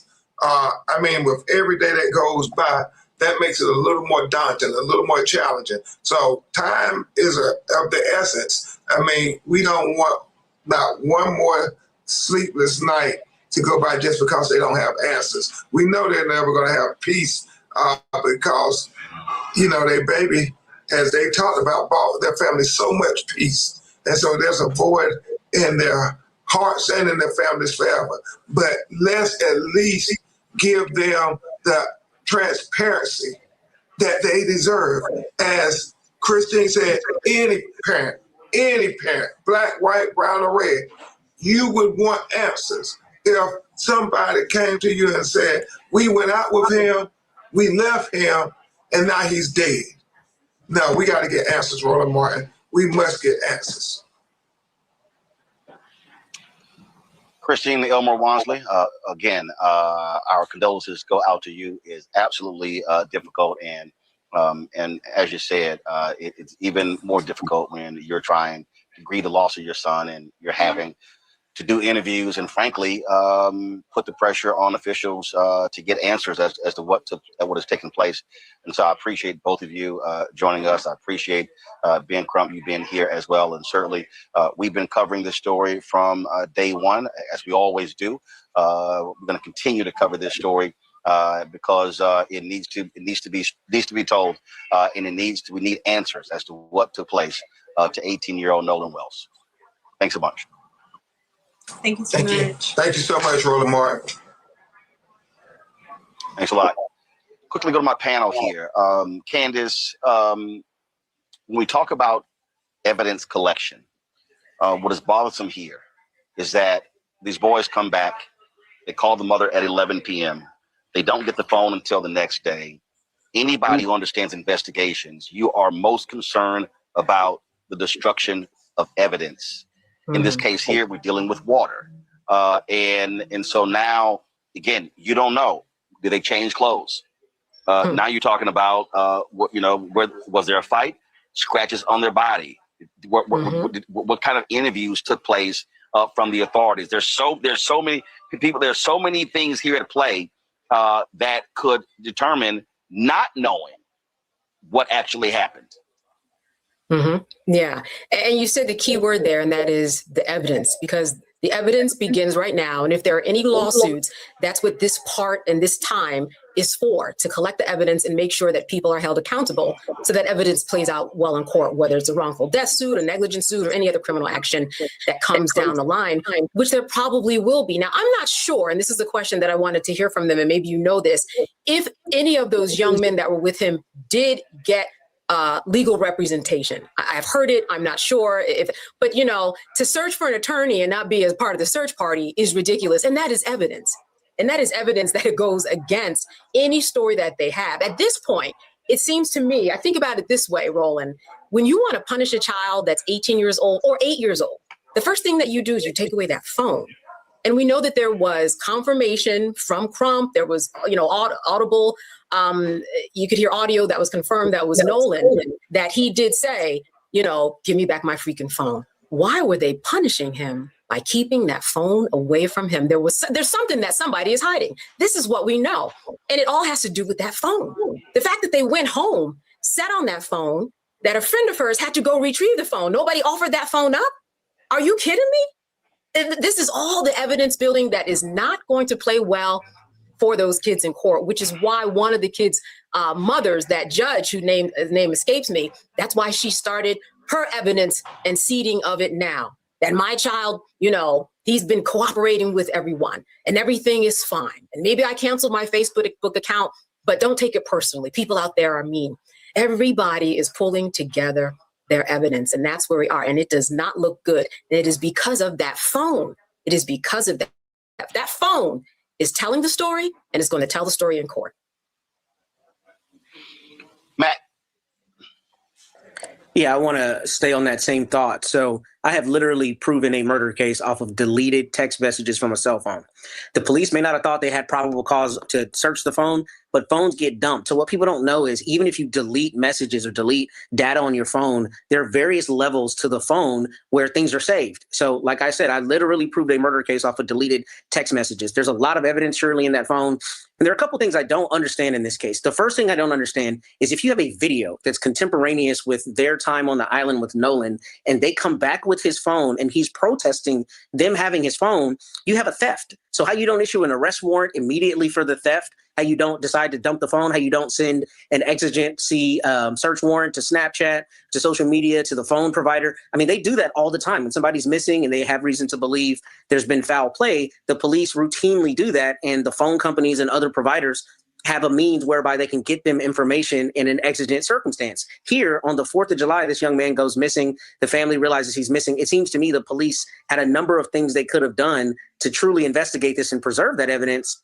And, you know, Ben Crump is one of the best in the country, so I suspect his team is going to do this. But the absolute first thing I would do is get a private forensic examiner on that phone. I would do a logical dump, a physical dump, find what is in that phone. And there may certainly be things that were deleted, right? And then even if those things are innocuous, right? Even if they're text messages that don't have anything to do about the conflict, then you have a question of chain of custody. Okay, y'all had this phone for X number of hours before it was provided to his family, and there's something that was deleted that was sent after the time Nolan had the phone, or rather deleted after the time Nolan had the phone. It stands to reason you got tampering with evidence. So maybe, you know, this is something the Mississippi Bureau of Investigation will have to get into, but police officers do these things routinely. And I think what this might be is a situation where they want to take the path of least resistance and assume there's no foul play, despite the fact that they had incontrovertible evidence that this young man was not only in a conflict, but that they had expensive property of his, which they would normally call a theft. So how they didn't go down that road, I don't understand. Hopefully Ben and his team are able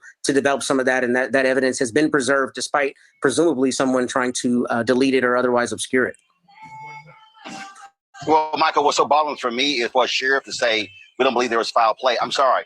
An 18-year-old, extremely healthy young man goes on an island with friends, doesn't come back, they come back, he's missing, and I'm sorry, that's called doubt. That's called suspicion. And so you don't just come out and just make that kind of statement. That raises questions as to the thoroughness or the quality of the investigation that this sheriff is going to actually conduct. Yeah, Roland, I agree. I think it's premature to say there's no foul play suspected. You can just say we haven't been able to conclude that at this point in the investigation. The other thing, or you simply say this is under investigation. But you don't give a definitive statement like we don't believe that was foul play. Right. So I agree, Roland. I watched the press conference today. I also saw the interview this morning on Good Morning America that Nolan's parents did along with Ben Crump. And I watched the interview on CBS this morning. And I have like 15 questions, but I'm only going to ask 2. So I heard you, Roland, say that someone called the parents at 11 p.m.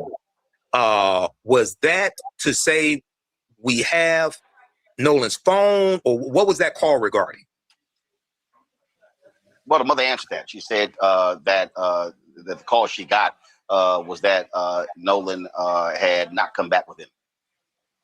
Right. Okay. Now, one of the questions I had is when the father went to go retrieve the phone, the boy or the man or the young man he retrieved the phone from said Nolan was like a brother to him. The father. No. The father didn't go retrieve the phone. The mother said a friend of hers was the one who went to go and retrieve the phone. Okay. I misunderstood it at the press conference today. Okay. Yeah. Again, I didn't see that. Here's the deal. I didn't see the news conference. I'm just simply saying what the mother just said, and I just interviewed her.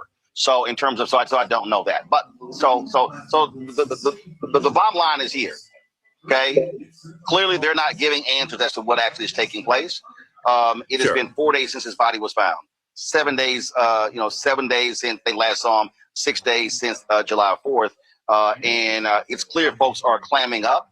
And so I would hope the sheriff is doing a real investigation. And the problem is, if he's not, for every day that you get away from this, the problem that you have is you have a lack of evidence. As we said, evidence could be destroyed, evidence washed away, all that sort of stuff.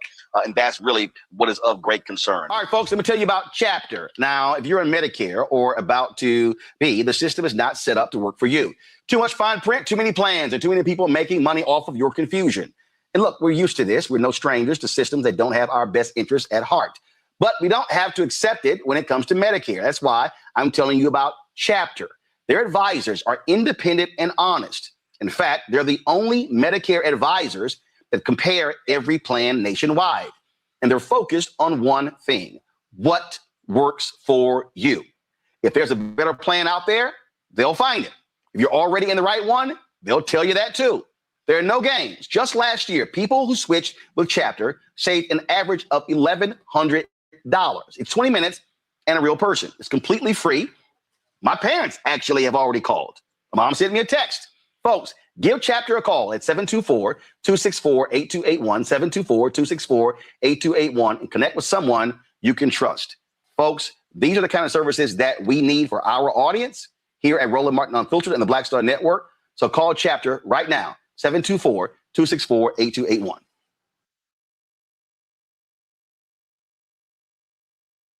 Ranger offers over 1 million high-quality products, from motors and belts to switches and sensors, helping maintenance engineers keep production lines moving. Call, click, or stop by. Ranger, for the ones who get it done.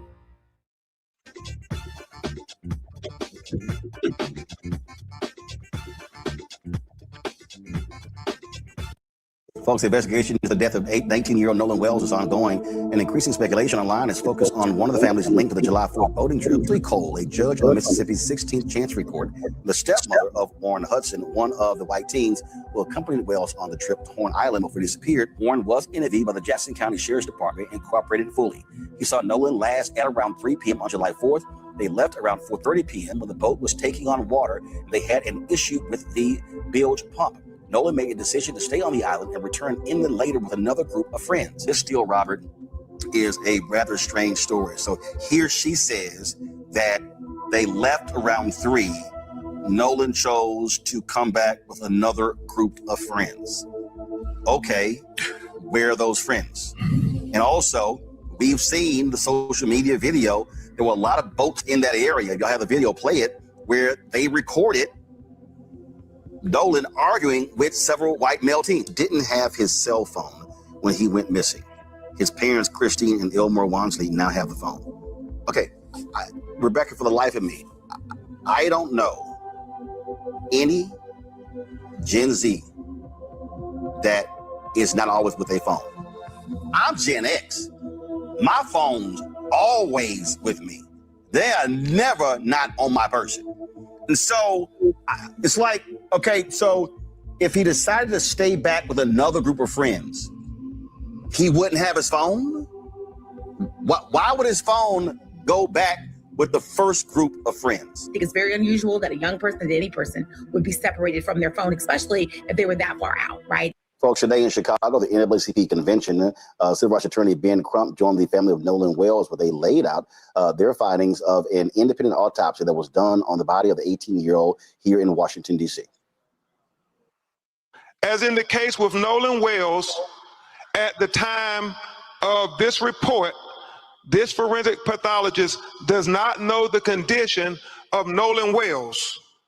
He did not know whether he was conscious or unconscious when he entered the water. He said that would be significant. He said he did not know whether he was forced into the water or unforced into the water. He said that would be significant. So he said the condition of Nolan Wells before he entered the water would be the crux of the matter. It would be of utmost importance to being able to determine a cause and manner of death.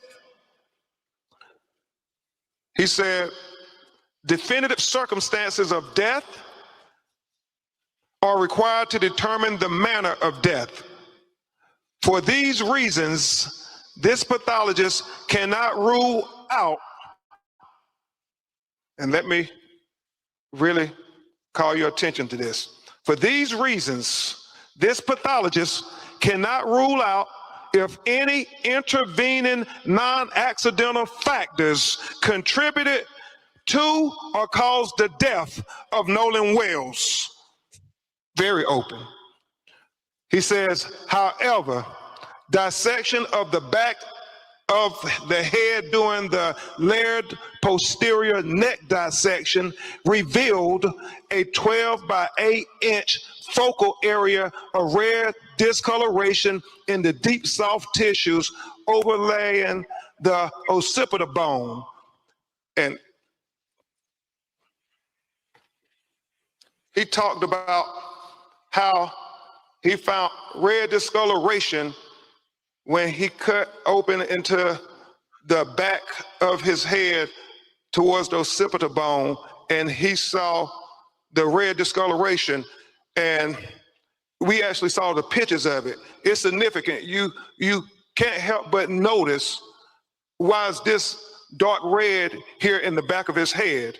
And so he was important to note that in his report. He said that etiology of this finding is unclear. There are no lacerations of the overlaying skin nor fractures of the underlying skull. These findings are inconclusive for perimortem injury due to both the extensive decomposition and the absence of associated injuries. This finding, however, is significant enough to be highlighted in this preliminary report for further investigation.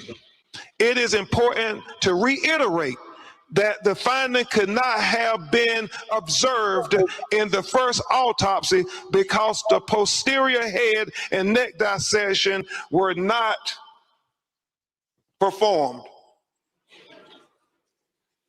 He said another limitation, move this back here.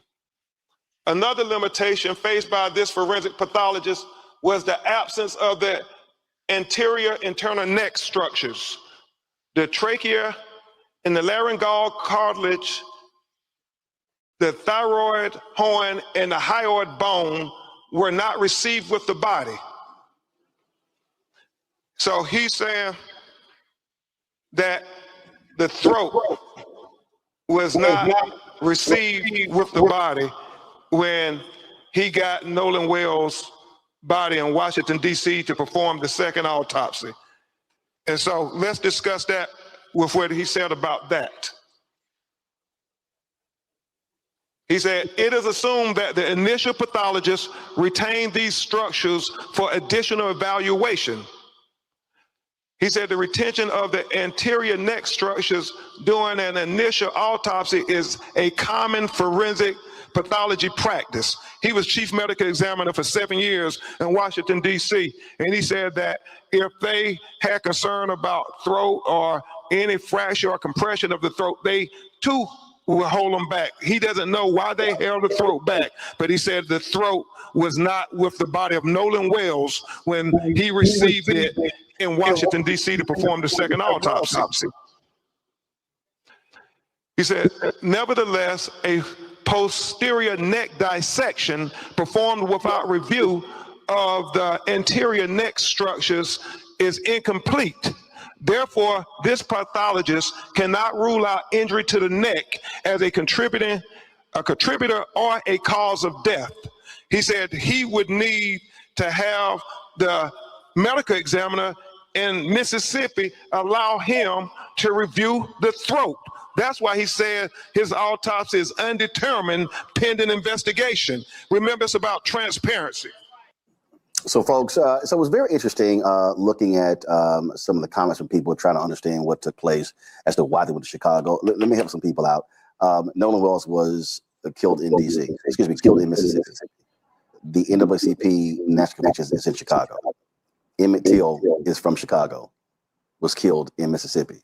So, again, if you understand the history of the NAACP, they've long been involved in cases like this. So I don't understand why people, and I am totally befuddled about the sheer stupidity of people on threads and Twitter who are complaining about Ben Crump. Oh, they don't like how he talks. He doesn't win cases. It's like they have no idea what the hell happens in these cases. And we reached out to Dr. Mitchell to join us on the show, but he declined because it's an ongoing investigation.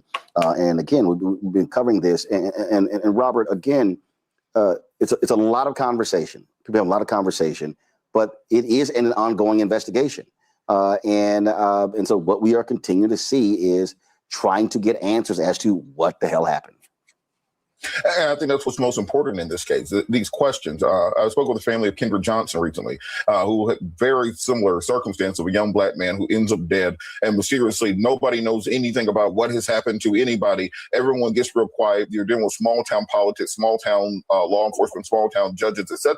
And the families often end up never getting justice or never getting a satisfactory answer.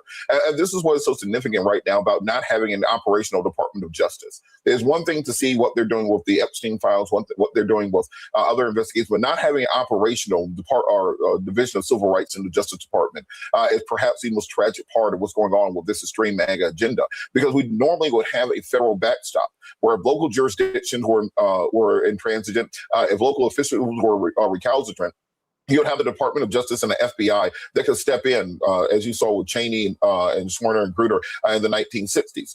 Now this is going to be very much on the family and on outside organizations to donate, to not only determine what happened with this autopsy, but find out what happened in that crucial first 48 hours to determine how exactly did the messages get deleted off his phone. What pictures or videos are still out there on some cloud or some cell phone that might be dispositive? Where exactly did this young boy's throat at?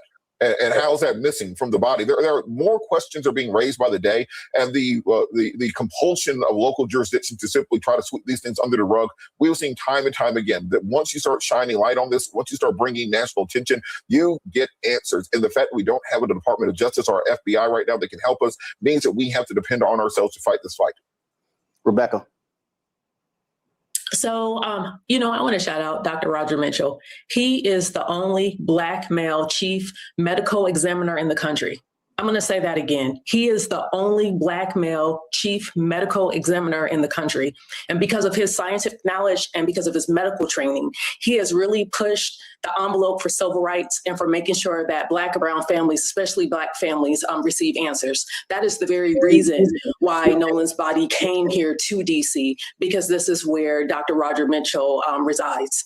And I think it's important to say that, because this is another reason why we need more Black people going into that particular profession. I've sat on panels with him where he's gone through the criminal legal system and he's talked about deaths while people were incarcerated. And oftentimes he went into those prisons and he was able to conduct many of those autopsies to show that there's been systemic issues, especially towards Black people, Black men who are incarcerated and who die in custody. But that said, yes, Robert's right. There's so many questions that are left, even the question about the throat. I heard a medical doctor speak on it earlier, saying that sometimes if you're still doing an investigation, then certain body parts might not go to the second or third or to the subsequent medical examiner examining the body. However, Dr. Roger Mitchell did this examination, I think at least 10 days ago. And we've seen that this autopsy has been released. Mississippi has had it longer. So even if they were keeping the throat longer to continue to pursue additional investigation, why haven't that information been made public? Why hasn't that throat then been shipped to DC for Dr. Mitchell to complete his examination of the body? There's too many questions. And we know, and I know there are different, like I'm an attorney. I know there's many attorneys who are reluctant to provide a conclusion on this, and that's responsible. But I will say this, having my family been in this country for centuries and seeing things like this happen over and over, the ancestors are speaking here. And I don't think that it was just a simple accident in the way in which the initial reports are within an hour, the sheriff's department saying, oh, there's no foul play found. How can you say that when the body is still barely cold, when there hasn't been public findings from the original autopsy? Derek? Yeah, I'm gonna pick up where Rebecca left off. I mean, it was problematic for me as a father of 7, 4 daughters and 3 sons, to hear a sheriff to say there's no foul play here. How is there no foul play? Because if the roles were reversed, Roland, if there was 3 young Black men and 1 white boy, 4 went over and 3 came back. Their cell phones would have been confiscated. They would have been interrogated for hours on end. It would have been a thorough investigation from beginning to end. And so this has been problematic from the time the sheriff said there's no foul play. And I get all the other players, the parents of the other 3 boys They're very strong and political in nature.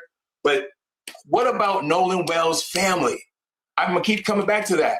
We continue to watch this two-tier justice system from 1619 to 2026. How many times do we need to say, Roland, enough is enough? And that's the part that from Kadir Skinner, Eric Gardner, Breonna Taylor, the list continues. These families demand justice. And when you continue to have more questions than answers, we're going to get the response that we currently have. Indeed, folks. We're going to continue to cover this story, give you the latest. And again, I need people to understand, there's a lot of conversation around this. We don't have much information. We don't have much information. So our objective is to give you real, credible information. So whatever's the latest, what's new, we'll actually have that for you. All right, folks, let me tell you about Chapter. Now, if you're in Medicare or about to be, the system is not set up to work for you. Too much fine print, too many plans, and too many people making money off of your confusion. And look, we're used to this. We're no strangers to systems that don't have our best interests at heart. But we don't have to accept it when it comes to Medicare. That's why I'm telling you about Chapter. Their advisors are independent and honest. In fact, they're the only Medicare advisors that compare every plan nationwide. And they're focused on one thing: what works for you. If there's a better plan out there, they'll find it. If you're already in the right one, they'll tell you that too. There are no games. Just last year, people who switched with Chapter saved an average of $1,100. It's 20 minutes and a real person. It's completely free. My parents actually have already called. My mom sent me a text. Folks, give Chapter a call at 724-264-8281, 724-264-8281, and connect with someone you can trust. Folks, these are the kind of services that we need for our audience here at Roland Martin Unfiltered and the Black Star Network. So call Chapter right now, 724-264-8281. An update in the Nolan Wells case, folks. The autopsy report in the Nolan Wells case is going to remain under wraps until a grand jury review. That's the decision of the District Attorney Angel Miles McElrath. She released this video laying that out. Let's get this to play. 1 second. I want to talk directly to the people of Jackson County. Our community is grieving the tremendous loss of Nolan Wells, who is loved and treasured by everyone. Nolan's family deserves answers, and our community deserves answers. Every death in the county, except those of natural causes and non-criminal car wrecks, are presented to your grand jury. Many people don't know that. We have handled death investigations in this manner my entire career. Nolan's case is being handled the same way, with the same care and the same commitment to the truth that we handle all death investigations. I understand the public's urgency to know what happened to Nolan, but we are not taking time for time's sake. We are taking the time required to complete the work this investigation demands. Since Nolan was reported missing, local, state, and federal law enforcement agencies have worked around the clock investigating what happened to him. Every piece of evidence must be examined. Every credible lead must be followed to its conclusion. Every witness interview must be analyzed in context of all other evidence. The pressure for answers does not change what the work requires. Our responsibility to Nolan and our community is to complete this investigation thoroughly, carefully, without compromise, supported by the evidence and worthy of the confidence of the people we serve. I also understand that many people have questions about why more information has not been released publicly. In Mississippi, the rules of professional conduct restrict the information a prosecutor can release during an investigation. Our restraint in communicating facts and evidence is not an effort to keep the truth from the public. It is an effort to protect the integrity of this investigation and the grand jury proceeding. As your district attorney, I have an ethical obligation to avoid public statements that could influence witnesses, prejudice a proceeding, or compromise the fairness of the legal process. My obligation extends to and requires me to use reasonable care to ensure investigating agencies avoid making those statements and releasing information as well. These rules exist to protect the search for the truth, not to prevent it. As divided as the discussion surrounding Nolan's death has become, I know we all want the same thing: to understand what happened to Nolan. With that being our shared goal, we must also share in the goal of protecting the integrity of how the truth is discovered. If we sacrifice the integrity of the process in effort to satisfy today's questions, we risk undermining the confidence in tomorrow's answers. When the public asks, what about this, or have they looked at that, or did they think about this? The answer is yes. Those are the same questions investigators ask. The difference is that we can't publicly discuss the evidence, the interviews, or what those efforts have uncovered while the investigation is underway. Again, our restraint in sharing details of the investigation is not a refusal to share the truth. It is our commitment to protect the process that allows the truth to be known with confidence. There's a lot of information out there, and there is a heck of a lot of misinformation out there. I simply want the community I serve to know that this investigation is being handled with the care, professionalism, and commitment to the truth that every family in Jackson County deserves. As we continue this important work, Nolan's family, his friends, and all who loved him remain in our prayers.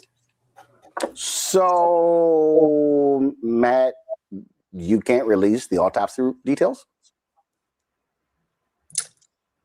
You can, but I will tell you, I'll probably take a different tack than other people on this, having been the number 2 at a DA's office. These are the real conversations that are had. I mean, people have the real conversation about what can we release without affecting the integrity of the investigation. Now, whether she can release it under Mississippi law, I don't practice and live in Mississippi. I don't know what it is there. In Texas, it could be released. We don't have this, at least not that I know of. We didn't have anything where we had to hold an autopsy before it could go in front of a grand jury. So that may be an election on their part. I do think generally from a law enforcement standpoint, it is smarter to keep information in before it goes to a grand jury, before you disseminate it, especially in a case that is a high profile case. I mean, I just think that that's their ethical duty to try to be good stewards of the case that they're building. Whether they have to do that is a different question. Whether they always do that is a different question. I don't know those things, but I do know there's some benefit to being smart with that. But I will say on the opposite side of that, every time I see a statement like this, I think about Bob McCullough in the Michael Brown. Yep. And if you remember in those statements, what they tried to do is they tried to get people's assurance that you could trust the process by using the grand jury as this nebulous thing that exists out in the ether, and you can trust what's going to come from it because we took it to the grand jury. Now, I can't say what I ever did in front of a grand jury as a former prosecutor even, but I will tell you, at least in Texas, the only entity that has a right to go in front of the grand jury, like as a matter of course, is the prosecutor, not the other side. So what is said in a grand jury room? In fact, you might remember with Bob McCullough, they were frustrated. People were frustrated that they weren't actually endorsing a specific charge to the grand jury. They were asking the grand jury to see if they saw something, and then no indictment came for Darren Wilson from that. Now, I will concede, depending on the place that you are, I think sometimes the law is written that a grand jury should recommend a charge. So there's a legal way to look at that in different regards. But the larger point is, I think sometimes prosecutors in high profile situations use the grand jury as a means of getting heat off themselves. And then if it comes down where there's no indictment, they can say, hey, we gave it to 12 people in the community. They looked at it. This is the mechanism for determining this. No blood on our hands. And I don't know that she's doing that here. I will say, I think this statement was more robust than a lot of times you see from prosecutors, at least explaining part of the law. But I also recognize that she's got her own interest, which is looking like she's handling this correctly and maybe re-election down the end of at the end of her term. And that calls into question what's actually going on behind the scenes. But I do think there is a valid time to keep information in, especially in a high profile case like this, especially where, there's going to be two contingents of people on both sides of however it comes down. There's going to be a group of people who are happy about the outcome and a group of people who are very unhappy about the outcome. And I think they want to control as much information going out at this point. So it makes sense to me logically, but I also think that there may be some space where they could totally release the autopsy without running afoul of the law. And maybe they're just choosing not to do that. Well, Candace, Matt decided to take your thunder. I was going to specifically ask you about that St. Louis case in terms of how they were like, well, we just took to the grand jury and, they decided. I mean, this is giving me shades of that. And grand juries are sealed, right? So we don't know what that process is going to be. That will ultimately give us the decision after the grand jury process is complete. I think the other thing is that so far, they've released everything else. We've already had the police come to a conclusion that there was no foul play involved by like day or 2 or 3 after they found the body. We have information and audio and video and statements and people talking and press conferences. And now you want to stop at the autopsy. So we are already in a position where we have talked about this and any other case so much that your idea of an impartial jury and the Sixth Amendment right to a fair and public trial it's already kind of diminished, right? We know that people are going to go in there and they're going to have to be reversed in terms of their thoughts, because everybody has information about this case. And you're supposed to go inside, say, as a potential person, as on a jury, as an impartial juror, someone who can clean the slate and go in there. So even we have all this information, give us the autopsy too, because we have so much already. It doesn't matter. We have too much that we've been discussing. Even with what the autopsy has given us so far, this red spot at the back of Nolan's neck, we've been talking about that for days now. Everybody, everywhere, people who could potentially be on the jury and everything. We also know this about what happens in a court of law. Who knows what evidence is even going to make it inside of the trial if it goes to trial? It all goes through a process where really the evidence you have to go through a process, and certain evidence makes it and certain evidence doesn't. So we don't even know what's going to be considered. So we might as well see what all of it is, because this is all part of the process in terms of us being taxpayers, keeping the lights on at the courthouse, paying the prosecutor, paying people who are on the jury. It's our right to see everything, and it's our right as the public to have access to everything starting now. Michael? Yeah, Roland. This does seem like somewhat of a diversion to take heat off of the district attorney's office, take heat off of the Jackson County Sheriff's Office, because we still, not only are we still waiting on the autopsy, but we're still waiting on the toxicology report from my understanding. Okay. And then if it does go to a grand jury, will there be a suspect? So, you know, I don't know the law there in Mississippi, but I know in other cases, they would at least, like here in the state of Michigan, they would at least release what the finding of the autopsy was. Now, they may not have a big press conference, right. But they may say what the cause of death was based upon the autopsy. Okay, so this doesn't give me a good feeling. Okay, this doesn't, and you know, I hope they do their due diligence. Everybody wants that, but when you start talking about the grand jury, and I understand the process, okay, but grand jury is not all it's cracked up to be, because it's just, as Matt said, it's just the prosecutor there presenting the evidence. You don't hear the other side. Yeah. So it's not all it's cracked up to be. Well, bottom line is we know what happened. All right, folks, let me get personal for a second. My mom had questions about her Medicare, so she called Chapter, a Medicare advisory company, and she texted me right after saying it's a great benefit. It was easy. A real person walked her through the whole thing, and now she understands better what's going on. But it's not just her. A woman in Yonkers wrote in saying the process was so simple, the enrollment was easy, and she was so glad she called. Then there's Marilyn, 90 years old, in Florida, living on Social Security. Her premium climbed every single year, north of $400 a month for coverage she could barely afford anymore. So what did she do? She called Chapter. They found her the same top-tier coverage for hundreds of dollars less. 90 years old, and finally somebody in her corner. I hear stories like that again and again from our community. The Medicare system was not built to work for you. Too much fine print, too many plans. Yet Chapter's advisors are independent and honest, the only Medicare advisors that compare every plan nationwide. They're focused on one thing, what actually works for you. If you're already in the right plan, they'll tell you. No games. And people who switched to a Chapter saved an average of $1,100 a year. All it takes is 20 minutes. You talk to a real person, and it's completely free help. So call Chapter at 724-264-8281, 724-264-8281. That's Chapter. You're one sentence away from launching your website with Base 44.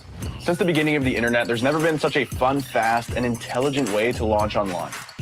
Landing pages, content hubs, e-commerce sites, you describe it and it's built in minutes. It's kind of wild how far a short prompt can get you. Right away, it generates a full site. Pages, structure, layout, design, it's all there. Next, styling. I shape it around my taste and ask for what I like. Darker palette, different font, this is the vibe. Now let's talk functionality. I want to capture emails, done. I need payments, easy.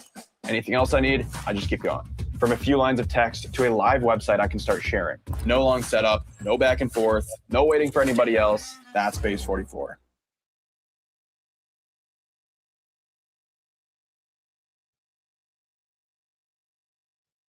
Family of a black teen in Mississippi, they want answers as to why their son is dead, and the group of white friends he went out with on the 4th of July weekend all return home safely. A park ranger found the body of 18-year-old Nolan Wells on the coast of Horn Island on the Gulf Coast of Mississippi this morning. Nolan's mother, Christine Wansley, confirmed the finding of her son on Facebook, asking that everyone give her and her family time to grieve. Nolan was a recent graduate of Ocean Springs High School and a football player at Southwest Mississippi Community College.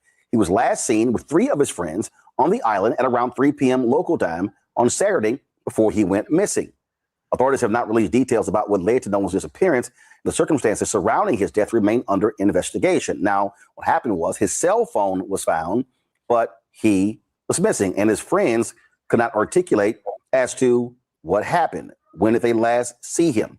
And so, again, lots of questions are being raised here. The family sent out notices over the weekend. They were demanding for folks to assist them with finding their son. And again, no one could say what happened.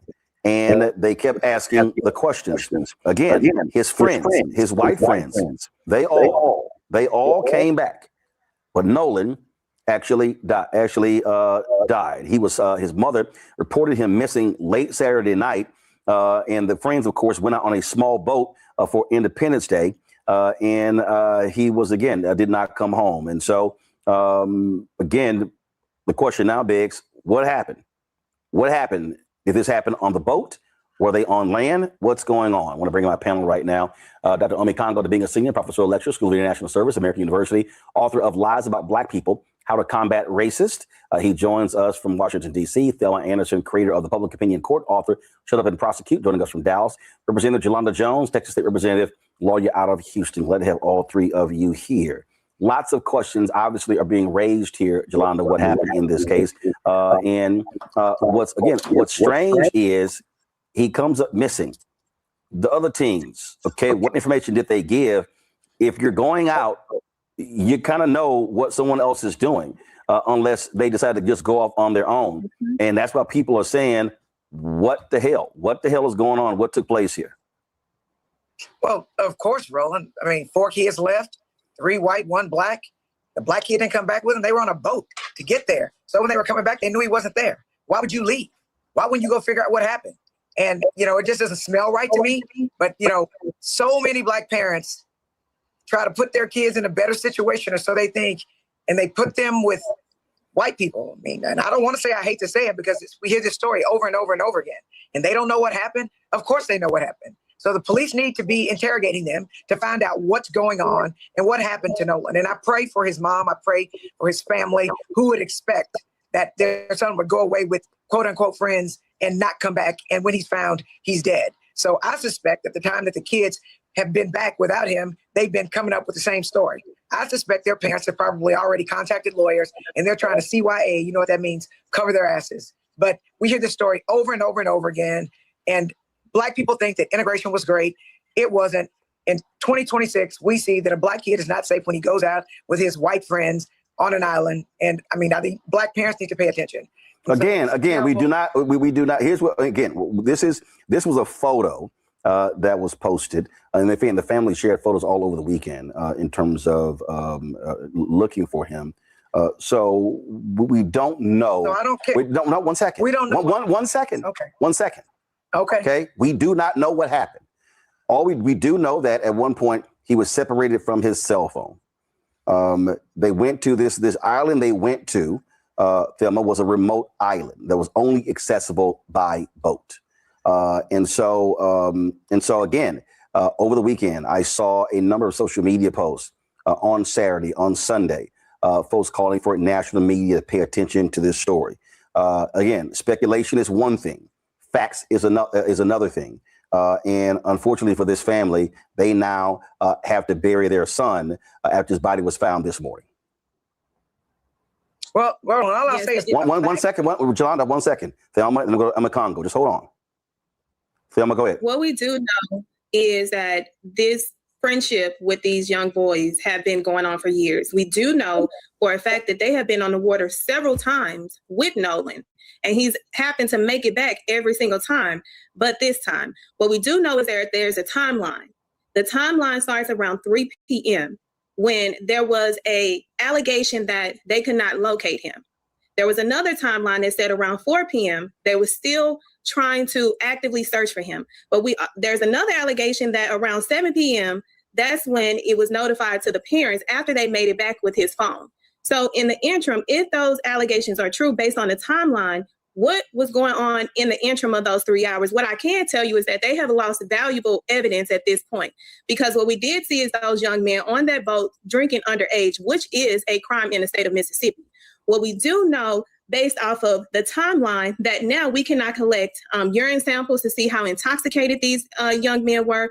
We can't collect any statements from them at the time of this happened to actually get a factual, accurate account of what they recall based on where Nolan was and where they last saw him. So now it's going to be upon the parents to get independent everything. They need their own civil rights attorney. They need their own trial advocate. They need their own ME expert, an independent autopsy done, not with the state solely, because it's too many questions that need to be answered. They're going to need a forensic phone specialist in order to determine what was going on with them phones, who made contact, who was talked to after the fact, what was the last contact with Nolan based off of cell phone service. It's going to be a lot, but it's some valuable time that has been lost. But what we can say for a fact is that they've been out on that water before with Nolan, and he's made it back every single time. So this is a Omekongo. This is from Capital B.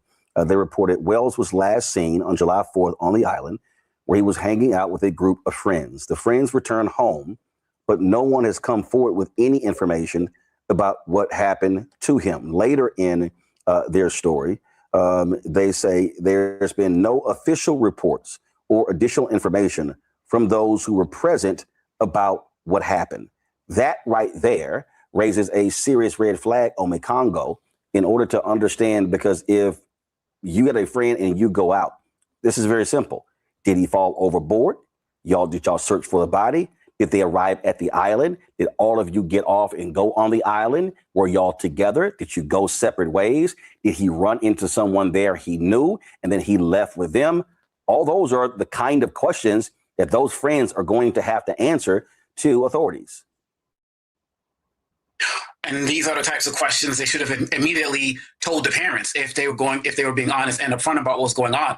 And I know that, this case is immediately becoming racialized, for obvious reasons. This also makes me think, Roland, we covered it here, 2022 with Shanquella Robinson. I believe she was from North Carolina, who went to Mexico with her friends, and they were all Black, and didn't come back. And then a video appeared of her being beaten and the like. And so we really have to, as been said here, we really have to pay attention to what Thelma was saying about all of the valuable time that was lost, because there's no way in hell I'm leaving with my friends to go somewhere and they all don't come back with me, and I'm not saying anything. I'm not talking to parents. I'm not coming home without them. So just the fact that these so-called friends left this person in whatever way, shape, or form, that automatically brings suspicion. And from what we understand, given the fact that the parents have been putting out the word to help find their child, it doesn't seem like these other kids came back saying anything. And that's the other part that leads to suspicion. And all of us who got kids in this area, in this age, whether it's our own kids, nieces, nephews, whatever, kids in the community, cousins, it hurts at a deeper level. It hurts at a deeper level. And given everything that's going on in this country, of course, we're going to expect things, racially. But at the end of the day, parents lost their child under suspicious circumstances, and there are people who know the answers who are not talking right now, and that is unacceptable. And as more information comes out about this, the Black family, the Wells family, I'm also hoping that people are looking at ways to support them, to get them everything that Thelma talked about they may need, particularly as it relates to financial resources to get those things accomplished. So this is from WLOX.com, the local TV station there. The United Cajun Navy is a rapid response team when it comes to cases like this. And this is a quote from Brian Trasher. He said, there were some people that thought he might have wandered off to the middle of the island, maybe into that lake. We sent people up there today, and if he was barefoot, there's no way he made it up there. There's cactuses and a lot of thorny brush. He would not have been comfortable being able to make it to the middle of the island. He probably would have turned around and went to the beach. And this was the story that they reported as it was going on. And the sheriff's department was asking for additional information as well. And again, as I sort of see this story, I do wonder Jolanda, what type of investigation was happening immediately? Did authorities, did they see the story of these other individuals as being sketchy? Because if you look at that description, you're going to this remote island. To that point, if you're barefoot or whatever, you're not walking around the island. And then, so it's just, obviously there are a lot more questions that people have. And Thelma is right. As for this attorney, they absolutely need a very strong legal advocate right now, demanding those answers to ensure that there is a proper investigation conducted. 30 years as a 30-year trial lawyer, criminal defense lawyer, Roland. Let me be clear. One fact we know is that 4 kids went, 3 kids came back, right? So yes, of course I want to know, what time did he go missing? What time did they call the police and let the police know that there was a problem? But at the end of the day, like Thelma said, yeah, we need to know those things. But I find it curious that those kids haven't said anything, or if they have, no one has said anything about it. And I would be super surprised if those kids' parents hadn't already lawyered up with them so that they can get their story straight. Nothing about this sounds right. I don't care if they've traveled a whole bunch of times and made it back. This time is really all that matters because Nolan is dead. So, and they are going to need financial resources. Medical, having your own independent autopsy done is important. Having forensic experts is it's important and it's expensive. All of these things are expensive. Having a really good lawyer is really expensive. Having a team, because trust me, the state's going to have a team, and I suspect these 3 kids as parents will have lawyers to protect them. So nothing about this smells right.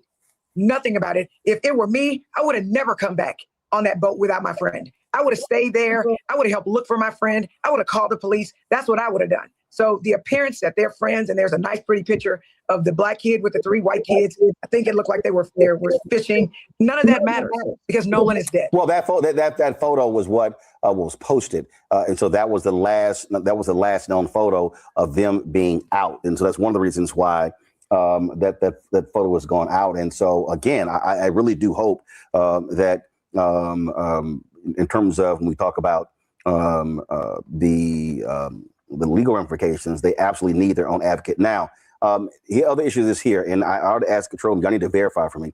So one of the stories said that there are a number of GoFundMe campaigns that have been up that were not authorized by the family. So no, do not show that. I want to make sure that what we are showing has been authorized by the family. Okay. All right. Got it. All right. So this GoFundMe account, Nolan Wells' mother posted on her Facebook page. This is the official GoFundMe that they have put up. And so this is and so again, when these things happen, folks just jump out, on their own. But this you see, in loving memory of Nolan Xavier Wells, this is the 1 second. So I want to pull it up the family is seeking approximately so do this here. So switch to my iPad. So the family is seeking, as you see right here, $12,000. They're going to need more than that. I can tell you that right now. So far, $2,513, 30 donations has been raised. So if you're interested, what you do is, so just so you know, this is what the page looks like, in loving memory of Nolan Xavier Wells. And so that's what you should be, that just so you know. And it's right here, Alea Dennis is, you see the information right here as well. So just so you know, you have the correct information in terms of you want to support this family, and you see all the information right here. All right, folks. All right, folks, I'm going to tell you about Chapter. Now, if you're in Medicare or about to be, the system is not set up to work for you. Too much fine print, too many plans, and too many people making money off of your confusion. And look, we're used to this. We're no strangers to systems that don't have our best interests at heart. But we don't have to accept it when it comes to Medicare. That's why I'm telling you about Chapter. Their advisors are independent and honest. In fact, they're the only Medicare advisors that compare every plan nationwide. And they're focused on one thing: what works for you. If there's a better plan out there, they'll find it. If you're already in the right one, they'll tell you that too. There are no games. Just last year, people who switched with Chapter saved an average of $1,100. It's 20 minutes and a real person. It's completely free. My parents actually have already called. My mom sent me a text. Folks, Give Chapter a call at 724-264-8281, 724-264-8281, and connect with someone you can trust. Folks, these are the kind of services that we need for our audience here at Roland Martin Unfiltered and the Black Star Network. So call Chapter right now, 724-264-8281. Folks, the investigation into the death of 19-year-old Nolan Wells is ongoing, and increasing speculation online is focused on one of the families linked to the July 4th boating trip. Ashley Cole, a judge on Mississippi's 16th Chancery Court, the stepmother of Warren Hudson, one of the white teens who accompanied Wells on the trip to Horn Island before he disappeared, issued a public statement after deactivating her Facebook account in response to the growing rumors about her family. Yeah. This is what she wrote. Our family, along with the community, grieves the loss of Nolan Wells. Our thoughts and prayers are with Nolan's family. Our son, Warren, loved Nolan dearly. Unfortunately, I feel that it is appropriate for our family to dispel some rumors with facts based upon the social media attention that is being diverted away from the Wells family and their loss. Yes, I deactivated my Facebook. Given the very heightened emotional state of social media right now, I fear for the safety of my child and my children. My husband and I have 6 children, and we covet their privacy.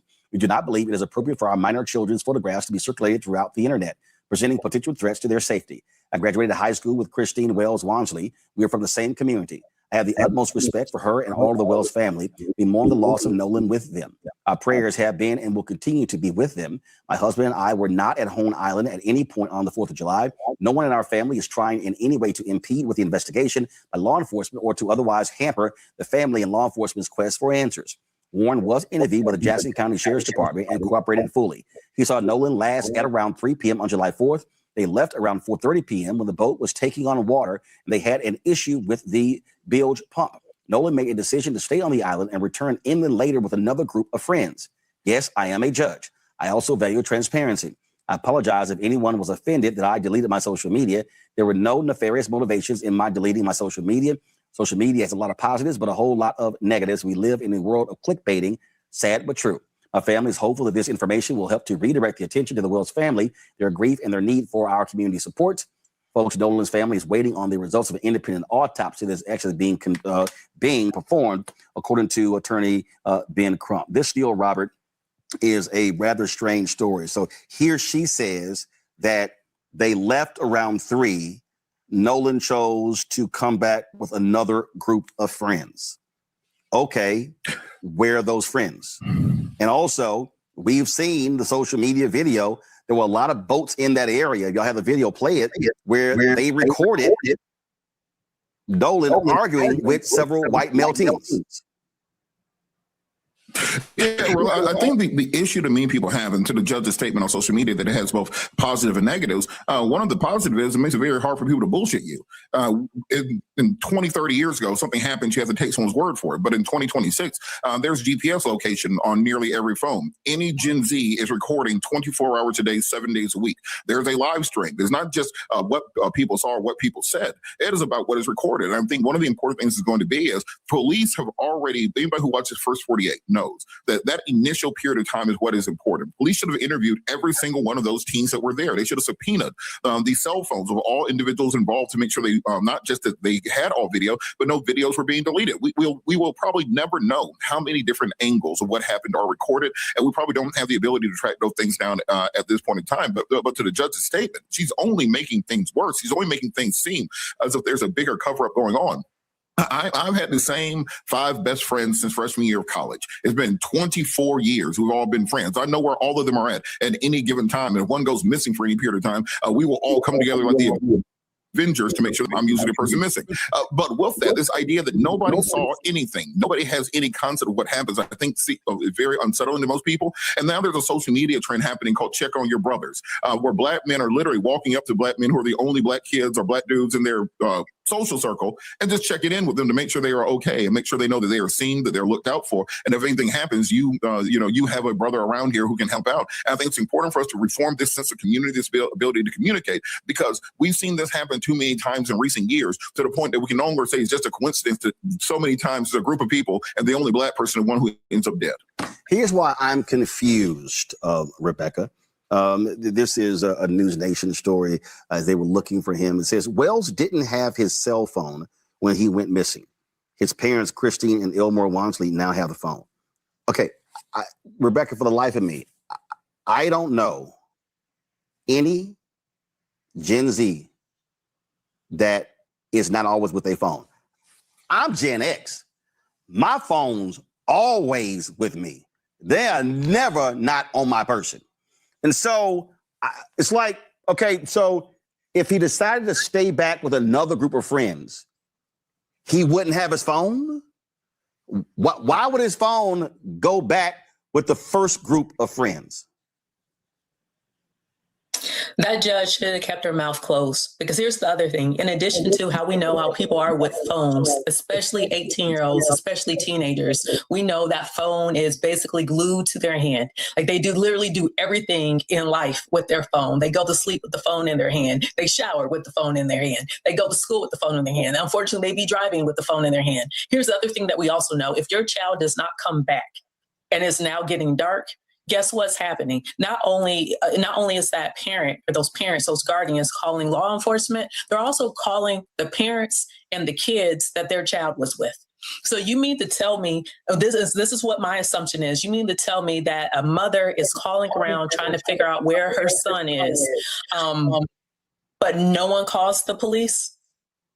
You mean to tell me that they're telling their parents, presumably, maybe this judge's kid or stepson or whoever the kid is in relationship to the judge, what they would say, oh, well, we left him because he said he'll figure out his way back, but we also have his phone. So you mean to tell me within these households, there wasn't conversations that happened that evening before the police was called by Nolan's mother?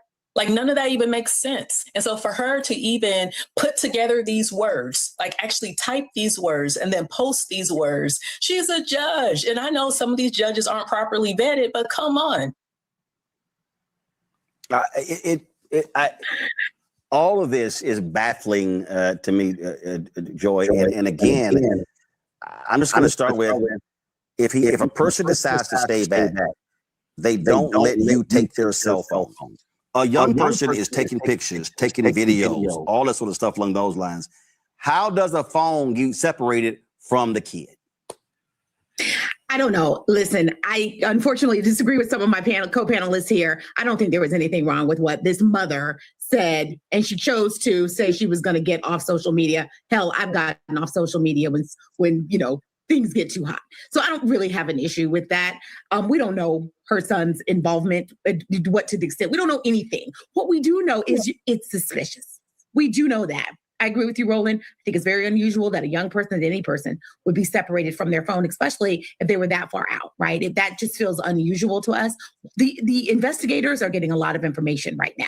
And what we have got to do is make sure that we are keeping the pressure up, that we want regular updates on this story, that we want to make sure everyone is investigated, including some of the parents who may have been engaged with some of they're adults, but some of their young adult children who may have gone to their parents and talked to them after the fact. We don't know that, right? So I'm sure everybody's cell phone will be, looked at, subpoenas, et cetera. All of that should happen. We should have a record, not just of the, parent social media. The parents weren't there, so that's likely irrelevant, but the children's social media is absolutely relevant. So if they eliminate their social media accounts, I think that's a horse of a different color. I hope that we're all seizing that information, that evidence right now. We need to know everything that happened on that island, proceeding to it, and importantly, after.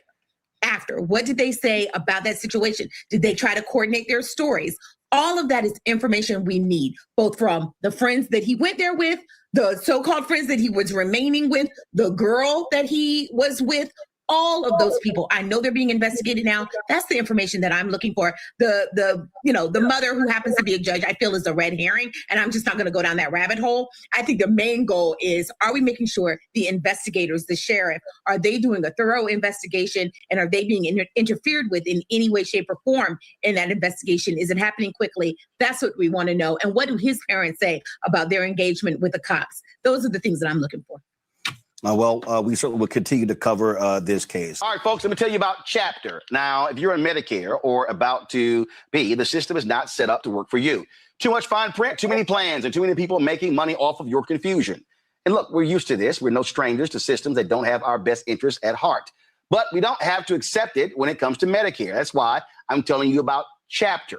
Their advisors are independent and honest. In fact, they're the only Medicare advisors that compare every plan nationwide. And they're focused on one thing: what works for you. If there's a better plan out there, they'll find it. If you're already in the right one, they'll tell you that too. There are no games. Just last year, people who switched with Chapter saved an average of $1,100. It's 20 minutes and a real person. It's completely free. My parents actually have already called. My mom sent me a text. Folks, give Chapter a call at 724-264-8281, 724-264-8281, and connect with someone you can trust. Folks, these are the kind of services that we need for our audience here at Roland Martin Unfiltered and the Black Star Network. So call Chapter right now, 724-264-8281. As his family awaits the autopsy results, the independent autopsy results, speculation of what happened to the 18-year-old grows. Brian Trasher from the United Cajun Navy, a volunteer organization that assisted in the search for Nolan, told CBS News he was flying a plane over Horn Island when Nolan's body was found. Trasher said that with all the crowds out in the water that day, he finds it hard to believe no one would have noticed a distressed swimmer. I was told that there was a boat he thought he was going to get on that was leaving and that he might have been trying to swim to it. The only problem I have with that story is that if the people in the boat knew he was trying to swim to it and they saw him getting carried off with the current, they would have known about it. They would have been able to react to it. Not only that, even if that wasn't the case, if he went into the water at all and became distressed, it was so crowded that day that it seems hard to believe that nobody would have noticed a distressed swimmer in the water. So again, it's a story I was told. There's a lot of reasons why I question it. What I do know is that he went out there with a number of boys that has been his regular friend group since he was young. They were ready to leave at about 3:00. They told him it's time to go. I was told he had started talking to a young lady and he wanted to hang back and keep talking to her, and that he would believe that he could get another ride. Now, some people have been criticizing, saying, "Oh, you never leave your friend." Well, technically they didn't leave him. He requested to stay behind. And if you know anything about how, these barrier islands are and how they're used recreationally, people go out there on one boat, they might come back on another boat. Like it's almost like a community ferry system, because not everybody has a boat and you might jump on with another group of friends, whatnot. What we have to find out is, after his friends left, who was Nolan in contact with? Who did he believe he was supposed to get a ride back with? Did that boat give him a ride? Did he get on any boat? How did he end up in the water? Did he wade into the water on his own? Did he get on a boat and fall off? That's what we have to find out. On those particular islands, you're not allowed to camp out or be there after dark. And so the Rangers, as it gets to be sunset, they start running around looking for, if there's still any boaters or people out there saying, "Hey guys, it's time to go home." So I would not think that Nolan was just wandering around the island when it got dark. My instinct tells me that he got off the island, either tried to swim off or got off on a boat and somehow ended up in the water. But because of the Rangers' presence, I don't think it's likely that he just spent the night on the island or was there after dark. Again, we'll wait for the autopsy result. Folks, we continue to seek answers into the mysterious death of Nolan Wells, the 18-year-old African-American who was found dead in Mississippi after he went out boating with a group of white friends on July 4th. Independent autopsy is being done on his body.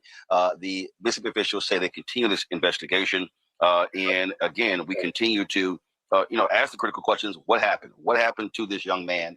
And how did he end up dead? Joining us right now is Christine and Elmore Wansley, the parents of Nolan Wells, also the attorney, Ben Crump. I'm glad to have all three of you here. Certainly our condolences go out to you, Christine and Elmore, on the loss of your son. Thank you. I want to be clear in terms of trying to understand this timeline.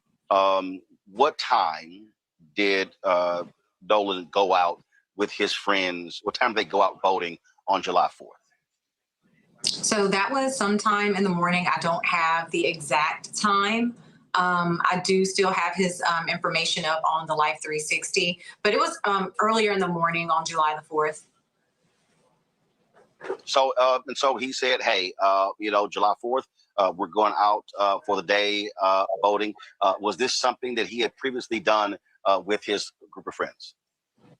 Yes, it was, and there was no issues, and my son came home. So, did he indicate for you what time they would be coming back? No, like his dad has stated in multiple interviews, it was his last hurrah before reporting back to school. So we were just, going to let him have that time to really just decompress because, football can be a lot on you, especially too, he was a student athlete. So he wasn't just, doing one thing, he was having to manage both. So the evening arrives. All of a sudden, it's getting darker. You have not heard back from your son. What then happened? What time did you and your husband begin to get concerned when you had not heard from or seen Nolan? So honestly, we got concerned when we got the phone call.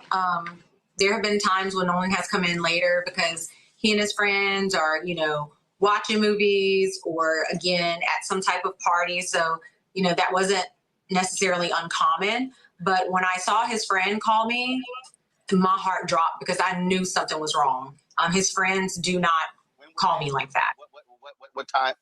What time was that? That was around.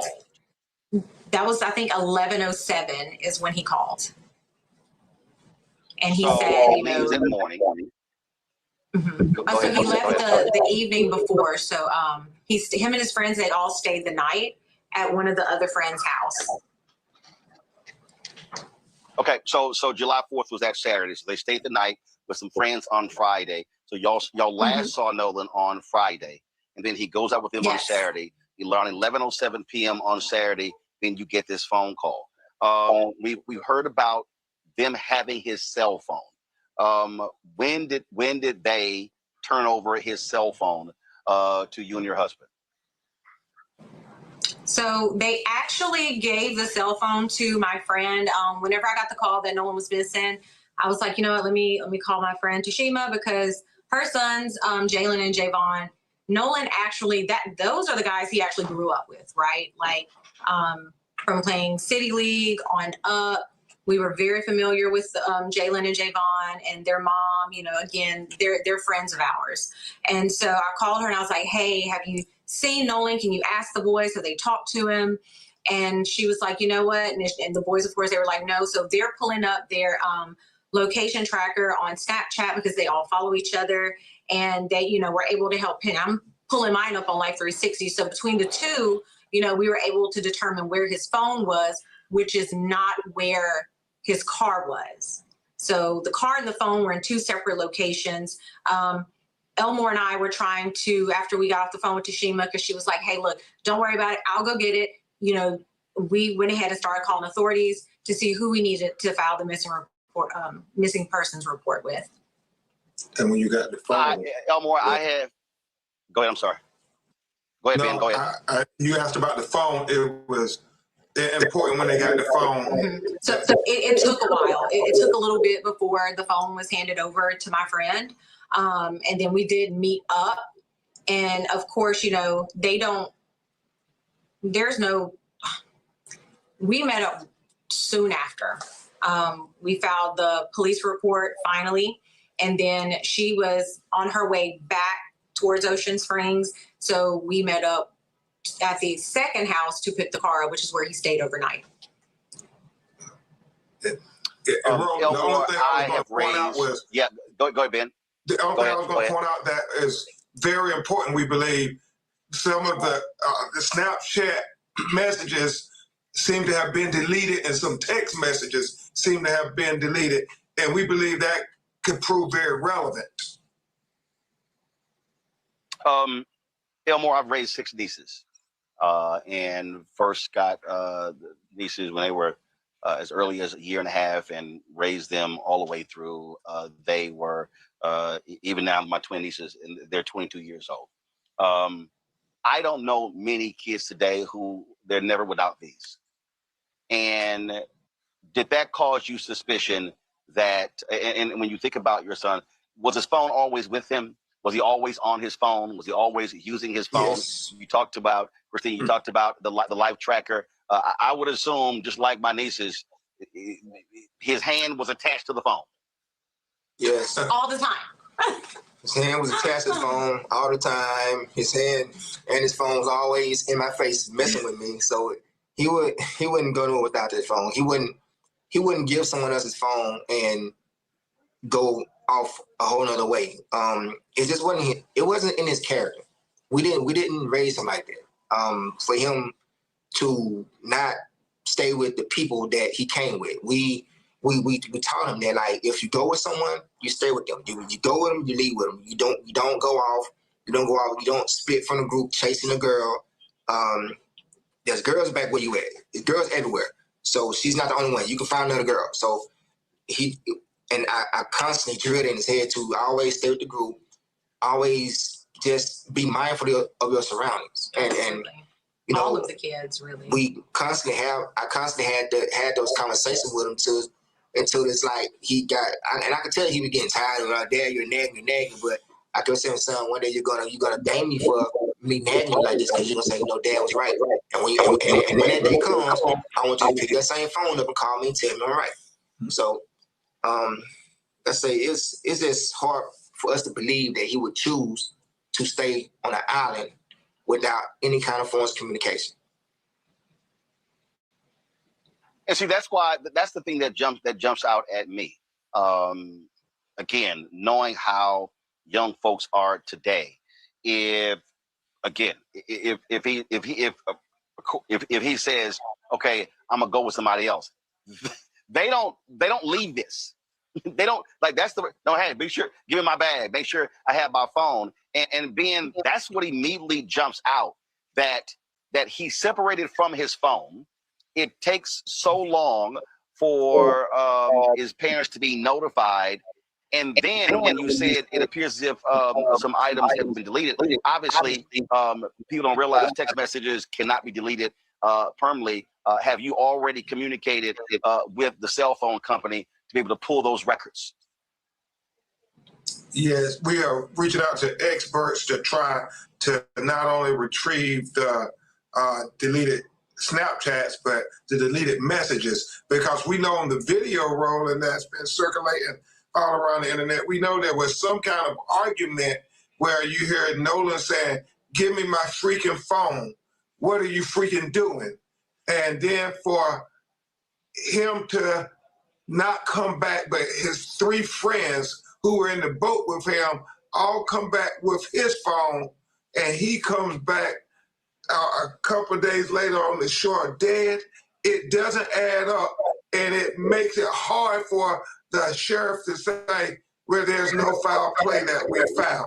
Well, that's foul play there. When you're talking about an argument over a phone, and then they take his phone and leave him on an island, it makes you scratch your head and say, this isn't adding up. Have you, Christine, and first, have y'all had did you have any conversations, any discussions with these, and was it 3 young men who went with your son, or was it more? I think I'm pretty sure there were probably more present. 3 of them have reached out. And I know, and I've been sitting here kind of trying to go through all the facts and everything, because again, we're still grieving. Like it hasn't even been that long since our son, 4 days since he's been found. But I think maybe two or 3 parents have reached out.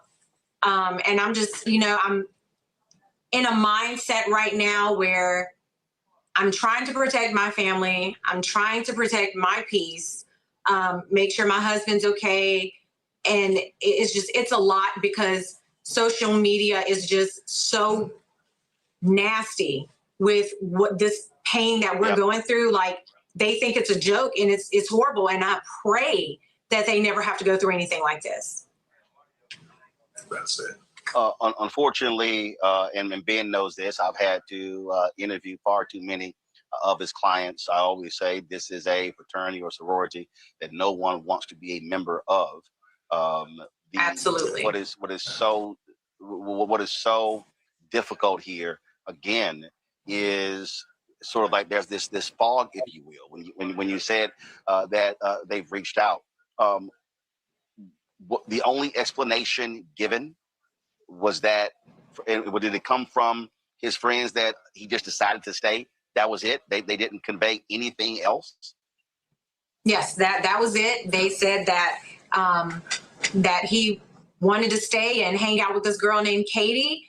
And also, and this was the initial conversation, me being alerted to him being missing. It was, oh, well, Katie's also missing, but we don't know who she is. Like, that was our first time kind of seeing her type of thing.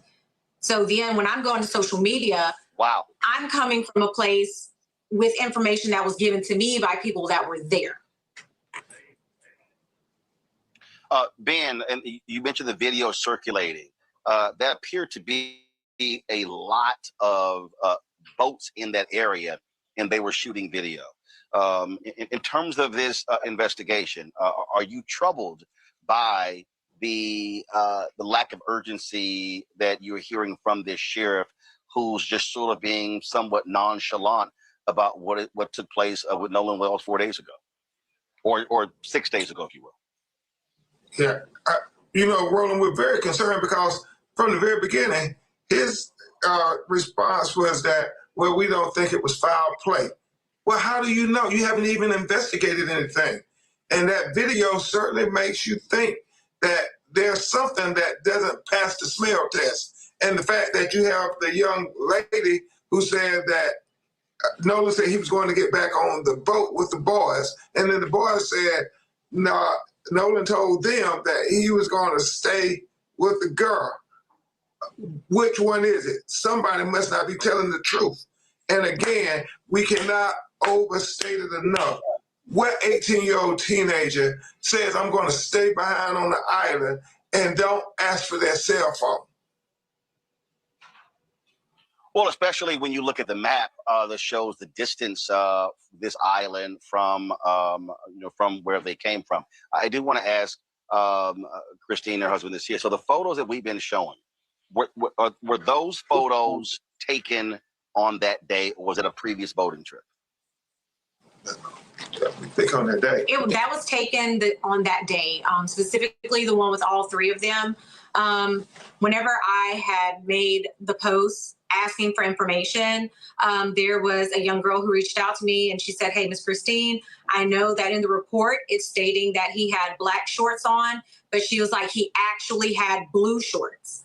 And those are two very different colors. Like, you can't get those two confused. And so what she did is she's like, I'm going to send you these pictures to show you. So, I could use to show everybody, like, this is actually the color of the shorts he was wearing, because she was concerned too.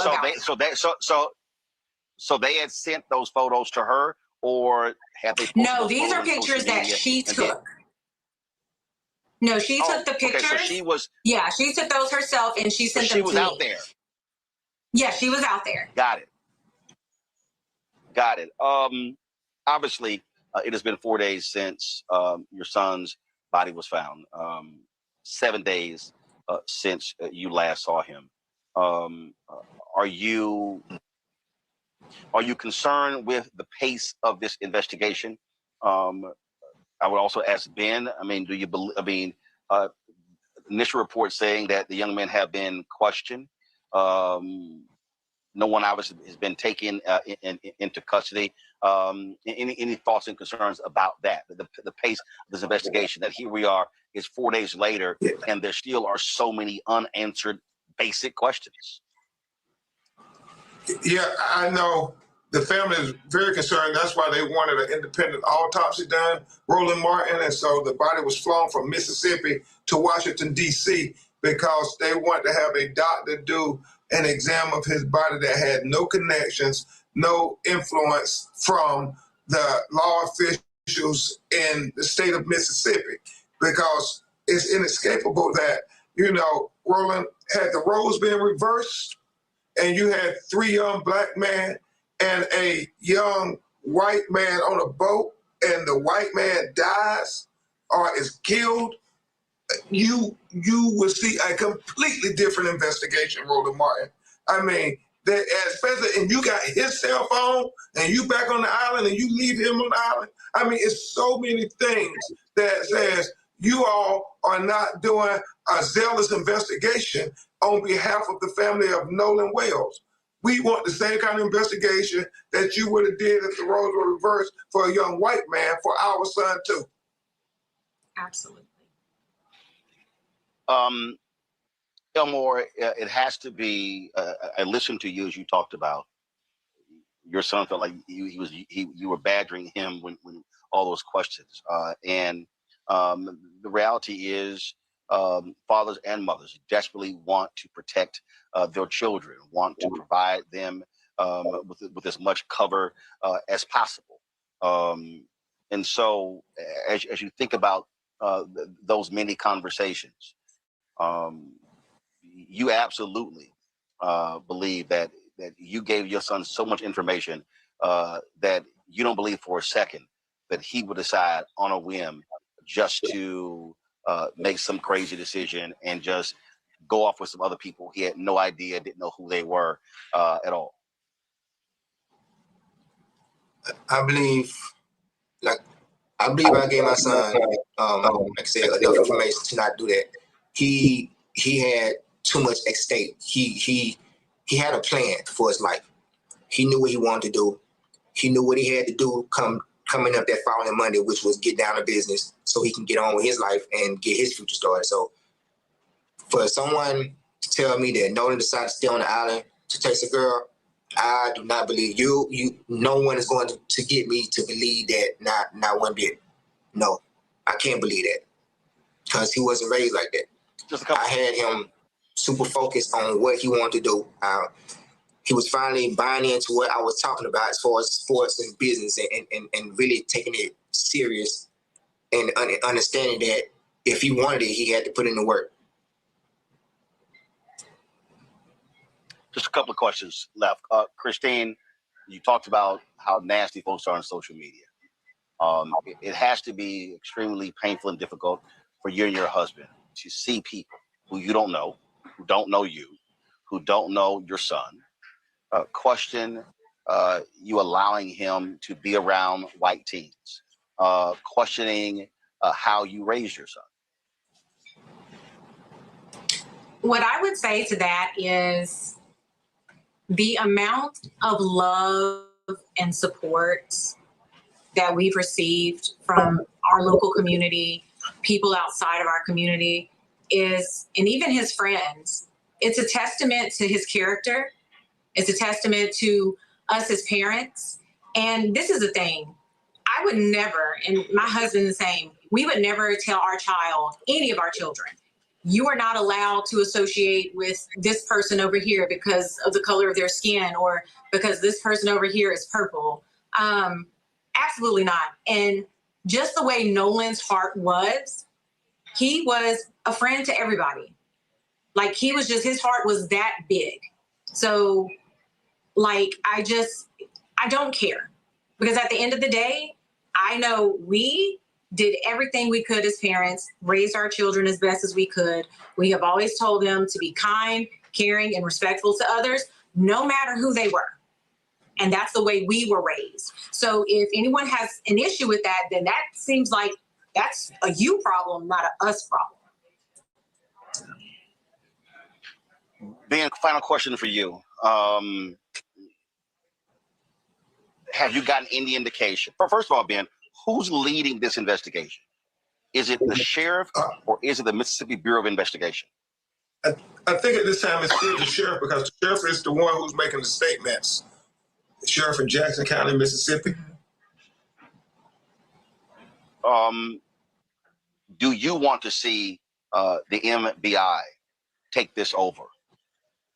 I want to see somebody lead the investigation who's going to do so zealously.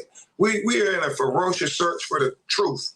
I mean, with every day that goes by, that makes it a little more daunting, a little more challenging. So time is of the essence. I mean, we don't want not one more sleepless night to go by just because they don't have answers. We know they're never going to have peace because, you know, their baby, as they talked about, bought their family so much peace. And so there's a void in their hearts and in their families forever. But let's at least give them the transparency that they deserve as Christine said, any parent, black, white, brown, or red, you would want answers. If somebody came to you and said, we went out with him, we left him, and now he's dead. No, we got to get answers, Roland Martin. We must get answers. Christine Elmore Wansley, again, our condolences go out to you. It's absolutely difficult, and as you said, it's even more difficult when you're trying to grieve the loss of your son and you're having to do interviews and, frankly, put the pressure on officials to get answers as to what has taken place. And so I appreciate both of you joining us. I appreciate Ben Crump, you being here as well. And certainly we've been covering this story from day one, as we always do. We're going to continue to cover this story because it needs to be told, and we need answers as to what took place to 18-year-old Nolan Wells. Thanks so much. Thank you so much. Thank you so much, Roland Martin. Thanks a lot. Quickly go to my panel here. Candace, when we talk about evidence collection, what is bothersome here is that these boys come back, they call the mother at 11 p.m., they don't get the phone until the next day. Anybody who understands investigations, you are most concerned about the destruction of evidence. In this case here, we're dealing with water. And so now, again, you don't know. Did they change clothes? Now you're talking about, where was there a fight? Scratches on their body. What kind of interviews took place from the authorities? There's so many people. There's so many things here at play that could determine not knowing what actually happened. Yeah. And you said the key word there, and that is the evidence, because the evidence begins right now. And if there are any lawsuits, that's what this part and this time is for, to collect the evidence and make sure that people are held accountable so that evidence plays out well in court, whether it's a wrongful death suit, a negligence suit, or any other criminal action that comes down the line, which there probably will be. Now, I'm not sure, and this is a question that I wanted to hear from them, and maybe you know this, if any of those young men that were with him did get legal representation. I've heard it. I'm not sure but to search for an attorney and not be a part of the search party is ridiculous. And that is evidence.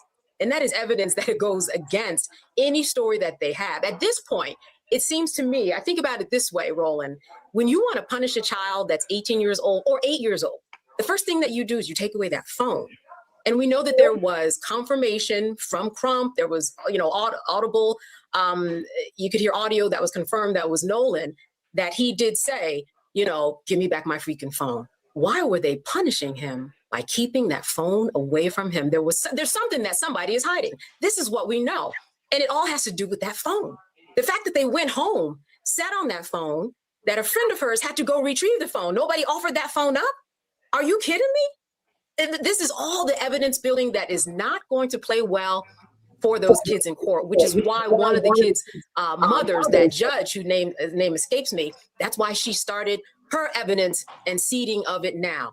That my child, he's been cooperating with everyone and everything is fine. And maybe I canceled my Facebook account, but don't take it personally. People out there are mean. Everybody is pulling together their evidence, and that's where we are. And it does not look good. And it is because of that phone. It is because of that. That phone is telling the story, and it's going to tell the story in court. Matt.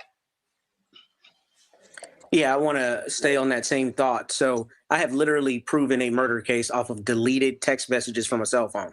The police may not have thought they had probable cause to search the phone, but phones get dumped. So what people don't know is even if you delete messages or delete data on your phone, there are various levels to the phone where things are saved. So like I said, I literally proved a murder case off of deleted text messages. There's a lot of evidence surely in that phone.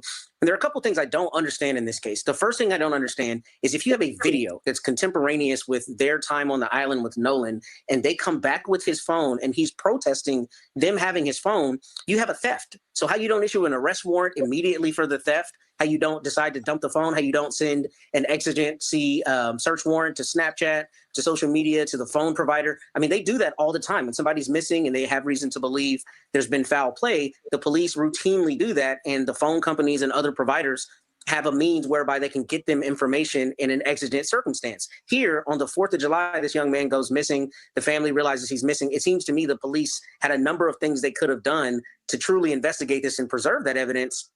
And, Ben Crump is one of the best in the country, so I suspect his team is going to do this. But the absolute first thing I would do is get a private forensic examiner on that phone. I would do a logical dump, a physical dump, find what is in that phone. And there may certainly be things that were deleted, right? And then even if those things are innocuous, right? Even if they're text messages that don't have anything to do about the conflict, then you have a question of chain of custody. Okay, y'all had this phone for X number of hours before it was provided to his family, and there's something that was deleted that was sent after the time Nolan had the phone, or rather deleted after the time Nolan had the phone. It stands to reason you got tampering with evidence. So maybe, this is something the Mississippi Bureau of Investigation will have to get into, but police officers do these things routinely. And I think what this might be is a situation where they want to take the path of least resistance and assume there's no foul play, despite the fact that they had incontrovertible evidence that this young man was not only in a conflict, but that they had expensive property of his, which they would normally call a theft. So how they didn't go down that road, I don't understand. Hopefully Ben and his team are able to develop some of that, and that evidence has been preserved despite presumably someone trying to delete it or otherwise obscure it. Well, Michael, what's so bothering for me is for a sheriff to say, we don't believe there was foul play. I'm sorry. An 18-year-old, extremely healthy young man goes on an island with friends, doesn't come back. They come back. He's missing. And I'm sorry, that's called doubt. That's called suspicion. And so you don't just come out and just make that kind of statement. That raises questions as to the thoroughness or the quality of the investigation that this sheriff is going to actually conduct. Yeah, Roland, I agree. I think it's premature to say there's no foul play suspected. You could just say we haven't been able to conclude that at this point in the investigation. The other, so or you just simply say this is under investigation. This is under investigation. You don't give a definitive statement like we don't believe that was foul play. Right. So I agree, Roland. I watched the press conference today. I also saw the interview this morning on Good Morning America that Nolan's parents did along with Ben Crump. And I watched the interview on CBS this morning. And I have like 15 questions, but I'm only going to ask 2. So I heard you, Roland, say that someone called the parents at 11 p.m. Was that to say we have Nolan's phone, or what was that call regarding? Well, the mother answered that. She said that the call she got was that Nolan had not come back with him. Right. Okay. Now, one of the questions I had is when the father went to go retrieve the phone, the boy or the man or the young man he retrieved the phone from said Nolan was like a brother to him. The father. No. The father didn't go retrieve the phone. The mother said a friend of hers was the one who went to go and retrieve the phone. Okay. I misunderstood it at the press conference today. Okay. Yeah. Well, again, I didn't see that. Here's the deal. I didn't see the news conference. I'm just simply saying what the mother just said, and I just interviewed her. So in terms of, so I don't know that. But so the bottom line is here. Okay. Clearly, they're not giving answers as to what actually is taking place. It has been 4 days since his body was found. 7 days, 7 days since they last saw him. 6 days since July 4th. And it's clear folks are clamming up. And so I would hope the sheriff is doing a real investigation. And the problem is, if he's not, for every day that you get away from this, the problem that you have is you have a lack of evidence. As we said, evidence could be destroyed, evidence washed away, all that sort of stuff. And that's really what is of great concern. Yeah, Nolan Wells went on a boat with friends on the 4th of July and out to, I believe it's Horn Island off the Mississippi coast. He was the only Black person in this group. He never made it back to shore with them. Days later, his body was recovered on the island. His family, supported by attorney Ben Crump, Reverend Al Sharpton, and millions around the country, have been begging for a transparent investigation ever since, because the story just keeps shifting, and because there's still no real answers for why he was left behind on the island, why his phone was never found with him, what happened in those missing hours. Like we're still looking for all of that. Yeah, and Nolan case doesn't just exist in isolation, right? In the last year alone, we've seen disturbing numbers of Black and brown people found hanging from trees in public places. From Mississippi to Georgia to New York, each one quickly labeled a suicide, each one leaving families and communities with more questions than peace. Right. And it's not to say that mental health in the Black community, but the specifics of Black people hanging from trees at this time, white supremacy is on the rise, needs to be really addressed, and the quickness to label it suicide. But, at the same time, thousands of Black children and adults missing every single year with almost no media coverage at all. Even in the Nolan Wells case, traditional media spaces have not been covering it. And there's this underlying truth that Black life is too often treated as disposable. Black death is often treated as unremarkable. When we think about cases like Nolan Wells or the recent hanging deaths across the country, or the missing Black children that are happening in places like my hometown, Philadelphia, to places like Chicago, from your reporting, what do you think typically goes wrong first, but both with how law enforcement responds, but also the lack of media coverage in those stories? I think that it starts with the media. I personally just see that the media has such a big role to play in how the world responds to certain situations, including law enforcement. And so I do believe that a lack of media coverage is what leads even local law enforcement to not take cases seriously. And then that delay leads to families never getting answers for what happened to their loved ones. I did a Substack essay when Nolan Wells was first reported missing about the lack of media coverage to his story, and I spotlighted how this situation, if there's anything to learn from it, proves how much local news really matters, because it is small local newsrooms that make stories like this catch fire so that there can be some sort of fight for justice, for answers. And there's one case that always sticks with me of this young 22-year-old Black woman who disappeared at 8 months pregnant and was never found. This was February 2024.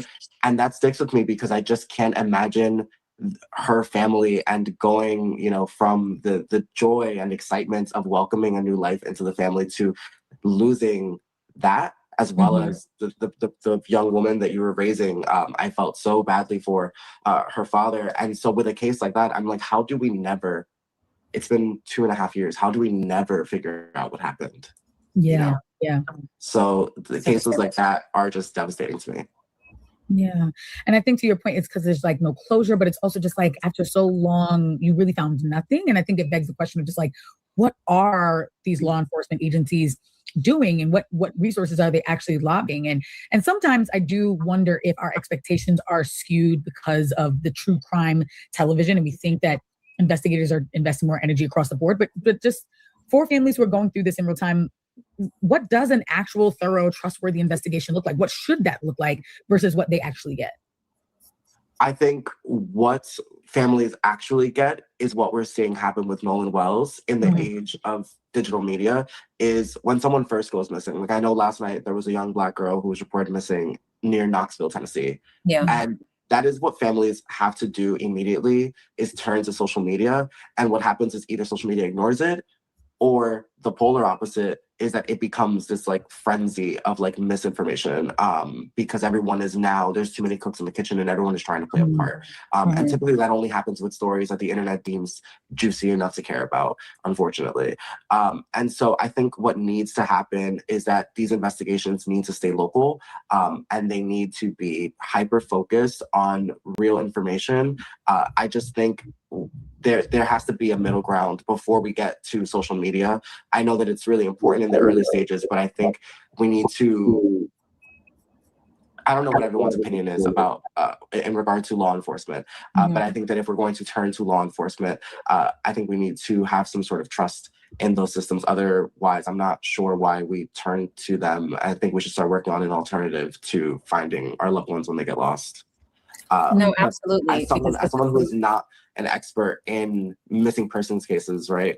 These are stories that I cover and I see, but so many of them have the same end result. So I can't tell you from my own perspective what a good investigation should look like, but I can point out where they go wrong. And it's typically when the family loses control of the story and it becomes a narrative that everyone else is running with. Yeah, no, that's so true. I feel like the hundreds that we've seen reported online, like in our flag through like social media posts, I can only imagine the ones that don't make it to social media because their families are just not sophisticated enough to post it online, right? Or that their story, to your point, isn't juicy enough for folks to care about it or for it to gain traction. And I think that's one of the most frustrating things about stories like Nolan, because imagine if the family hadn't said anything and they just took the word of his friends as that they left him on an island randomly, which I don't know any friends, my friends wouldn't do that. But the inconsistencies, the disparities that we continue to see in regards to the timeline or the red flags, right, that are coming from these young people's stories or the stories of the attorneys. What have been some of the disparities or the red flags that you've seen in the timeline in your own reporting so far? I think because there's been so many updates, I say, because they're coming from people and sources that we can't 100% verify. Yeah. It's become very muddied. And so I know that last night, CBS released a report where they used GPS data that was given to them by a official department in Mississippi that has to do with the waters down there, you know, how boats travel. Forgetting the name of that agency, but they provided them with the GPS data of how that boat moved. And so they confirmed, you know, the boat left Ocean Springs at 9:56 a.m. They arrived at the island at 11:10 a.m. They left the island at 4:31 p.m. So that data does verify what the group of, you know, young men are saying about what time they left the island. I'm curious to know how they're going to prove that Nolan was not on that boat. And if they can prove that, I'm still not sure how anyone is accounting for the fact that they're saying they last saw Nolan at 3 p.m. and they left the island at 4:31 p.m. This is not, you know, I'm not sure if anyone has like looked at Google images of, you know, Horn Island or watched the videos. I have, yeah. Like, this isn't Cancun, you know, this isn't like this is a sandbar. It's called an island, but it's a sandbar. It's not huge, right? So you can do that lap. Where was Nolan in the 90 minutes between when you're claiming you last saw him and when you actually left the island? Because 90 minutes is a lot of time. Especially, like, I know, you know, people who work in media always joke that like that 30-second break that you get, 30 seconds is a lot of time. So 90 minutes is a lot of time. So where was he? Yeah, and to your point too, I think that's one of the most frustrating things is why did y'all have his phone? Why did you have his phone? And now that the mother is saying that there was things taken away from his phone or stuff like that. I don't think it's insane because again, and this is something that I need to be 100% sure about. I would say I'm about 90% sure, but I've seen that his best friend Javon also left the island. He was on a different boat, but he also left his phone with Nolan's phone on the other boat. Like, I don't think I personally do not think it's crazy that everyone apparently leaves their phone over on the boats. Yeah. You know, when I go to the beach, I do hide my phone in like a bag and leave it somewhere so the sun doesn't kill it. So like, I'm curious to know when did they notice that they had it? Yeah. That is the big question. You know, I had seen some of the snippets from Christine's interview and also some of your coverage, because you've been at a lot of these presses, you've had conversations with the family, and so seeing your quotes that come from it. And she had said on multiple occasions that she did not get the phone back immediately, and then she also, to clarify something that was said earlier, that she had to reach out to ultimately get his things back. That it wasn't like someone, you know, was like, hey, we have his stuff, we haven't been able to get in touch with him, so here it is. Like she had to go chasing after some of his things. Did I misunderstand that? Or so Christine Wonsley, Nolan's mother, tracks Nolan via Life 360, which is a GPS app. And so when she checked Nolan's Life 360 location, it showed that he was somewhere else. It showed that he was on land, but it showed that he was somewhere else. I'm not certain, like, she has not clarified where it said she was. It could be that like it showed him on a random street and she's not sure, you know, what it was saying. But so Nolan's friend Warren was the one who called Christine at 11:07 p.m. that night, according to her, and said, have you heard from Nolan? No one has seen him and he's not with us. And then that friend also is the one who called the Coast Guard, reportedly. Christine then reached out to her friend, whose son, Jalen, is Nolan's best friend. Her son said, I haven't seen Nolan. The last time I saw him was on the island. He's not with me. He said, let me check his Snapchat location, because they all share their locations on Snapchat. So then he checked and it said that it was at someone's house. And so when he looked at the location, not only was Nolan, I don't know if anyone is familiar with like the Snapchat map and what it looks like, Yeah. but like it shows you on a map and it shows like your avatar. And so what he and his mother said is that when they looked at the map, it was not just Nolan, but it was like a bunch of people were in this one concentrated area. So then they traveled to that house and they knocked on the door. And that is when they learned, like, that's when they got the phone. And so I don't think that the friend, from what I'm trying to connect, because I will be honest and say the interviews, no one who has interviewed the family has taken the opportunity to, in my opinion, clearly, clarify the timeline of events. Yeah. I think that it's been bits and pieces here and there. And so it's up to everyone else to try and like string them together. So I don't think that the friend who called Christine was at that house or had no, like, I think that was a friend who was at the beach and is separate from the group of people who had Nolan's phone. That's what I am surmising from the story that I've heard. Okay, that makes sense.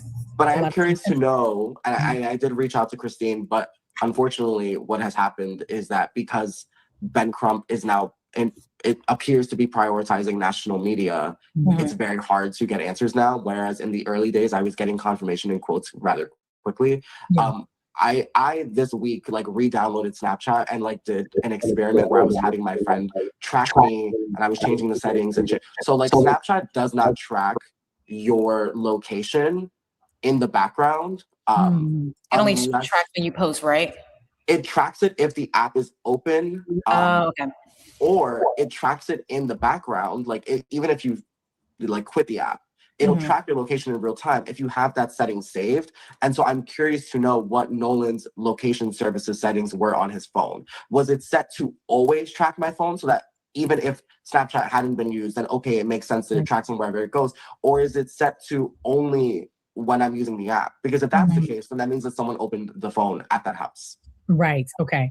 And these are all such important questions. And I know that you said earlier, you're not an expert on investigations, but these are the sorts of questions that we do want to believe that law enforcement are asking themselves and converging on and getting to these things. It was just devastating to hear the father saying we would have been out there on the water sooner, but we didn't have access to a boat.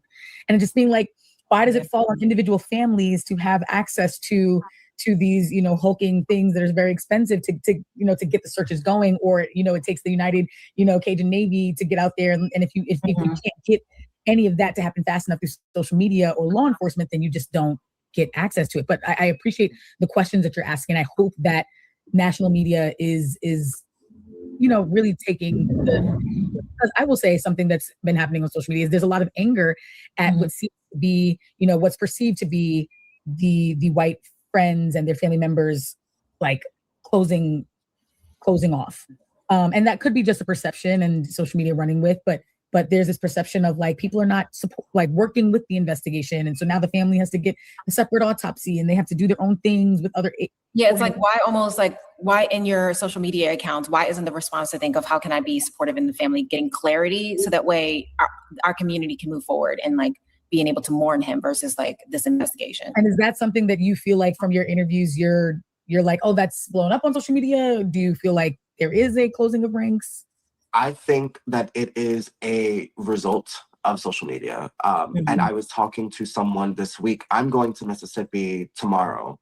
And I am trying to get as close to Nolan Wells' inner circle as I possibly can. But I'm also going to visit Horn Island and I'm going to visit the dock where the boat, because now we have like the location of where the boat came and went from. And so I want to see what businesses around there have cameras. Does the marina have cameras anywhere nearby? I'm sure that these are questions that the police are already asking, but I want to see it for myself.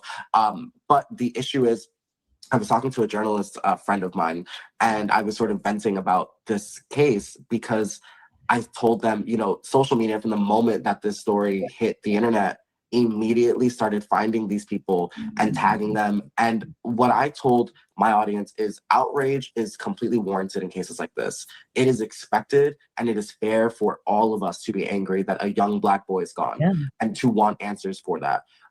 But one, like using my platform, I'm not sharing anything that's speculative because I do not want to, no one should be trying to create outrage. And unfortunately, social media incentivizes it. But another thing that I have an issue with is that the way that people immediately accused these people of wrongdoing and insinuated that that they are suspects, right? Yeah. And that was before Nolan's body was even recovered. So that was before people even knew for certain that he was dead. It's not surprising that people, especially like white boys with resources and families, you know, who come from money, it's not surprising that they were like, yeah, we're going to disappear now. And so what makes it hard is that as a journalist, these are people that you would typically be able to reach out to.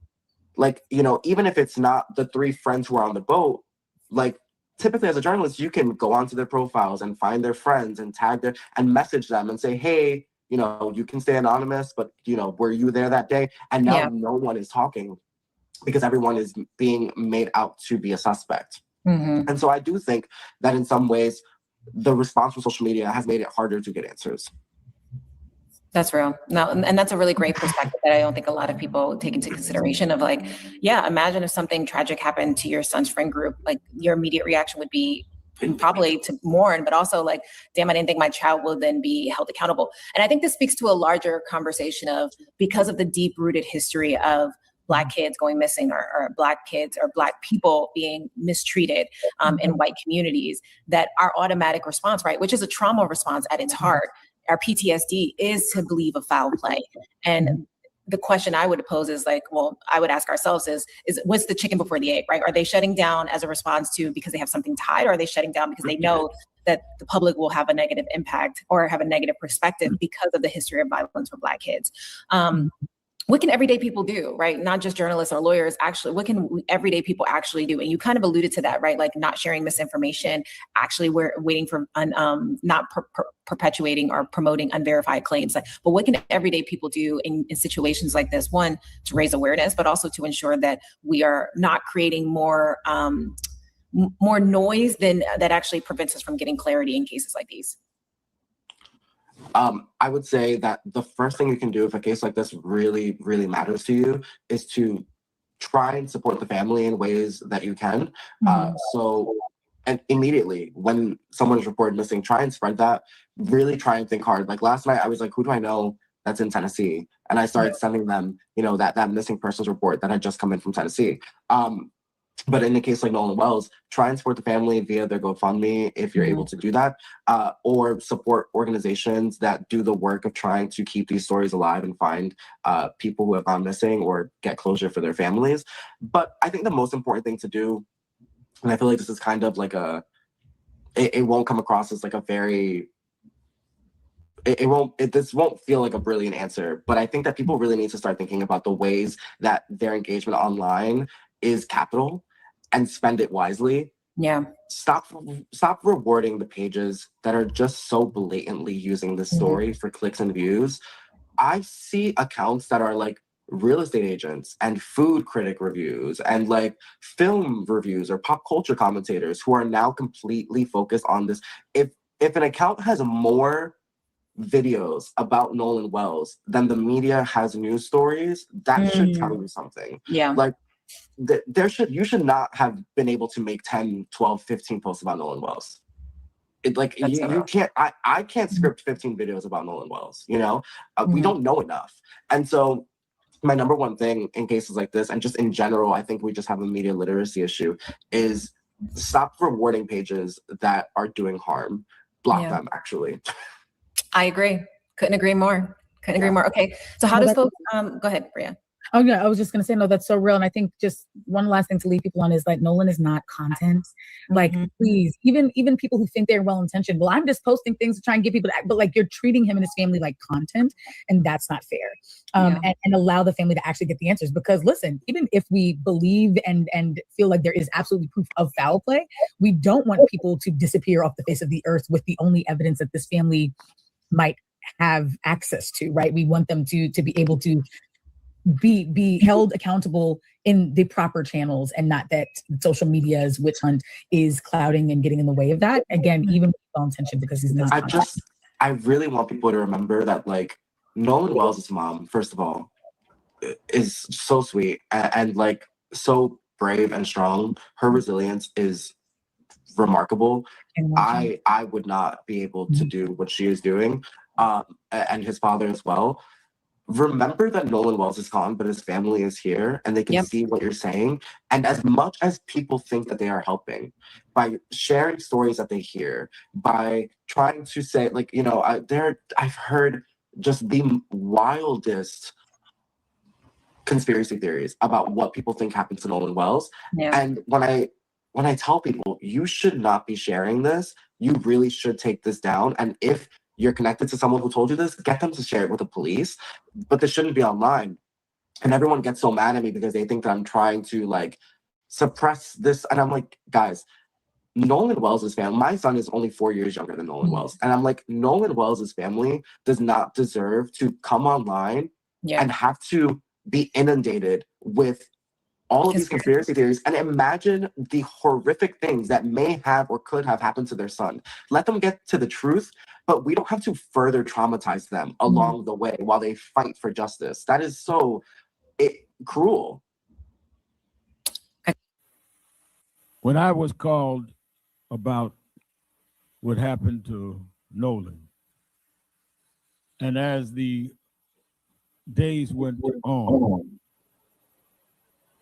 the parents came to our Harlem headquarters of National Action Network and told the story as they knew it at that time.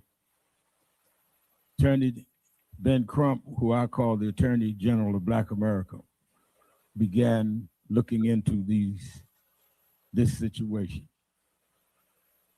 And since then, every day, I have thought about what this means and what it could mean.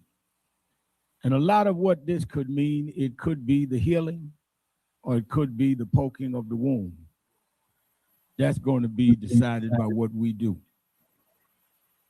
The senior pastor of this church had the courage of his faith to open the doors of this church and let this family funeralize him, even though he knows that some, I'm sure, in the city would wonder why he would even do that. And the dividing of our children of God is something that we have to get over. One of the things that I'm glad to see is that there are people of all races at this funeral.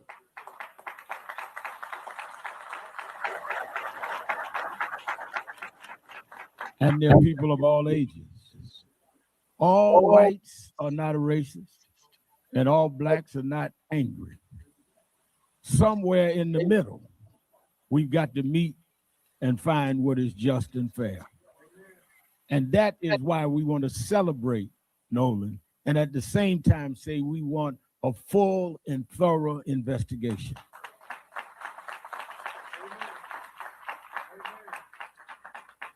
We don't want nothing sugar-coated either way. But for an 18-year-old young man to no longer be with us, we want answers, not biased either way, just answers. And I think that for the family, the closure can come if there is justice. We will see where it goes. Some have prejudged. I do not think that it is appropriate for either side of opinions to prevail without a backup and fair investigation. We cannot say it was racist, but we cannot say it was not racist. So let's not judge either way until all the evidence is in. And in that light, let me say this, and I'm going to take a brief text and I'll move on. There are those that are so full of hate that they would send hate messages to the house of these parents. They sent one that Christine shared with Attorney Crump and I, and it accused her and Elmer of just stirring trouble and accused the lawyers, Attorney Crump and I, or they just want money. First of all, I don't get any money in any of what we do. Most of the cases that you have seen us do, we help to pay the funerals and all of that, and never ask for a dime back, even if they got settlements. But since Mississippi's so special, I'm not only saying we don't want nothing, I want to say right here now, and I'm inspired by who accused us of that I want to put up from National Action Network and me. I want to offer a reward of $50,000 to anybody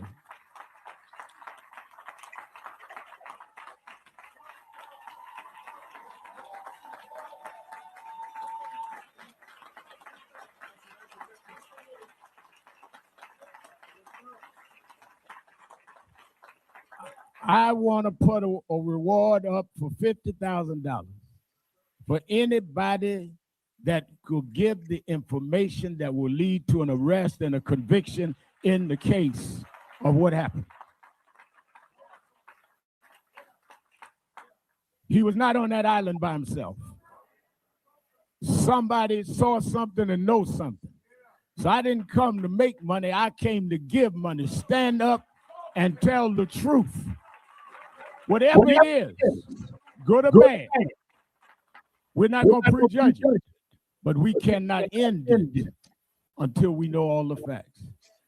So all you got to do is reach out to Attorney Crump's office, and National Action Network could do that if it leads to an arrest and conviction.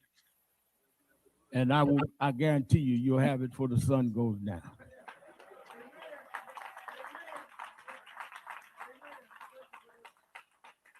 I want to thank Tyler Perry, who has paid for the funeral. We didn't call him. He called me and said, I want to pay for that. I want to thank Byron Allen and others that have contributed, some that don't even want their name called. I was thinking as a scripture in Genesis, the 4th chapter, that passage that starts at the 2nd verse said, and again, she bore his brother Abel.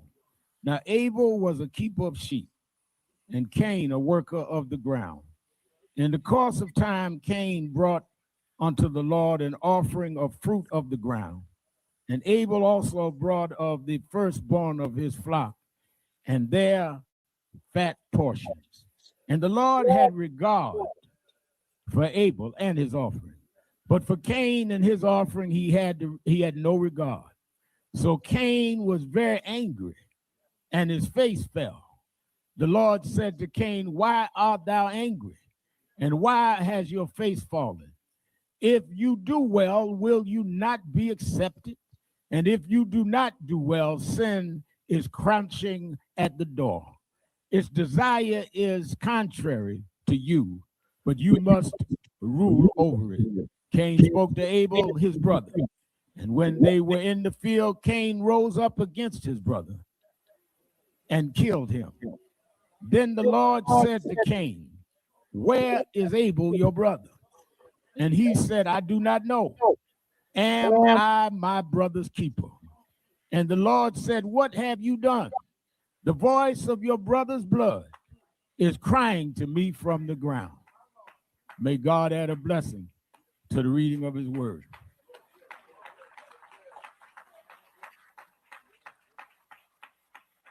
The story of what we have faced in America is a question that started in the first book of the Bible with the first sibling. Am I my brother's keeper? Am I my brother's keeper?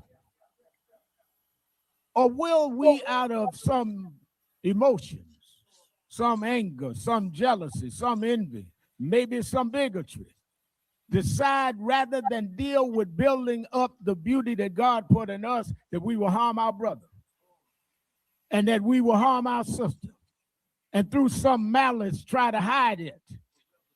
But the Bible says that the victim's blood cried from the ground. I hear this morning Nolan's blood